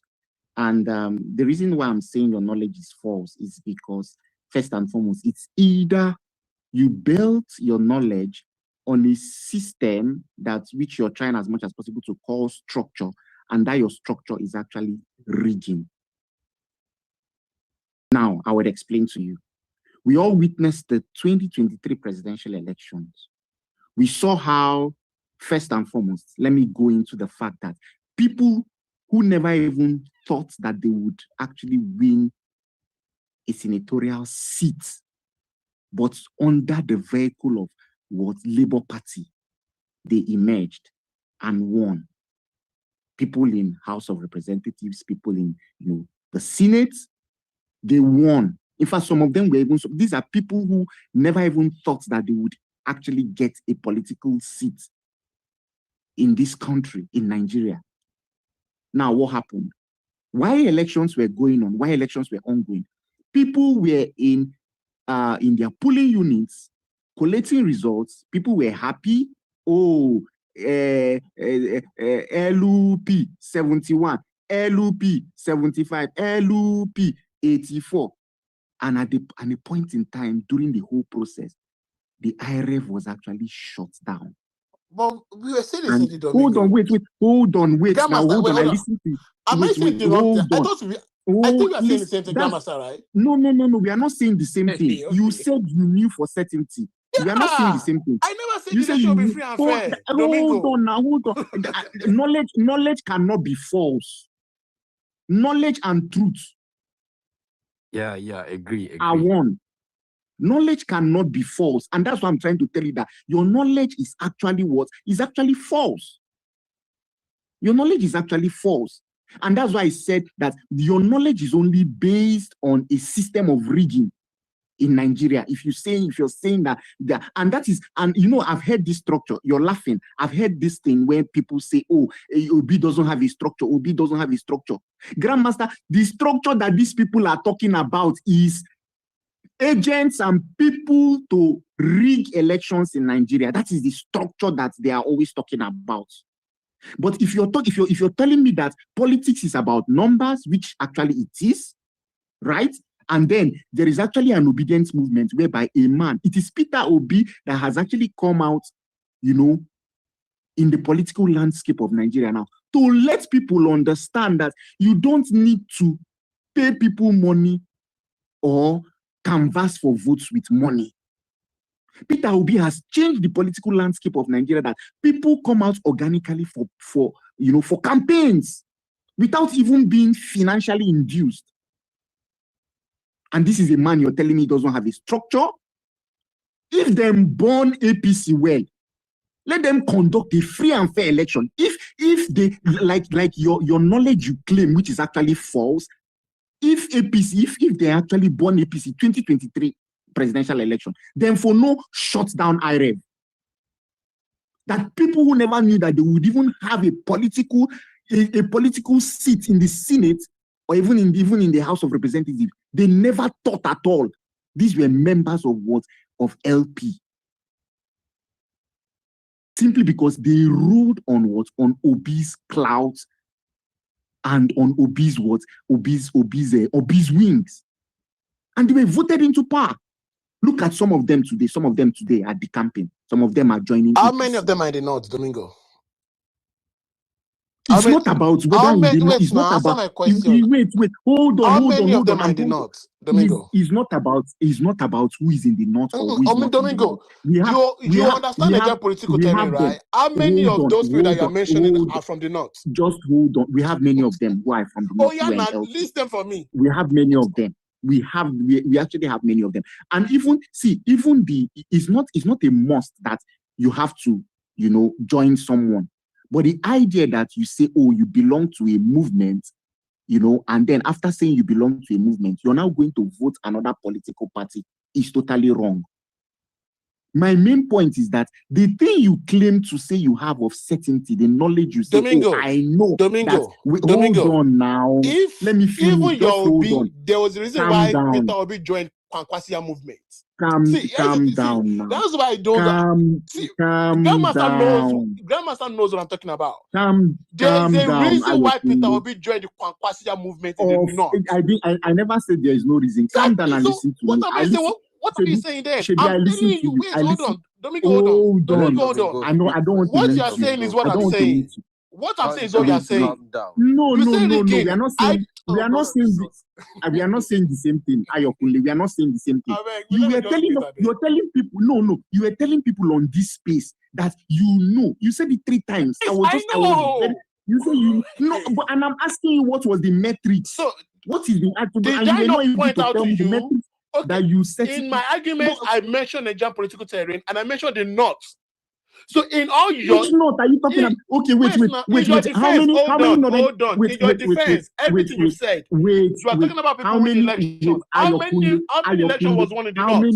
Domingo, please. Wait. How many? Wait, if you want to go that way, how many parts of the north? I don't know. Wait, Ayokunle now. I listen to you. Let's have the conversation. How many northern states did Obi win? This is a man who is coming out. His first time. Did he win in another state? Did he win in another state? Which one did he win? Which one did he win? He won Kano State. You're not aware that he won Kano. He won Kano State. You're not aware? No. So he won Plateau State. You're not even aware that he won Kano. Domingo, I beg, meet your mic, I beg. Can I help you guys? He won Plateau State. Wait. You're not even aware. Wait.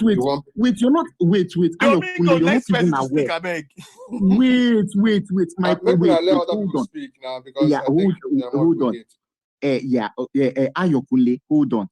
It is very clear. Look at what you're asking. Did he win any northern states? Why will you actually be asking? Like, did Peter Obi win any northern states? Peter Obi that even won the FCT that your so-called president now could not even win. And you're asking, did he win any northern states? Look at, in fact, with that question, Grandmaster even had to laugh. But my main point is this, Ayokunle. My main point is that you came here to, claim something of certainty that you knew that Peter Obi will not win the last presidential election. But the thing is that your knowledge was actually false. And I said it's 2 things. It's either your knowledge is based on the structure which you're actually pushing. And this is the structure that I hear people push on spaces, even when you're talking about, no structure. The structure you are talking about is rigging. It's a structure of rigging, a structure of people who can rig elections. And it's sad. So that your knowledge is actually false, Ayokunle. But let's move on to the question to you, Domingo. Why did he make Kwankwaso his vice president? Why did he make Kwankwaso his vice president? That's politics for you now. The same way he made that his vice presidential candidate is the same way he's making Kwankwaso. Because they have a very good clout. So you are not saying the truth. You are not saying the truth, Domingo. What are you saying? The same way he made Kwankwaso his vice president because he needs the Kwankwasia movement in the north. The 3 cases are important if you want to be elected in Nigeria. The 3 cases of Kano, Kaduna, and Katsina are very, very important states if you want to win an election in Nigeria. That is why he made Kwankwaso his vice president. Even Grandmaster will not deny this thing that I just said. Even Grandmaster will not deny it. That is politics for you. But telling us that you knew that Peter I'm telling you for a fact, I know. Yes, I know what I'm saying. I know. Because the Lisa three is Ks false. Your are knowledge is important false. in Nigerian Let's move to the election. next I beg speaker. you. It is false. It I is beg false. you. Your knowledge is false. Don't come and tell us that you knew that Peter Obi would lose the Domingo, last election. I don't know why you guys are arguing on opinion. Let's It is his let's move. opinion now. Why are you arguing on his opinion? Like whatever you say will change that opinion. Let's It's not going to move. change that opinion now. Black Let's move Beatman. Jans. Black Beatman, Dan, and then Baby. Yeah, Black Beat, please go ahead. I won't gaslight us. Black, please go ahead.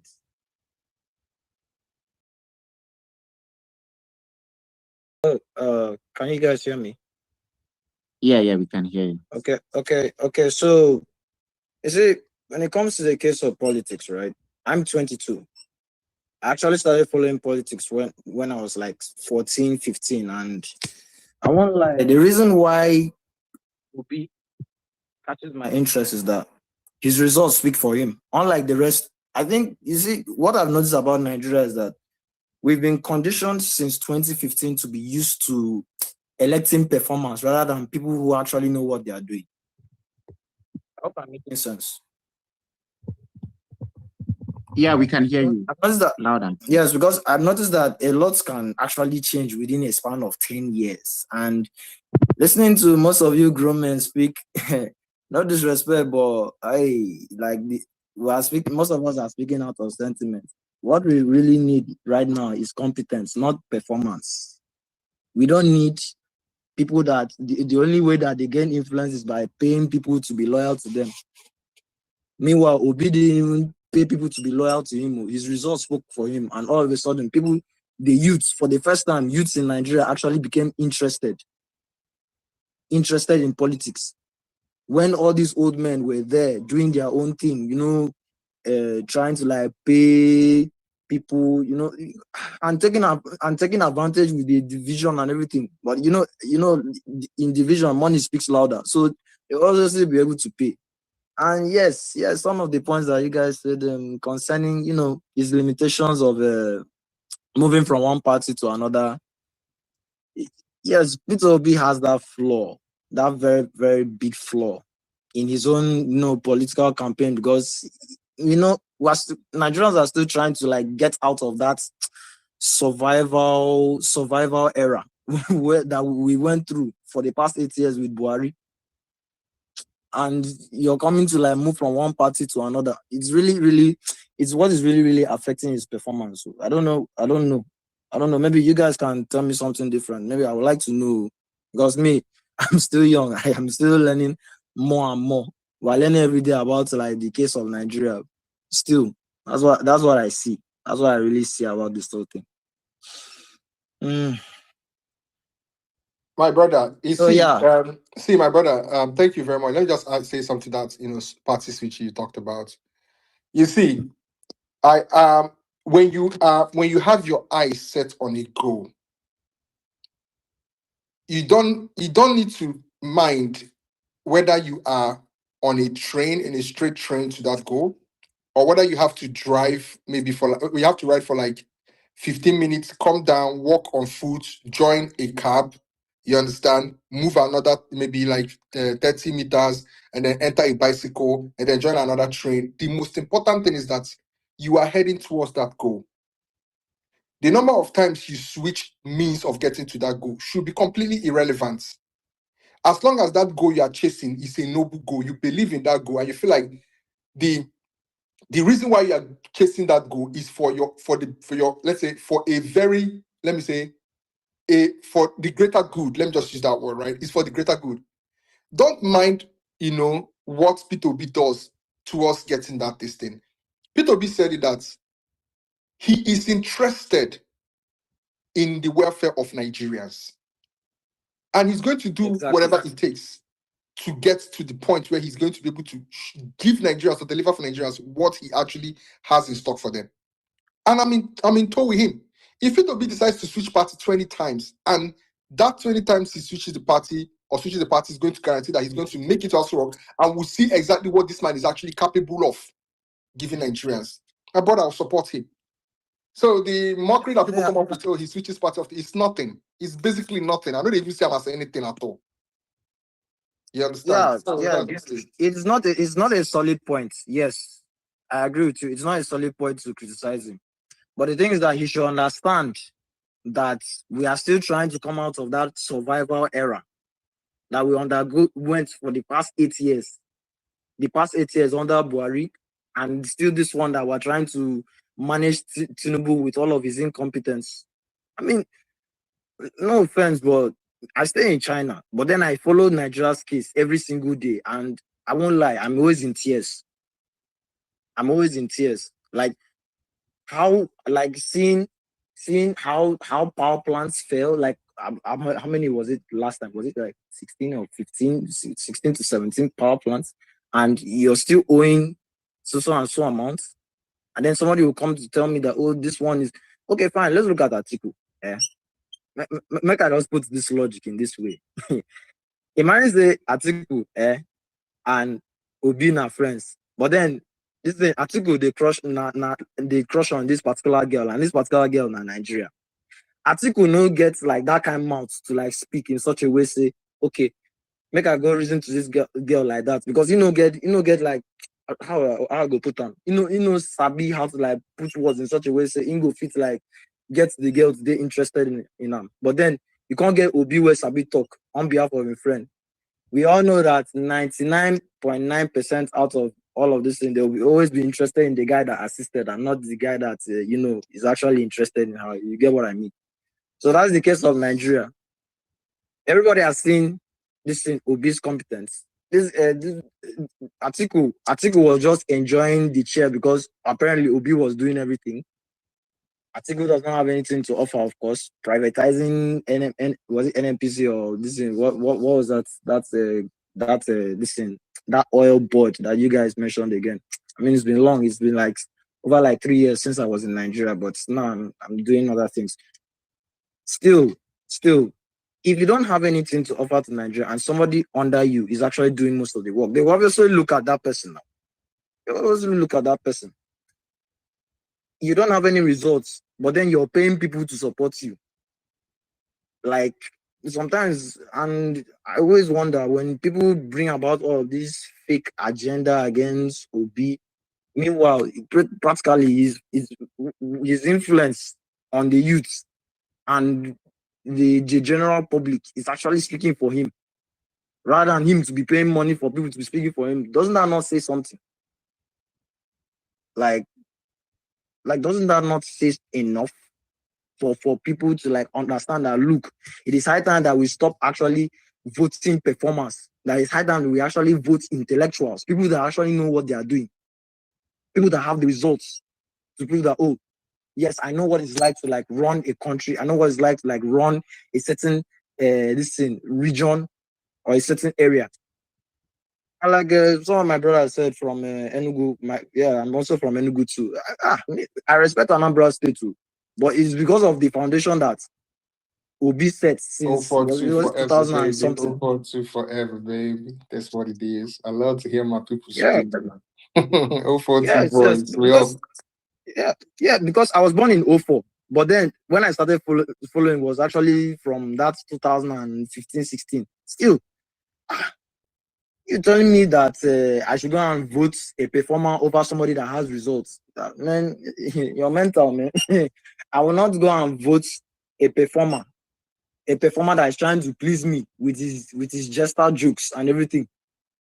That's trying to sweet talk me into voting him than to go and I will not go and vote somebody that is trying to sweet talk me into voting than for somebody that over somebody that already has the results. It will mean I am mad now. That I'm just clearly being blatantly ignorant. And yes, it will be very, very hard to get Obi.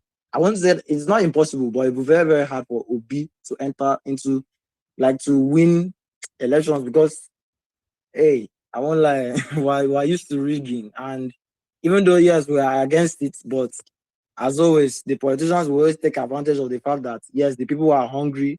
And of course, they will, bring about all of these menial kind of settlements with rice and small cash. I don't know how that one will carry you for 4 years, or I don't know what kind of magic you're going to use with that one. But That's the poor reality of politics. They set systems for you to fear what to expect. It's just this all of this thing is just man. I don't know. Please, someone should just tell me, just prove me wrong. If what I'm saying is wrong, just prove me wrong. Or someone should just point out like any flaw in what I've said. Just point it out. I want to really learn, because me, I'm still learning this political structure of a thing. But me, I'm looking at this thing in the eyes of a philosopher. I'm not supporting any political party. I'm only after somebody who is actually interested in the welfare of Nigerians and the welfare of, like, in fact, people who are Nigerians in the diaspora, because we cannot be dealing with incompetence. We are suffering every day, and then we're supposed to be smiling and think that, oh yeah, all is going to be well under a man that has clearly shown that in 2 years he cannot provide any single amenities. He's flying up and down. Recently, I heard he was in China, even though my classmates were telling me that, oh, he's around. I was like, which president? That's one that is even struggling to walk. Bruh, nah.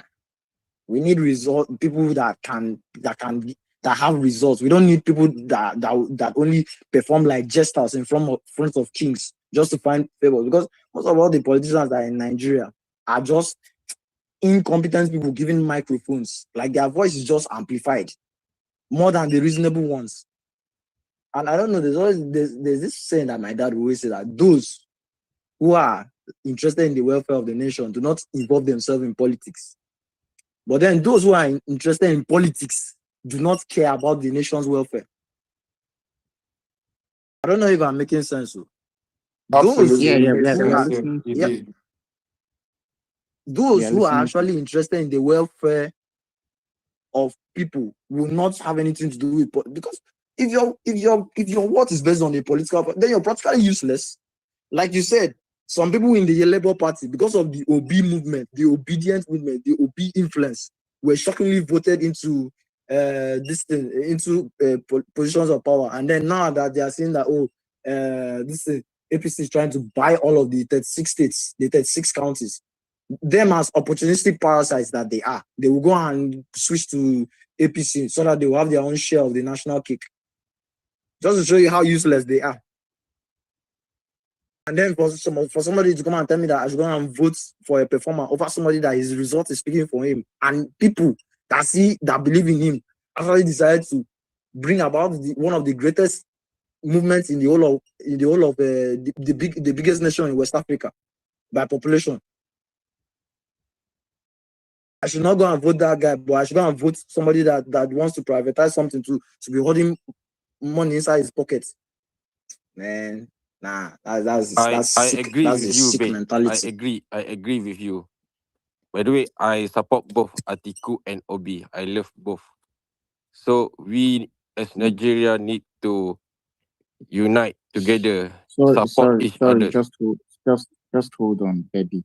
Let's hear from Dan. Then after Dan, you speak, and then Mojo and NDC. But like I said, don't allow anybody to Black. Don't allow people to gaslight you. This is what they've been saying, right? There is nothing like. Okay, sorry. I'm not affected. I'm not affected by the gaslighting. My parents, my father was into politics. He has taught me these things, and I decided from a young age, I will study these things myself, and I noticed the same pattern again. And when something is obvious, of course, you have to point it out. And no matter what, I don't care about people's opinion. Once I see a pattern is obvious, I will just look at whatever thing that you try to make and look as gaslighting. I'll just say that, okay, you're just being, is either you're not being reasonable or you're just trying to just show your sentiment towards something. So I get your point. It's okay. You can go on. All right. You can go on. Dan, good one. Let's hear from Dan and then baby. Dan, please. Domingo. Yeah. Yeah. Okay, good. You can hear me. The name is Damasini. It just it means a scholar in they smile. It means a scholar in Al-Jami or Arabic. I'm a scholar. Okay, Damasini. It just means a scholar in English. Okay. All right. Yes. But Damasini. Yes. Okay. Yeah. It's it's a season of alignment Thank you. Alignment and realignment. Well, I don't know when you guys started, but I heard some stuff. And there's something I need to tell the South. I think the Southwest, the South, and the Southeast has a defeatist mentality. Somebody was talking, he kept shouting, the North, the North, the North. The North cannot make a president without the South. I don't know if you guys hear me. The North cannot make a president. If a father, black, okay. If a father has to give birth to a child, he needs a wife, and a willing wife. The North will never produce another Muhammadu Buhari. And when you talk of the North, most of our people are so ignorant that they don't even understand that this North is not one. The North is three. There's the Northwest that has produced most of your presidents. There's the North Central, which is the Christian Middle Belt, or I don't know, Black. Can you mute your mic, please? Okay. Yeah, thank you. There's the Christian Middle Belt. I want you people to capture the votes of the Middle Belt right from the First Republic, right from the time of Joseph Takas and what have you. Then we have the Northeast, where the Kanuris are the power blocks from there. Most people don't even understand why Abacha, who is a Kanuri man from Borno, had to adopt Kano. Kano is in the Northwest, but he had to adopt Kano as his home. And most people don't still listen to what your vice president, who's your vice president? What's his name again? What's the name of our vice president? I always forget this man's name. Are you not a Nigerian? Shetima. My brother, see, we don't even know who's our minister. I'm not gonna lie you. I have to show you how governance has fallen. Yes, we are a member of the aborted generation. So we don't keep track with all these people because these people don't keep records again. So don't blame me. Yes, Shetima. Shetima told you that he's not electable because he's from Kanam Borno. Atiku also told you. Atiku, mind you that Atiku is Fulani. If Atiku was Fulani from the Northwest, Atiku by now would have been a president. If Atiku was from the Northwest, the Chikeke, when you study the Hausa methodology, there is the Banza Bakwe. Banza means bastard. Atiku belongs to the bastard of the seven. Atiku told you something without telling you something. Atiku belongs to that Banza Bakwe. He said it. I am not electable because I'm from the Northeast. If Atiku was from the Northwest, Atiku would have been president by now. All these things that Atiku, since 1992, Abiola, his master, Shehu, who Babangida's policy of banning and unbanning, he said, Abiola, I will support you. When you become president, you pick my boy, Abubakar Atiku. Babangida, being in business with Abiola, said, we will support you in SDP. But when you become the president, you will pick the Labour president, Bafiu Paul, a Christian. But Abiola didn't pick both Babangida's candidates. He didn't pick Shehu's candidates.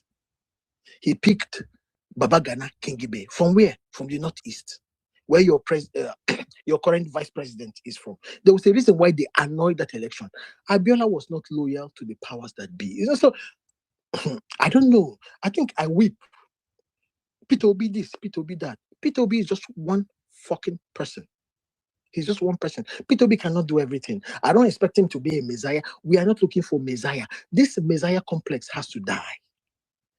African people must take back their sovereignty.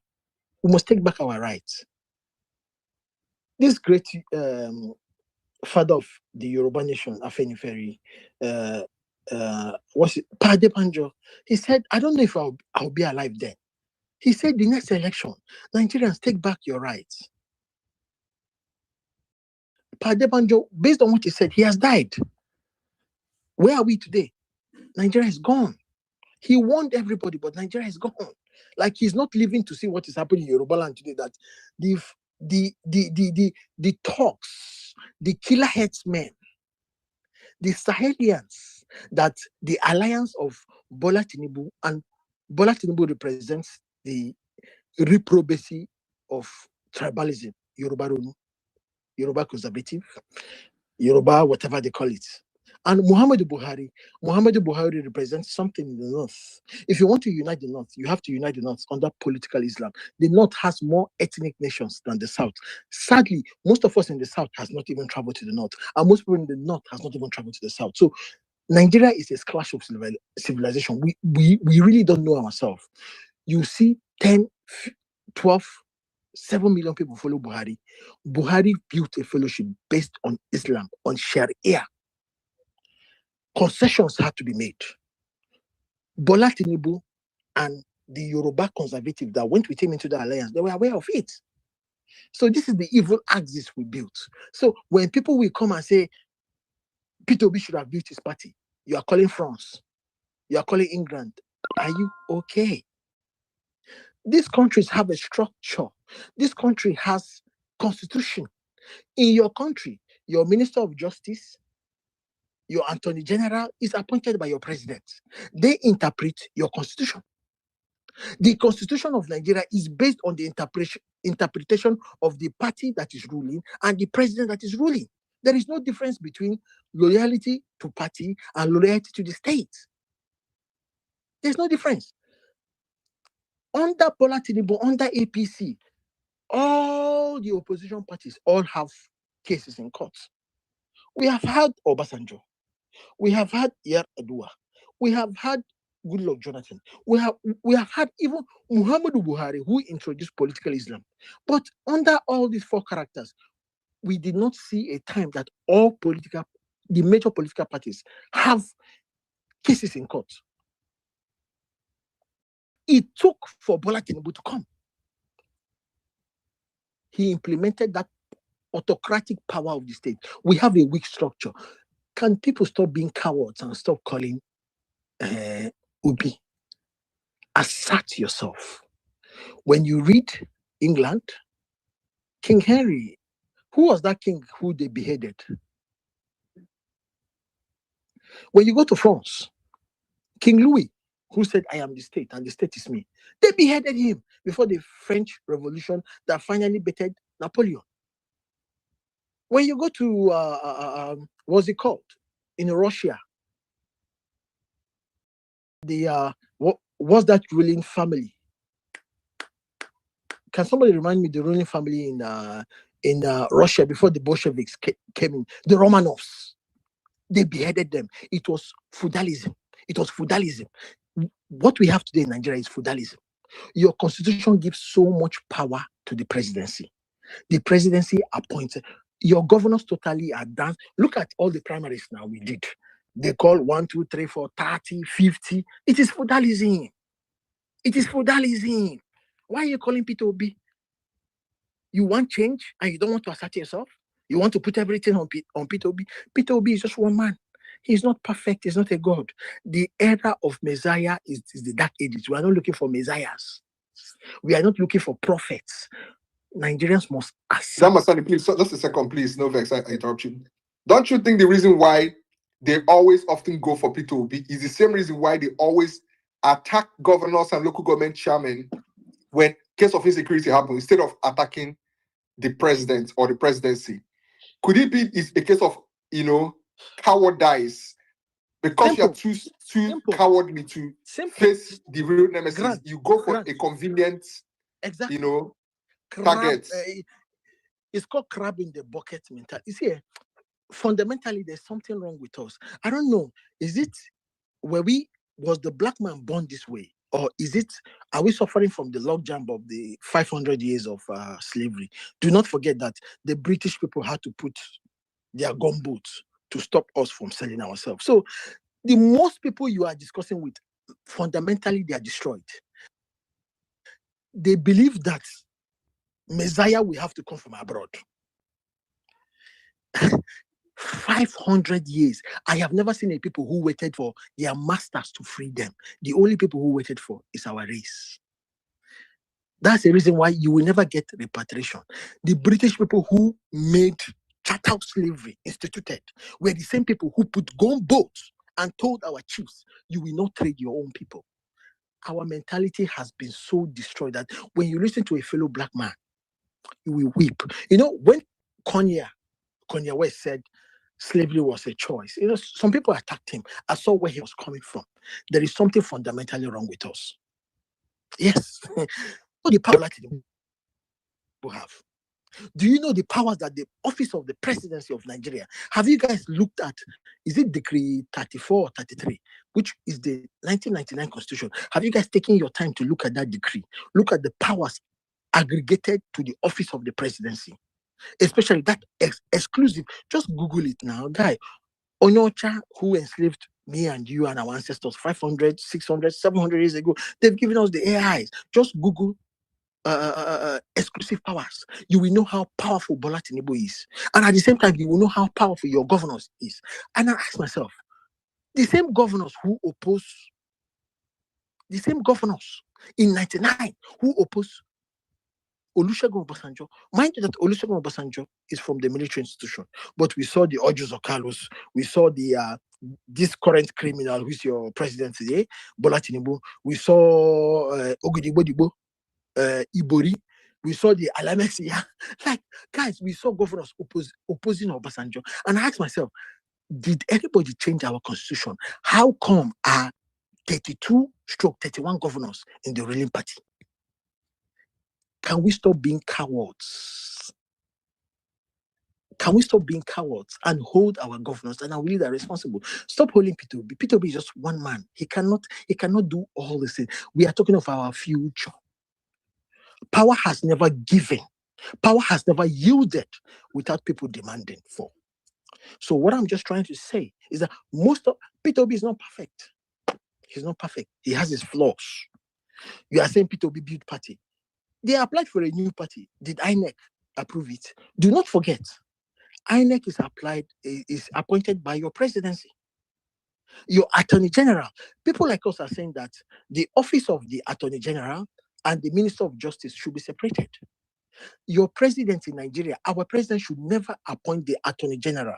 This is why when you go to countries that works, that have structure, when the prime ministers and the president want to be autocratic, want to abuse the constitution, you will see that the attorney general will say, this is what the constitution says.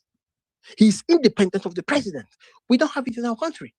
Your Supreme Court is shouting on your mandate. It is the president and the political class that appoints them. And most of the people there are either people of interest or their children, their in-laws, or their grandchildren. Where is this independency you're talking of? You're saying P2B should have his own party. No.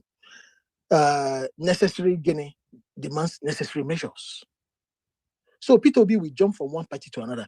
Bola Tinubu did not start from Alliance for Democracy, which is a Yoruba party, a Southwestern party that was aligned to APP, All People's Party, in order to meet up to the criteria to present Olufalaye. From that alliance, Bola Tinubu broke out and built, Action Congress, right? Then from Action Congress, they built ACN. From ACN, he met with CPC and ABGA and some other parties and built the beast today that has enslaved me and you. So why are you telling P2B to stay one place? One of my forebears, the greatest Igbo man who lived in the 20th century, the great Zik, he said, if birds have learned to fly without perching, the hunter must learn to shoot without aiming. We are shooting, and we are shooting with a Beretta. We are shooting with a AKA no scope, my guy. My COD voice low. Guy, AKA no scope. We are shooting with automatic. The people who have enslaved me and you here, we are the aborted generation. Most of us are abroad. And most of us who are here were born in the 80s and the early 90s. That was the generation that was called the aborted generation. We saw the vision 2000 under Abacha, but we didn't live it. We are the aborted generation. We are abroad. Japa came in under APC, under Muhammadu Buhari. But before Muhammadu Buhari, so many of us are Jabari. So most of us who are here were born in the 80s, either in the middle or the late. So we are members of the aborted generation. So if the powers that be have learned to fly without perching, why should you, the colony of deceiver, tell me to shoot by aim? I will not aim. I'm using a Beretta. I'm using a Mark 5. I'm using a semi-automatic. I'm using an automatic. I'm using any gun that we shoot 1,000 or more. I want to kill. I need to destroy. I am not aiming. I will shoot and continue to shoot until I get what I want. So stop being cowards. Stop calling P2B. Take back your rights. Nigeria belongs to me and you. And can we stop this nonsense of the North? The North, the North. The North is not as powerful as you think. From my readings and from what I know about Nigeria, the problem is not the North. The North may be feudalistic. The North may have chosen to be backward, but there is no North. I will say it. The problem of Nigeria is the South, the educated South that believes they have to be raped, they have to be abused, and they have to be subdued by the North. Yaradua became president without majority votes in the North. Muhammadu Buhari got more votes than Yaradua in the North. Goodluck Jonathan became president without winning the North. It's just 25%. Win 25%. The North has to be demystified. Nigeria belongs to the Northwest. It belongs to the North Central, which is a slave colony based on the history. And the Northeast, the Kanem Borno. The Southwest, who think that the South belongs to them? The South, that is the heartbeat. They provide the blood that feeds this bastard child of British colonial president. And the Southeast, where I come from, that has suffered defeats. But we refuse to be defeated. We will assert ourselves. We will assert ourselves and we'll continue to assert ourselves. Nigeria belongs to this 6th geopolitical zone. Can cowards stop blaming one party? Assert yourself. Win your family. Win your umunna. Umunna is called kindred in Oyibo. Win your village. Leadership comes from the bottom till up, not from up till down. It's feudalism. Stop calling P2B. Assert yourself. Nigeria belongs to everybody. Buhari could not win Nigeria until he aligned with the bottom barrel reprobates called the Yoruba Ronu. The North are not as powerful as you think you are, or as you think they are. On that, I yield. Thank you. Okay, thank you very much. Aziz, check mic. I see three more requests. Ogechi, I've accepted. Nnayelugo, please just indicate by raising up your hands so that I can take the roll call. Okay, we would have Baby speak now. Dan, thank you. Dan Masani, thank you for your submission. We'll take Baby, then NDCN, Baby, Nnayelugo, Ogechi, and Vetsolo. Yeah, in that order. Thank you very much. So, thank you, Domingo. Thank you very much. But it's time for me to sleep, so I continue tomorrow. Thank you very much, all. All right, thank you very much. So please, guys, while having this discussion, I just want us to put something into consideration, which I usually ask people. Some Atiku supporters feel that they are obedient. They feel that they are obedient. They call themselves obedient, but they say that they are obedient and they are supporting Atiku's, presidential ambition come 2027. Is it something about being deceitful? Are they trying to gaslight us? Is it possible for someone to say the person is an obedient and then the person is still supporting Atiku come 2027? So please put this, also take this into consideration while giving your submission about the future of Nigeria. Thank you very much. So we'll go to NDCN. Okay, hi, good day everyone. Okay, to go straight to your question, I actually think it's delusional at this point for you to think you can support Atiku now and also or be obedient and say you're supporting Atiku. Why did I say so? Since ADC broke up, and Peter Obi had left, if you see the kind of conversations that came out from the ADC, from the leadership, you know, Dele Momodu, Babache Lawal, their spokesman Abdullahi, it's been a very derogatory kind of conversation. They've gone more for, the personality of Peter Obi. And from everything that has played out in the, in the past few weeks, you have seen them, mop up sentiment of North against the Igbos. You've seen them mop up sentiments of um, Peter Obi being, a Biafra IPOP sympathizer. You've seen them mop up lies of Peter Obi being the one that, did ID card for the Northerners under his tenure as governor in Anambra. You could see them still playing with conversations about the first strike Donald Trump did in Nigeria, ascribing it to Peter Obi and his supporters. There has been this propaganda that APC has used from 2023 to try to explain why Peter Obi got the vote he got, that he rode on Christian propaganda that a Muslim ticket was, towards the Islamization of Nigeria. And when you realize that it's not even APC at this point, the past few weeks, that has been pushing all these narratives out, it's been people within the ADC. It now begs the question, what kind of relationship or what kind of political partnership were they actually looking towards? Like, if indeed, let's say, Peter Obi even won that presidential ticket, what kind of characters were going to work with him in the presidency or within the political party? So, from what they've demonstrated, it clearly shows that you cannot say at this point you're obedient and still belong to the camp of the ADC.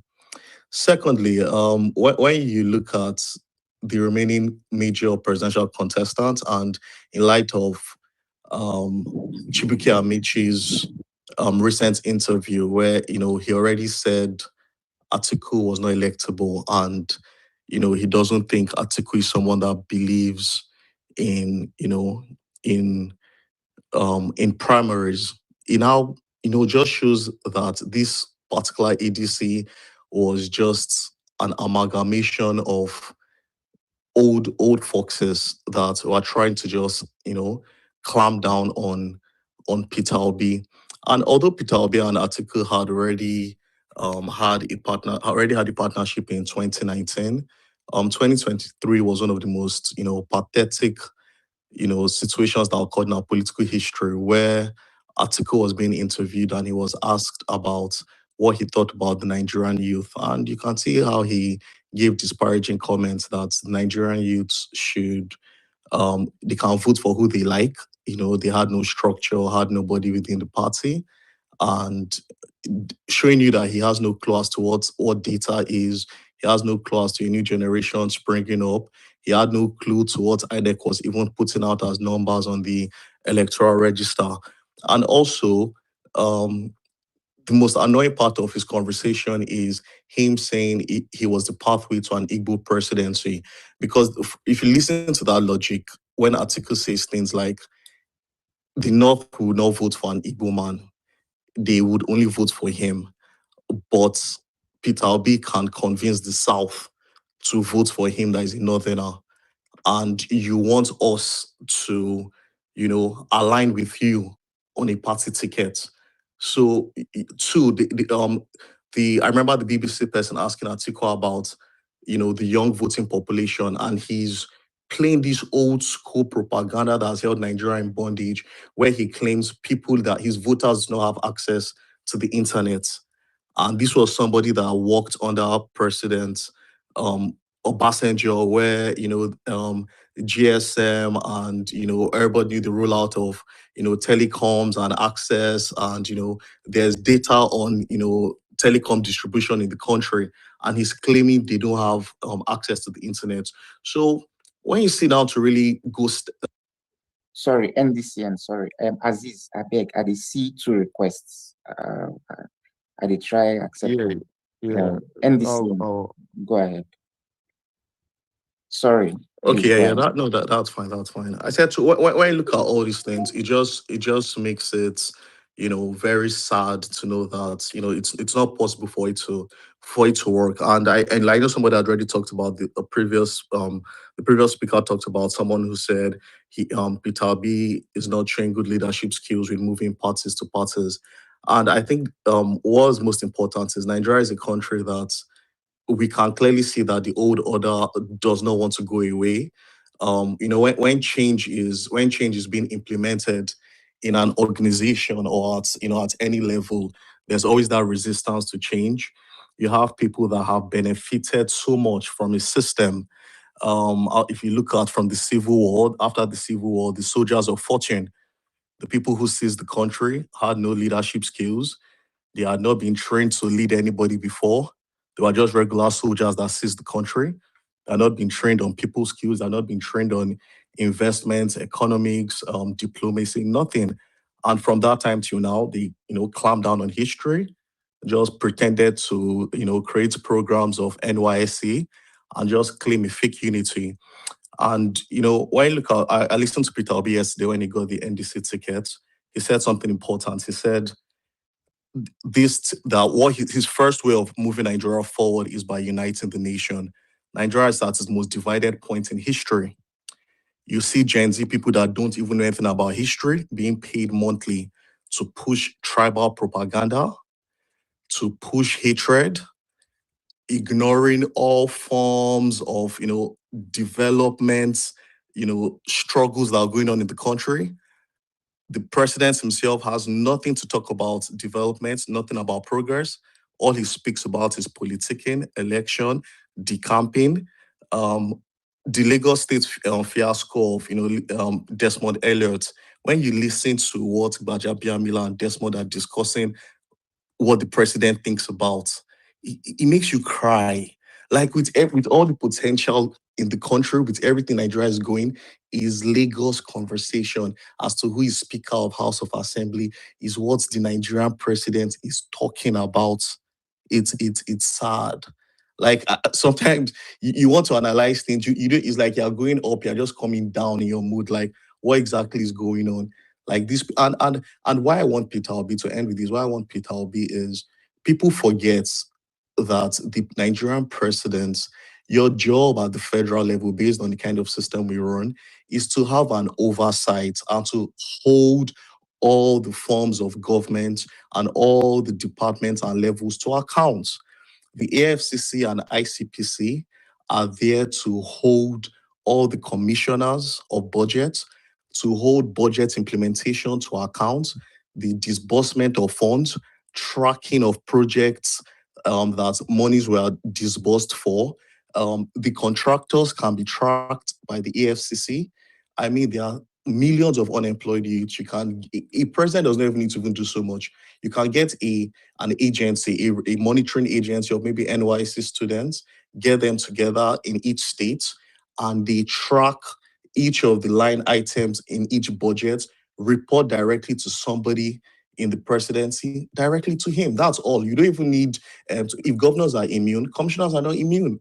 So if this propaganda of APC is you don't need to hold everything is your local government chairman. No, AFCC has states. They have state heads. They have regional heads. Why are they not holding? Why is AFCC and ICPC? Why are they not holding those people to account? All we see on the AFCC page is Yahoo boys. They broke into this hostel. They broke into that hostel. Why are they not going after the commissioners of state? Why are they not going after agencies, ministers? Why are they not tracking the directors in those ministries? Do they have immunity if they keep on saying it's the governor? Hold your governor accountable. And if you're holding the governor accountable, it's not state Nigerian police you report to, which reports directly to the presidency. So let nobody be deceived. We need a president that is coming to hold people to account. And the way Peter Obi came in, um, got the presidential ticket. He did not need any godfather. He did not need anybody to anoint him. He didn't need to share any dollars. So if you look at the three candidates, that's the only person that does not have any responsibility or any loyalty to any godfather. Thank you. All right, thank you very much, NDC, and I guess there are no questions for him. Okay, so we go to Nayelugo. Yeah, after Nayelugo, we go to Vetsolo, Zenodit, Nehemiah, Macnon, and Dan. Charlie P, your hand no dey up. Charlie P, you did, yeah? I'm Charlie not sure P. Charlie P is here. Okay, yeah, so let's go. Nayelugo, please go ahead. Domingo, please. Domingo, I did hear Jerry. Just 1 minute. Okay, Charlie, please. Sorry. The last speaker just spoke of Soldiers of Fortune. There was a book written by Maxulian. Pick up that book. It's called Soldiers of Fortune. When you read that book, you will see how people who were products of quota system was introduced by the father of the wife of Muhammadu Buhari, Aisha Buhari. Her grandfather introduced it. What's his name? Ribadu. In the 50s, they introduced quota system, and the quota system will tell you people who came into the army. All right. Nigerians are asking Muhammadu Buhari, where's your secondary school certificate? He didn't have it. The products ruling these countries are product of quota system. They are deciding our fate. Maxulian, read that book, Soldiers of Fortune. Thank you. All right, thank you very much. Nayelugo. Yeah, thank you. So, I mean, future of Nigeria, Atiku versus Obi. For me, I think that we are already in election in political season. So, at the end of the day, everybody contesting in this election needs to win. Bola Ahmed Tinubu needs to win. Atiku needs to win. Obi needs to win. Good luck, Jonathan and Shea Makinde. I don't know. I don't understand the game they are playing, but at least we know there are three serious contenders. So for me, I have moved from innuendos or speaking about things that are not confirmed. For ADC, we clearly know that the whole party was formed to give. I mean, I watched Bolaji Advice interview, watched Daily Momodu. Everybody, I think the plan was just to run a repeat of 2019, PDP 2019 ticket, which was Atiku and Obi. Now, I don't know whether it's delusion or whether people are just stuck in their ways. Atiku Obi campaign, Atiku Obi ticket can't work, will not work, and will not beat Tinubu. I'll say it again. Can't work, will not work, and will not beat Tinubu. So, but I want, so for me, I want Nigerian politicians to sit down and, to sit down and say, okay, if you truly want to beat Tinubu or defeat Tinubu, Obi has left ADC. And I said, why are you guys spending time on Obi? Just like kind of has spilled milk. He has gone. Oh, he has destroyed I do not believe that anybody has destroyed anything. Tinubu is an unpopular candidate. Last in 2027, less than 25 million people voted. In a situation where we have like 90 to 95 million voters, only 25 million people voted. So clearly, it tells you that all parties need to go and do their work to churn out voters. APC will do their work to churn out voters. ADC, you have to do the work to churn out voters. You could not have been banking on people who were going to vote Obi. I mean, that couldn't have been, even if it was your strategy. You should have had a fallback. Just like if you go to your management meeting, okay, how are you going to increase your revenue? You say you're looking at XYZ customers. If those customers don't pull through, what will happen? You have to look for what? Replacement customers. Abi? I mean, if people were in marketing here in banks, use your customer, your credit, the credit no go. You have to look for new customers. I tell them, Obi has gone. I think, forget it. Forget Obi. Yes, he's selfish. He's this one. He's blah, blah, blah, blah. Fine. Bottom line that he has gone. He's not coming back. Same thing I tell Obi supporters. Oh, Atiku should have nominated Obi so that Atiku supporters. It's not happening. It's not going. Atiku voters will not vote for you. It's not. So if your strategy to win the election is dependent on Atiku voters, you are foolish.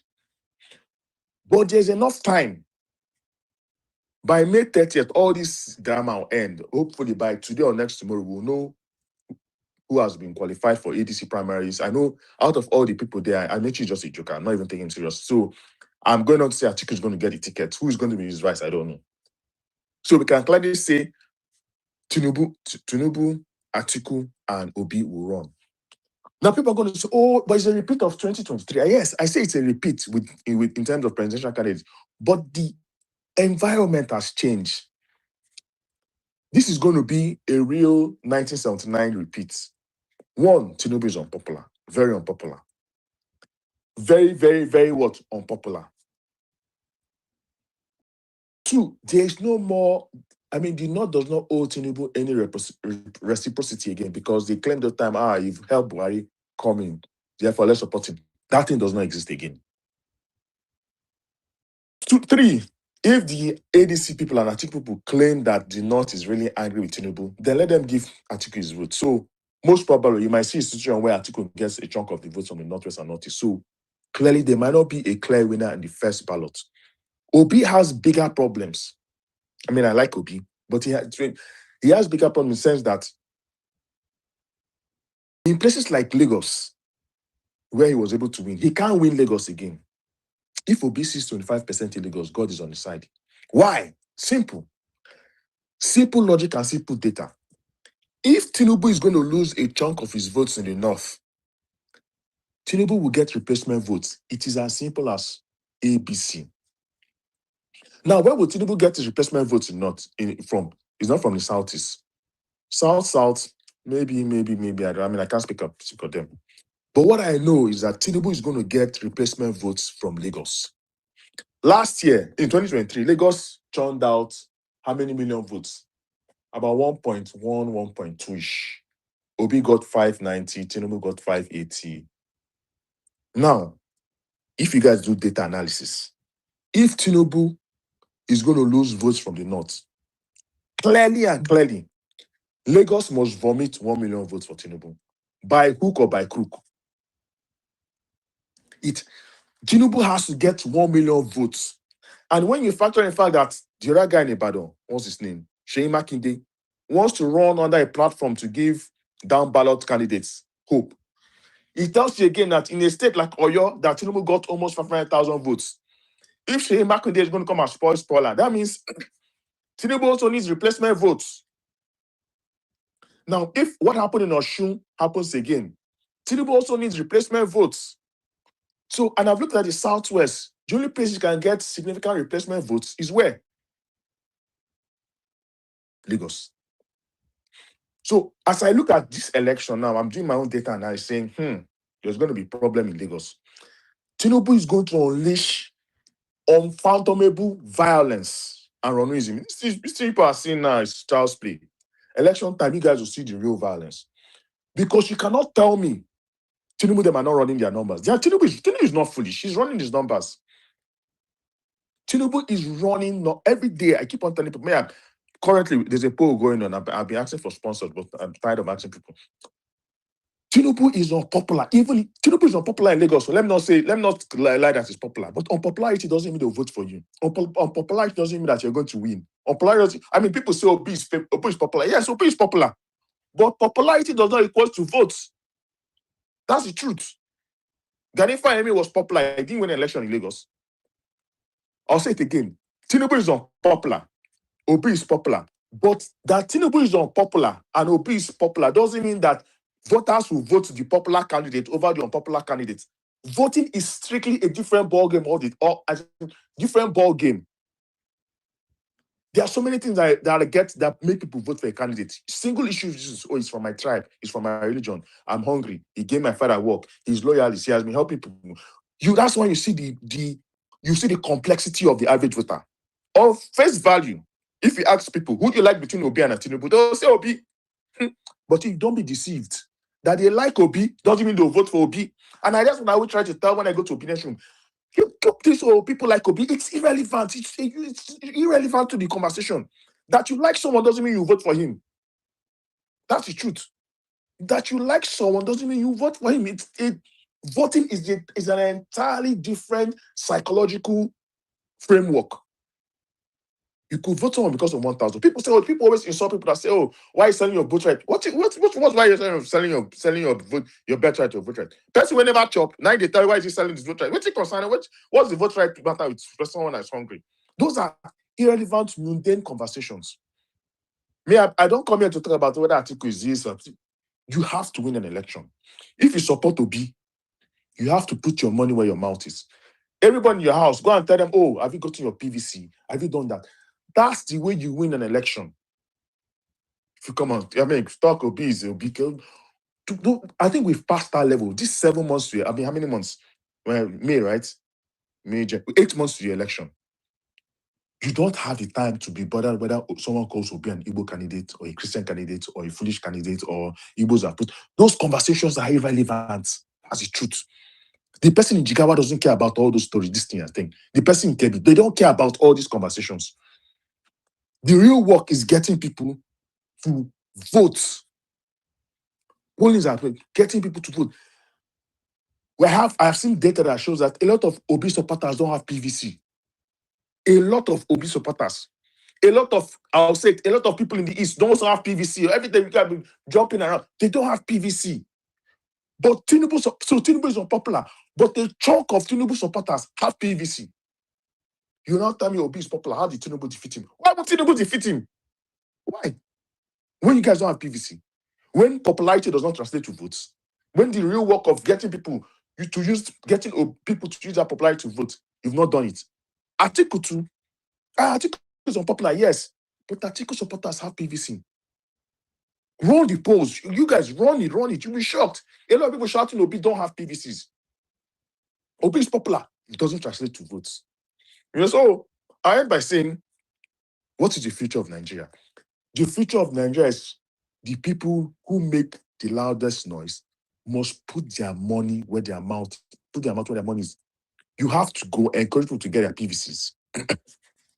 Vote.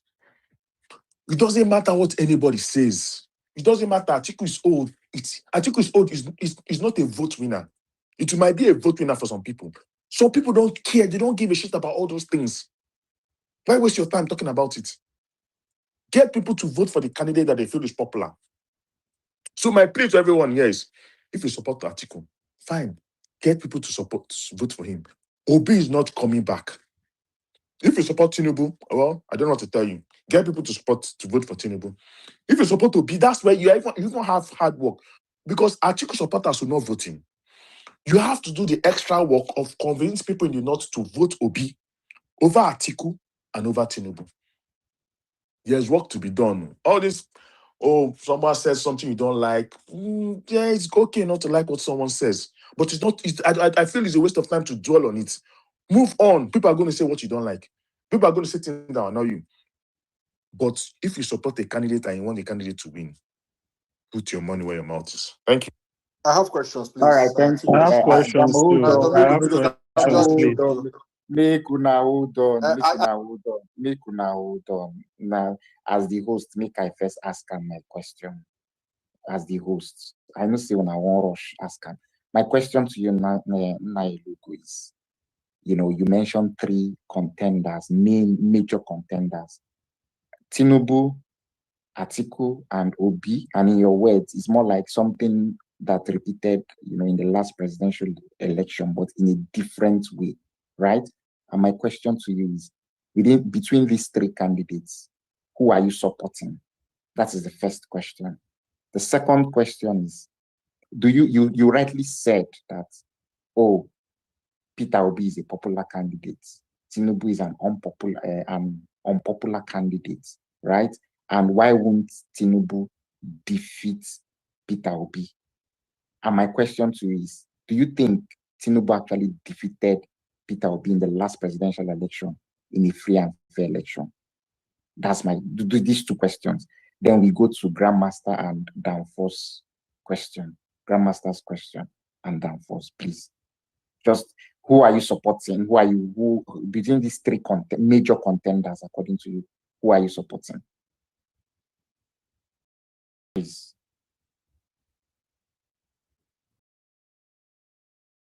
Obi.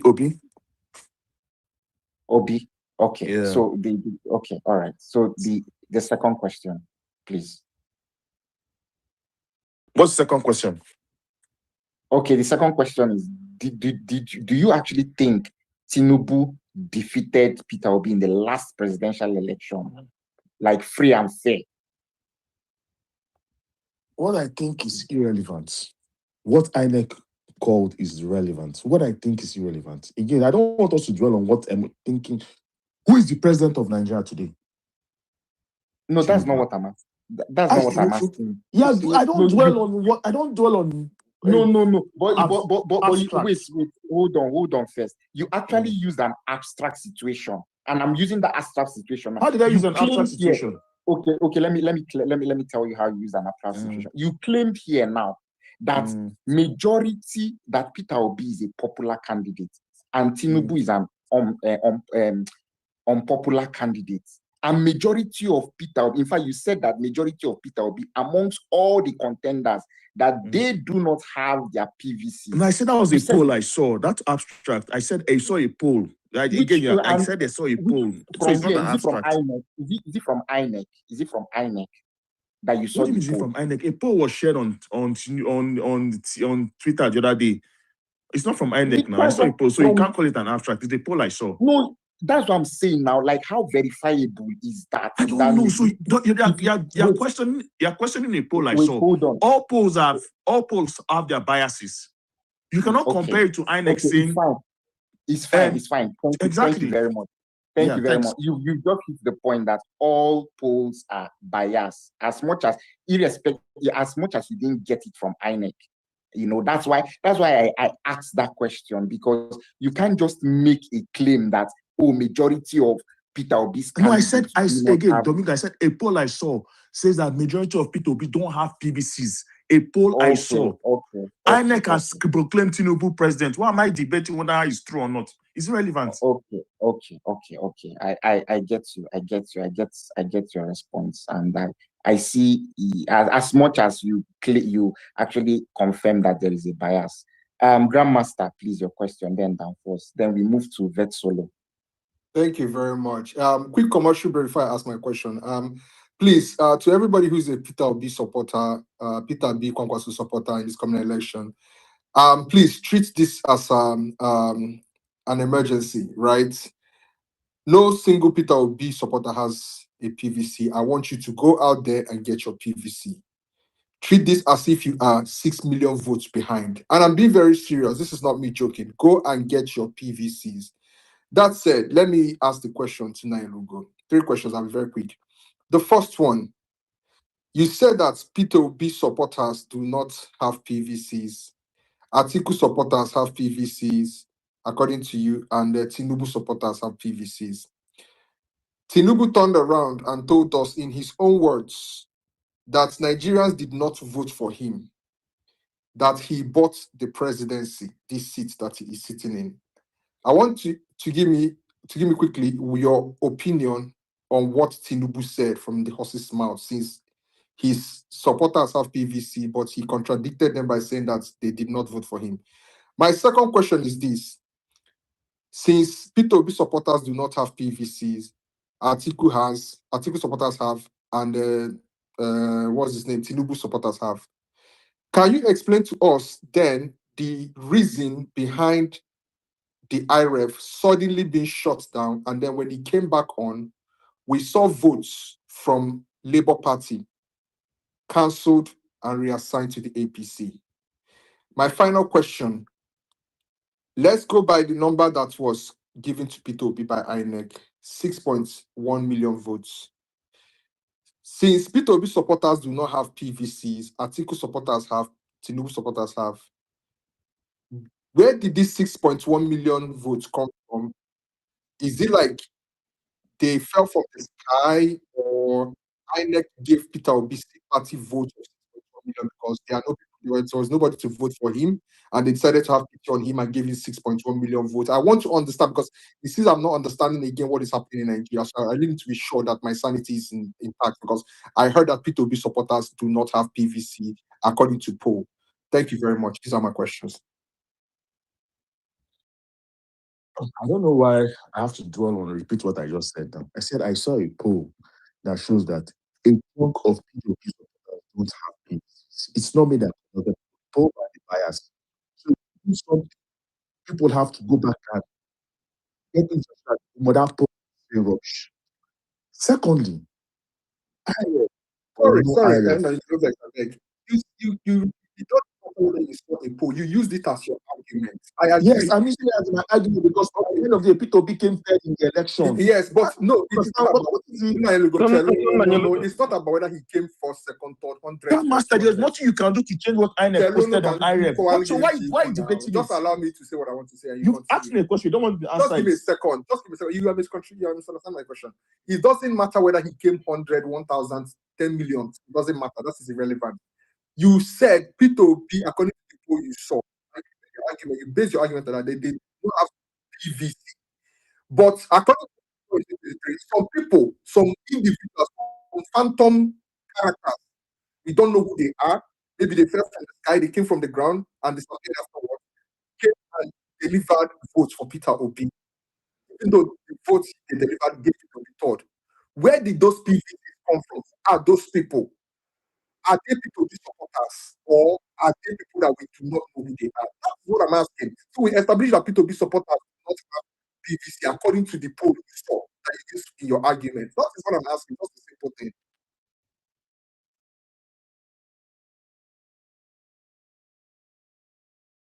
Are you answering, or so you're so I said the poll I saw last week or 2 weeks says a lot of people they interviewed who were going to support P2P did not have PDs, you don't have PVCs. Why are you not asking me a question about 2023 when the results of 2023 have been clearly established? This is serious. INEC has published the results. Whether you like it, whether you don't like it, whether they took out IRF, whether they didn't take out IRF, it's irrelevant because INEC declared a winner. For you to beat Tinubu, if Tinubu has 8 million votes assigned to them, you need to show, you need to come out and call out and vote Obi at least 11 million. So if INEC is doing a cancellation, you will have a buffer. Obi had no buffer. So when you want to accept the INEC results or not, it's fine. It's fine. I get you. Clearly, Obi came. Let me answer your question. So for the purpose of clarity, what clarity the meaning of PVC is permanent voters card, meaning that if you had it in 2023 to vote for P2P, you definitely still have it. So Obi, I want to understand whether they voted for P2P in 2023 and then swallowed their PVC and disappeared forever. And today they do not have PVC anymore pending 2027 election. I needed to understand this to clarify to me like a child. Thank you very much. Also, hold on. You see, there's voter apathy. There's voter apathy. It does not mean they don't have PVC. It's irrelevant. It's relevant. The poll did not answer those questions. You have voter apathy. What the poll says, support P2B. Yes. They did not go back to ask whether they voted in 2023. How many of you have your PVCs? And a chunk of people who said they support did not have PVCs. And you're going up against a president who has mad institutional capabilities. So whether you like it or not, Tinubu can rig. Tinubu does not need voters to win the election. For you, that you don't have the power Tinubu has. So if Tinubu has 9 million voters on standby, you as an announcer that you need 15 or 16. That's the truth, 16 million. So coming here to argue whether you voted in 2020, I'm not here to second guess whether the poll is whether it's correct. I make sure if you really want to I don't understand. You want us to manufacture outside already? I don't know whether I should manufacture people or not. If you allow me to ask you now. I came here and said they had you keep saying now, wait, only 25 million voters. Wait. You keep saying that you don't care about the polls. You sat on that poll for about 30 minutes, analyzing it. And came back to the poll that you said P2B voters do not have. So how did I analyze it? I just told you if you want to beat to win. Allow me to learn. Nanyelugo, calm down. You explain. People are telling you, so you see, because from your submission, you sounded like a first bencher or a first seater. I don't know where you did. You said, and I quote, the poll, it could be biased. Yeah, you went there, but you sat on that analysis and you kept hammering on it. At the same time, you came to charge us up to say we need to be this, we need to be that. I ask you now, the question is not answered. Where do you stand? Where do you think your one vote will be protected? He has answered that. I'm not here. Again, you guys can take this too emotional. If a poll comes out saying that out of all people that they ask questions, a chunk of the OB voters didn't have poll, It's the right thing not to say, man. If what this poll is saying means that a lot of people that spoke on the street say they don't have voters card, should not be that. But if you really like Obi, you will not be arguing. You will go and get your voters card. And a chunk of people that say they're going to support Fantastic. Now, so Tinubu. you wait. So fine. You said we should go and get voters card. The same you said Tinubu does not need me to get 9 million votes. Yes, So why should I go and get voters card because again? for you to defeat Tinubu, you The have same to you. outvote him. That's how you win incumbents. But you said he doesn't need voters to You're win not voting again. for Tinubu. You said it here. Are you voting for Tinubu? Are you not voting for Obi? I am not Yes, man, voting. we I'm not move on. voting. So, I'm so voting. why, But so you why said you put about what Tinubu does? I think we've heard you guys enough. You can Ask continue a in the question. back My channel. question has not been answered. Tinubu said that he knows that nobody just did not vote for him and that he bought this. And he told us that Tinubu voters told you they have PVC. Which were the voters that did not vote for him that made him to go and buy the seats? Which voters? What are you Please, saying? can you tell us where Tinubu said to us? Give us a link. Give Tinubu us a said video. the video is literally there. Is Grandma, there. No, I forget can give what us the Tinubu link. said. Okay, look at now. Make I talk now. Akun, calm down. No. We are trying to be logical here, Nanyelugo. We are not here. On a false premise. Logical on a false Wait premise. now. Calm down. Now you are bigger than this. Wait now, McNoon. Make una let grandma start. McNoon just they press my neck for no reason. Yeah, McNoon, calm down. make I just even talk this. APC people have come here with a lot of false premise. When you call this one, now they have false premise. Now una talk say that they thief the thing, that they run with them. Why una call they cry false premise now? Why una they cry that kind of cry? It's not even a false premise. I go post them for Jumbo They know Truck. what they talk now. Why did they put that? Tinubu said, so I want to make me understand the logic I'm trying to establish here, right? In his submission, he firmly said that Tinubu supporters have PVC. Atiku supporters have PVC. Peter Obi supporters do not have PVC. You understand? I want to use his own logic against him. Agreed, they have PVC. The man that they are supposed to vote came out and told Nigerians that he bought the seat, that he knows that Nigerians did not vote for him. His words, not mine. Can you tell me the importance of those PVCs that Tinubu supporters have to actually bringing Tinubu? What role did he play to bring Tinubu to the presidency today? If Tinubu obviously understands that he did not merit the seat he's sitting on, that he had to pay to be on that seat. That was why I asked you the follow-up question. What happened on the day of election? Why did we wake up? Why did the IRF come back online for us to see results that belong to the Labour Party cancelled out and reassigned to APC in full clear of the world? Right? If Itobi does not have PVC and Tinubu has PVC, what happened there? And why is Tinubu telling us that he knows nobody voted him? That is the question I'm asking. Thank you.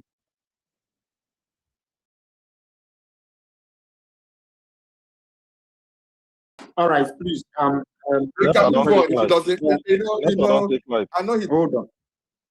Nailugo, if you don't want to answer the question, you can, or you can't answer it, you can just tell us when we move on. Aziz, I did see 4 people. 4 guys, we have a lot of space. No space. No space.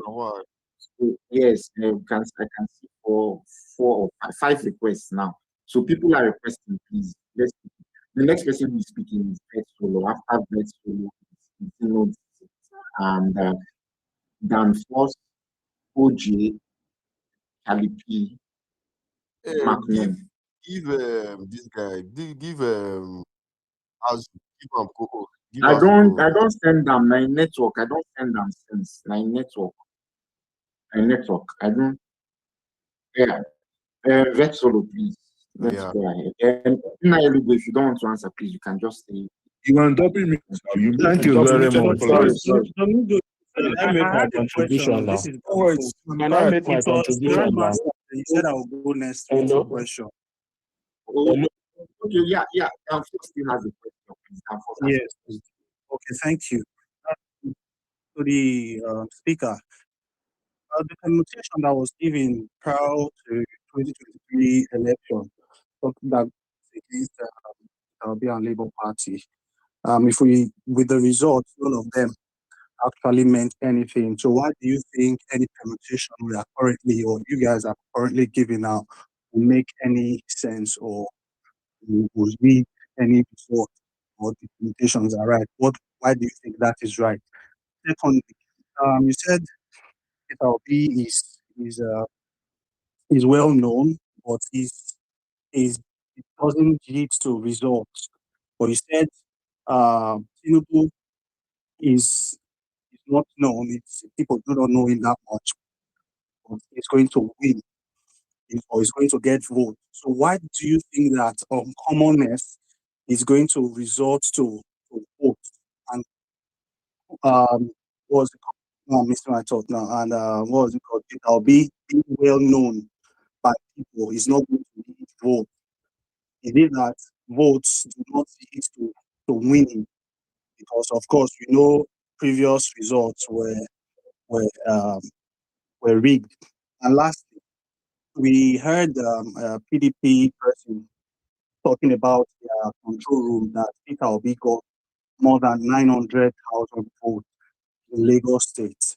So where would you say those votes in Lagos? This is Lagos. And what do you think has changed right now for the voter? Seeing what the government has done, what do you think has changed? Why do you think people would want to go for Tinubu and not Peter Obi? Thank you.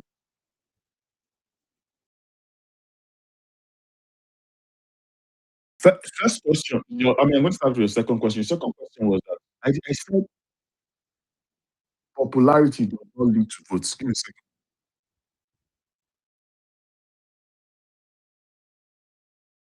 Fair enough. Okay.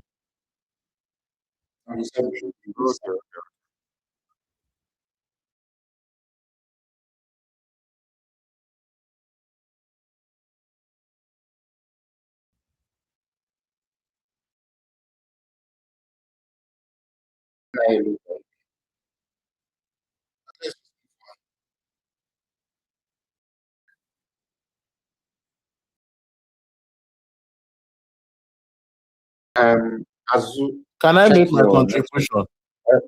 Just hold on. Okay, Vetsolo, please go ahead. I think he's not available now. After Okay. Vetsolo, is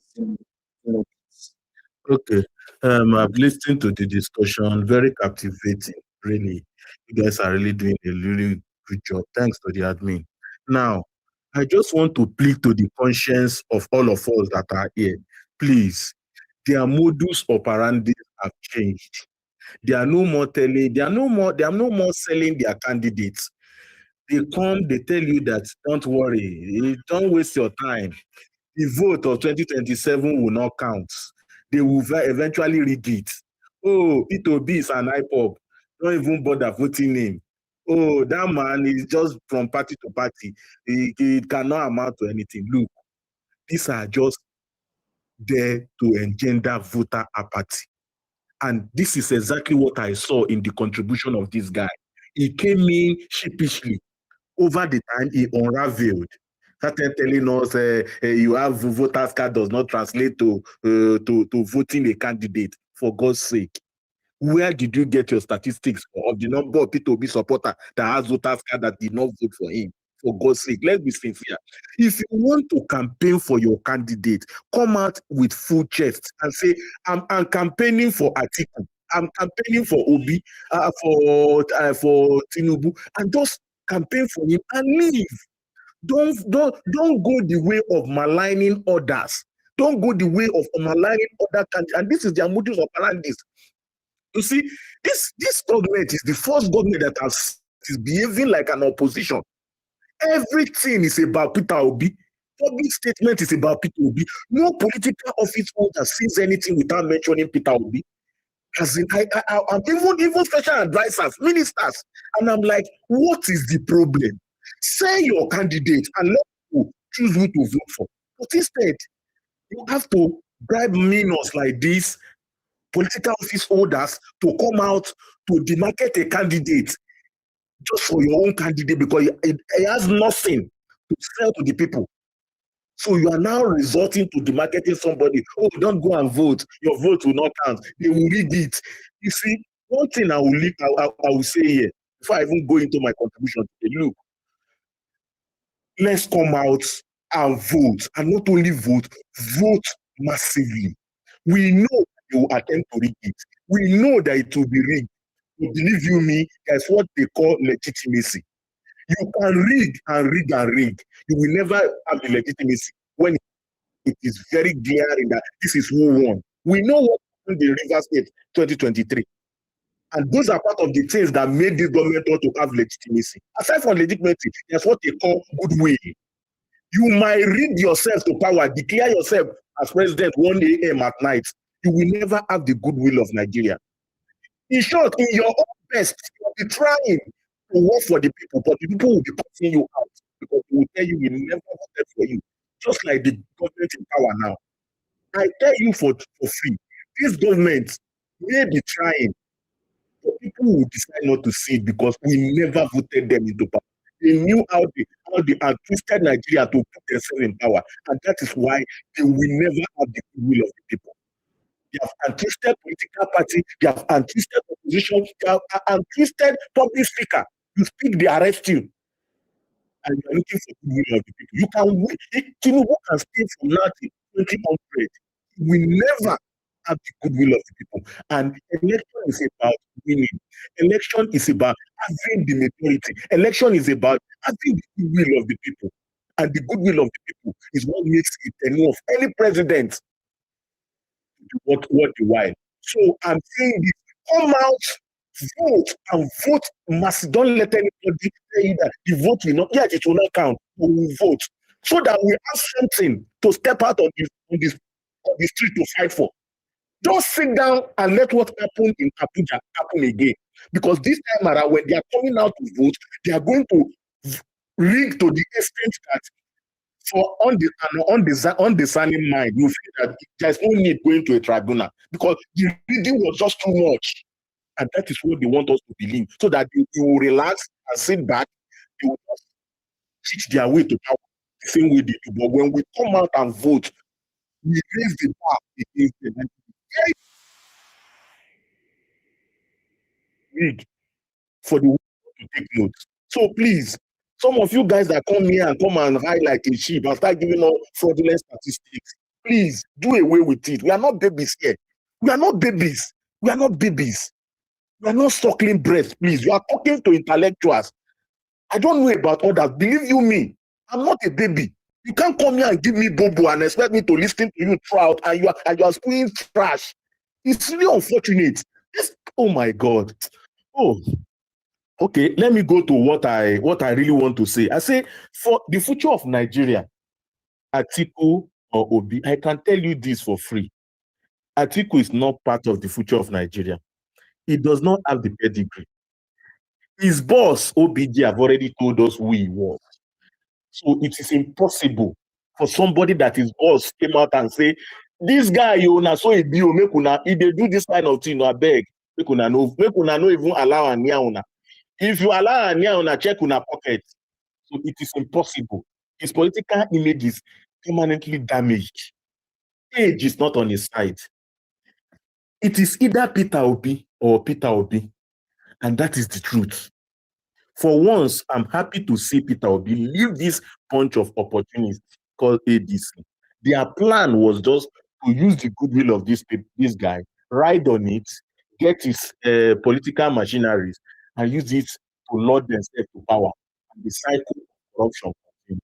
You know, this is a man that sees things before it happens. Yeah, people will say he's greedy. For God's sake, leave people be alone. He's a politician. I don't think people has ever promised anybody that is going to stay in a political party that doesn't serve his will. If you have any evidence, you have to be called you on phone and told you that, my brother, I will stay and die in this political party, even if they don't serve my interest. Please let me know. Mention any politician in Nigeria that has not defected from the political party. Even the present forger in government today. We knew how we merged many political parties together to lord themselves, to rig themselves to power. So what are you saying? Please, allow people to be breathed. He's a human too like us. Let him defect. But if he has promised you, whether by a phone call, play the audio, let's see. Even though we know how a lot of generator audio started circulating towards the election 2020, you can repeat the same and see whether by your lies. You see, this is the first time a political party will be behaving like an opposition. They go after their instead of marketing their people, they go after the opposition, either to break them, either to incarcerate them, either to label them names. Look at how people are being deleted left and right. You can't travel from Enugu to Sokoto without fear of your life. Local has become a death trap of kidnapper. Odi is a hellhole of kidnapper. Nothing concerned now with that one. Give us statistics how having voters card does not translate. So how did he get over 6,000 votes? You even mentioned something about Lagos. The situation of an opposition party said people got 9,000 votes. But when the result was to be declared, the vote were half. People was only 5,000 votes. The minimum was given to APC. And then a little bit was shared to the redundant PDP in Lagos State, just to make everything look evil. Everything was shook together. It looked as if that was the not right thing. You see, rigging will continue. We, the youth, we, the citizens of Nigeria, should raise the bar against them. Make it difficult for them because as it stands today, this guy will not go without a fight. He has the government machinery on his hand. He will not go down without a fight. If there's any takeaway, I'm taking away from what this guy that just now, I know it's part of those 20,000 opportunities. He said, pick your PVC. For those that have not picked their PVC, pick it aggressively, Seth, and make sure you vote.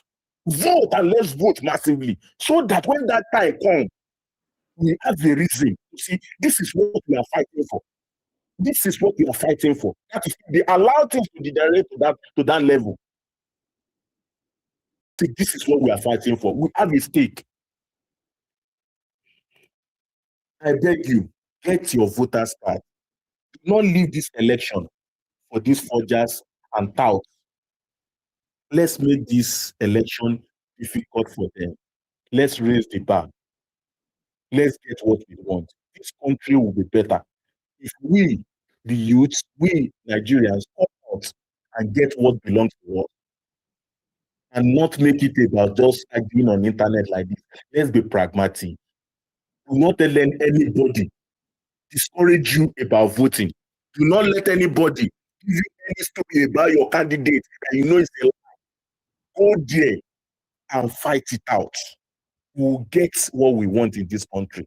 I'm tired of seeing people coming like this to come and discourage people, to come and sell their candidates, to come and market other people's candidates. Come out with your full test. People being my candidates. I died there. So I don't owe Atiku any explanation. I don't owe Tinubu any explanation. And I will not come here to come like a sheep to marketing other candidates just to be. It is a market that is selling itself. If you have a candidate, say your candidate. Don't be stupid and unfortunate. Come here and think we are fools. Thank you very much. Okay, so the next person is Zeno, and then but before they go, let's. I want to ask you a question. I did here before my you call my name before my name now. No, you called that before yours. Before you no now came back. problem. Oga Macnoon. I'm so happy that you're quiet this period though. Hey, Macnoon. I will go Thanksgiving. Jesus. Macnoon, no talk. Vetsolo, there are people. I just want to know your thoughts on this because I've heard many people talk about it. I've heard people speak about it on spaces. Even today, Atiku supporters were on this space. There are some of them that say that they are actually obedient, but they are supporting Atiku. Like, what do you think about that? Is it possible for someone to be an obedient and then be supporting Atiku? What's your thoughts on that? Do you think that that's actually delusion or deceit? Well, even the Bible said, the Bible said you cannot continue to sin and ask for his grace to abound. And even in the same Bible, it says, God forbid. So it is impossible to have two masters. If you are having two masters, then you are even worse than the people you want to vote out, because it means that you have not really made up your mind who to vote for. And any of the master can actually buy you. So that is the most cunning way of being an opportunist.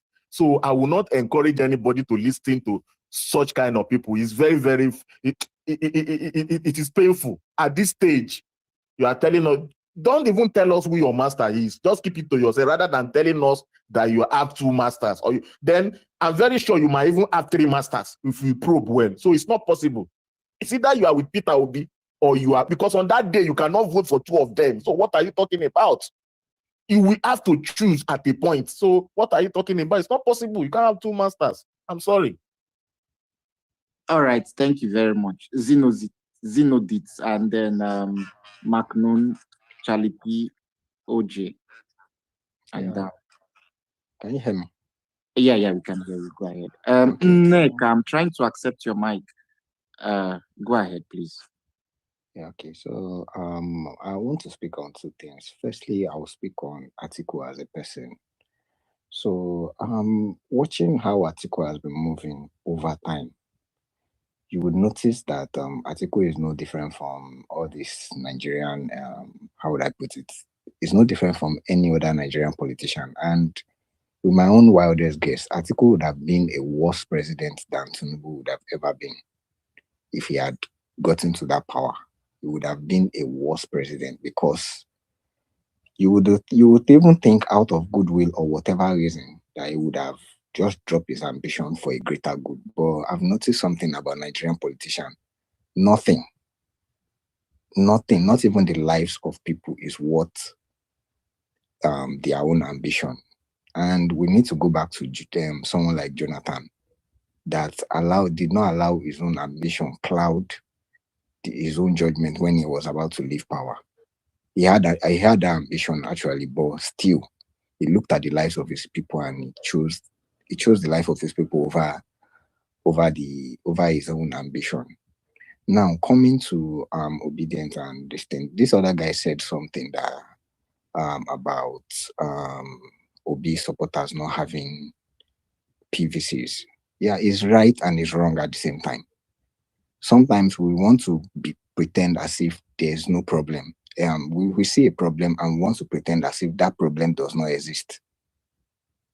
But that problem actually does exist, because let's come back to how the election played out in Lagos State. For people that are on ground who saw what happened, whatever happened in that election still caught APC off guard for that presidential election. If people that were on ground saw how the governorship election played out, the governorship election was even crazier than the presidential election.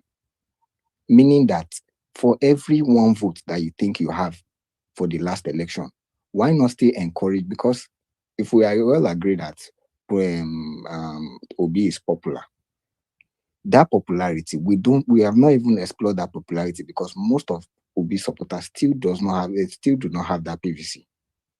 Meaning that we still have time to even galvanize them and still to get PVCs, because there's something that happens in Lagos here that I normally experience. When you go as a normal person to go register for PVC, like they make it so hard for you to collect. But when you see all these people that do politics, they bring these PVCs, they bring these people registering PVCs to their people, and they ensure that they get these PVCs to those people. Those people even have to go through less stress. So why not people look into those places where you can actually get PVCs to the younger generations? Because if you think that you have 1 million young generation, and out of that 1 million young generation, you think, let's say, you've been able to give, let's say, 300 voters card out of that 1 million, meaning that you're still ignoring like 700 that is remaining. You've ignored them. Meaning that if someone should mention that his supporters does not have PVCs, the abo is right in a way. Meaning that you can still get PVCs to more people.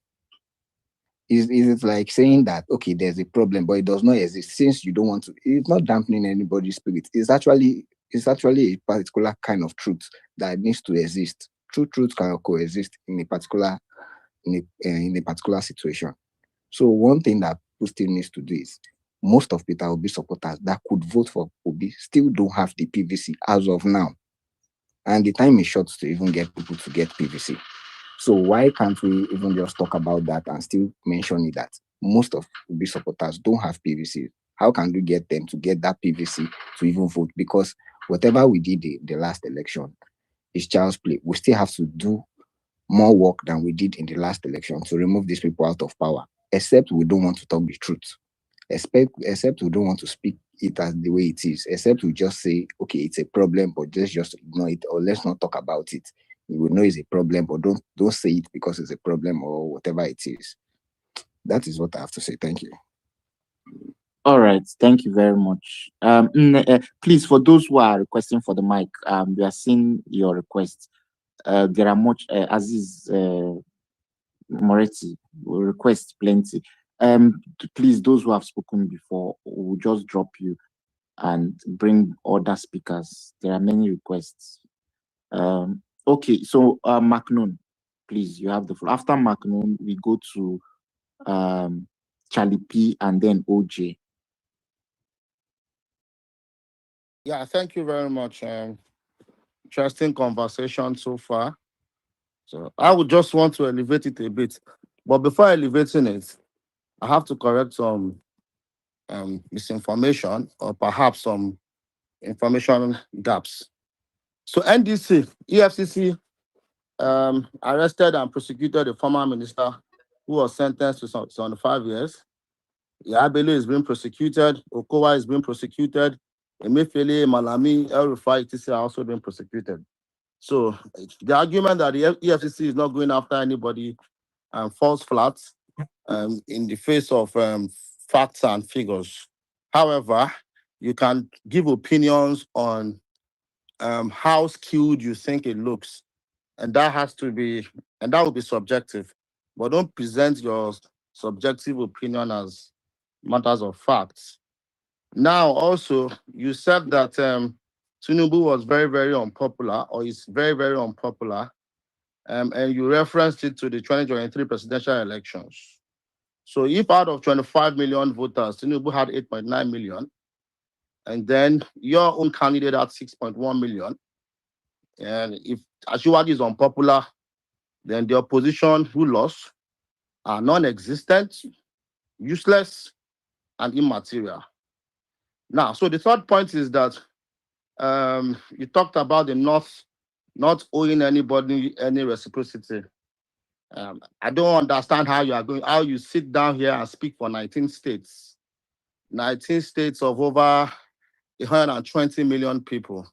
I think it's disrespectful to the North when you come to speak on their behalf. And I think going forward, you should stop. So you also made some logic that I also wanted to apply to other contestants. So you said Ashiwaju is going to unleash violence in Lagos State so that he is able to get replacement votes. And you listed the number of places he was going to lose votes.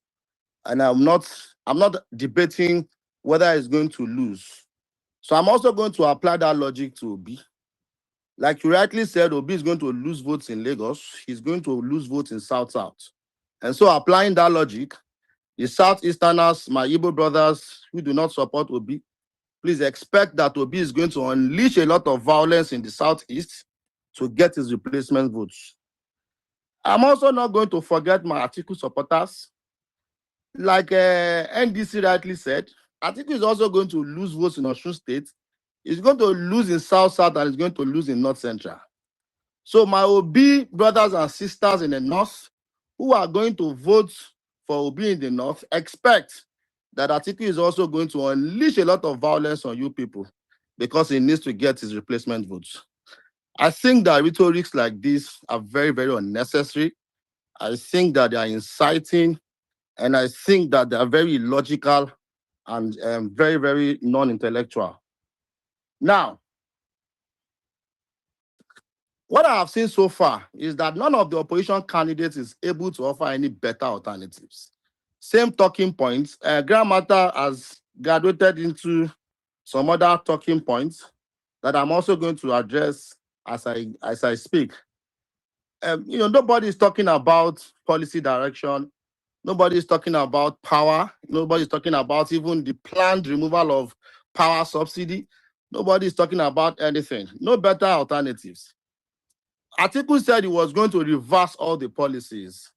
Tax reform, state policing, NEL fund, is going to cancel all the bonds, is going to cancel all the loans, is going to cancel all the payments to the Gencos and the Gascos, is going to cancel the increments in salaries, is going to reverse inflation, whatever has brought inflation down to 14%, whether it is rebaselining off the inflation basket, the consumer of the inflation basket or not, and whether it's going to reverse the production, the increase in production of fuel, it's going to reverse all of these things. So for me, I think it's one of the most illogical statements to make. And like Ndisa and Grandmaster rightly said, perhaps age is telling on him. I've not seen him with any intellectual around him. Nobody look at him when he goes. Nobody that you can say, oh, this person is a professional, is a technocrat that can actually fill in those gaps for him. There's also another candidate who was asked the biggest issue that we have now, and I know that my Obi supporters are going to agree with me, is insecurity. We all can agree that Tinubu's result on insecurity is very, very below expectations. We all agree, even those in the APC agree. But Obi was asked by a very gentle lady, may God bless her soul, because of that answer that he gave, I've never seen her on Spaces again. I think she was extremely disappointed. I went on her TL and she just said that, you know what, I'm not going to vote again. It was asked that, how are you going to solve this issue of insecurity? When this lady was asking him, she was in tears, her voice was shaking. If you had gone to her TL, she related, personal incident that happened to relatives. And Obi said that I went on a plane, I saw Fashola, and then I saw Fashola's aides, and then she went to the toilet. And then when she came back, I saw that she went to the toilet too quickly. And then I asked, why did you come back from the toilet so quickly? And then she said the toilet is dirty. And he said, don't worry, I'm going to go and wash the toilet. And then he went back to wash the toilet, he cleaned it, sprayed it, and then went back to meet her and said, I have washed this toilet. Now you can go and stay in this toilet. And then the woman went back and thanked him. And for him, that is how he's going to solve insecurity. So the woman that asked that question on that space was extremely disappointed. Oga, post the video. Stop Please, speaking please, without I facts. did not Post the video interject to the double anybody. check. I think you should respect yourself, respect Domingo, respect Azu, respect Baba Mure. I like this name, Baba Mure. Baba Mure is a very handsome man.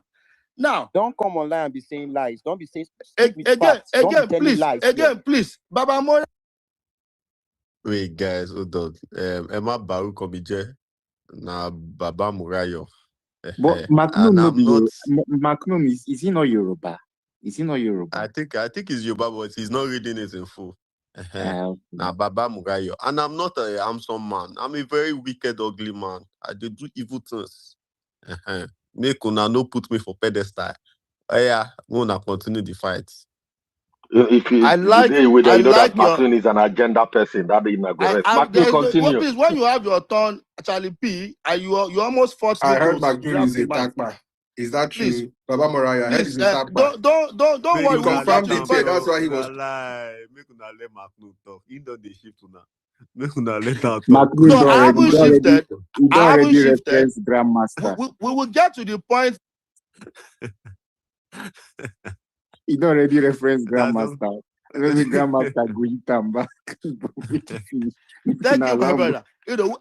I will get to the point where many of the last speakers will eventually block me, and some might even put a bounty on my head. So let's just take it easy. And that's why I'm not talking. If I block you, make I bend. I did like. No, not you. I didn't you. Baba Moraya is not you. I said the last speakers, and the subsequent ones who would have been mentally shifted. But it's not my intention to shift you mentally. It is my intention to ignite the critical thinking in your brains. And if critical thinking is going to shift your mental health, then you have no business telling us who to vote for. Now, talking about the polls that have been conducted or not, so I don't see a problem with the polls of PVC, not PVC. INEC's duty is not to conduct polls, it is to conduct elections. So NDC or whoever was responsible to that person, your argument was very, very weak. Now, Grandmaster, to my very good Grandmaster, the one that I like about Grandmaster is his oratory skills. I would have thought that, he would spend more time studying, reading, researching, and then blend that kind of intelligence and knowledge with his oratory skills. And I'm telling you, he's not going to be I don't see beatable. where they intelligent. Again, Ike man, just hold on. You will get your own when you speak. So, Ashwati Bola Ahmed Tinubu in July 2024 said that he was not voted in by Nigerians. Sorry, that was his inaugural speech. Sorry, the second one was. And so let me read out what he said. So he said, I know many did not vote for me, and you are disappointed that your candidate is not where I now stand. I understand your hurt. So that first part that you said that he knows that Nigerians did not vote for him, he qualified the Nigerians that did not vote for him. And if you look at the data also, many of them did not vote for him. Now, if you also want to apply that logic to the losers in the 2023 elections, more people voted against them than voted for them.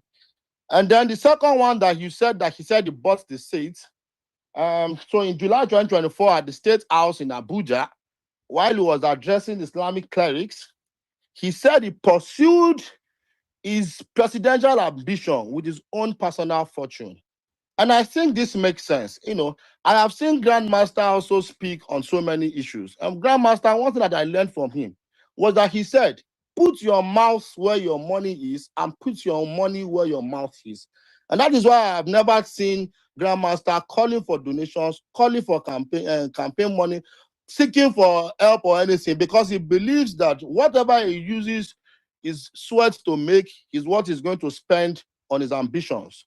And that is a very, very big lesson that all of us take away from here. Now,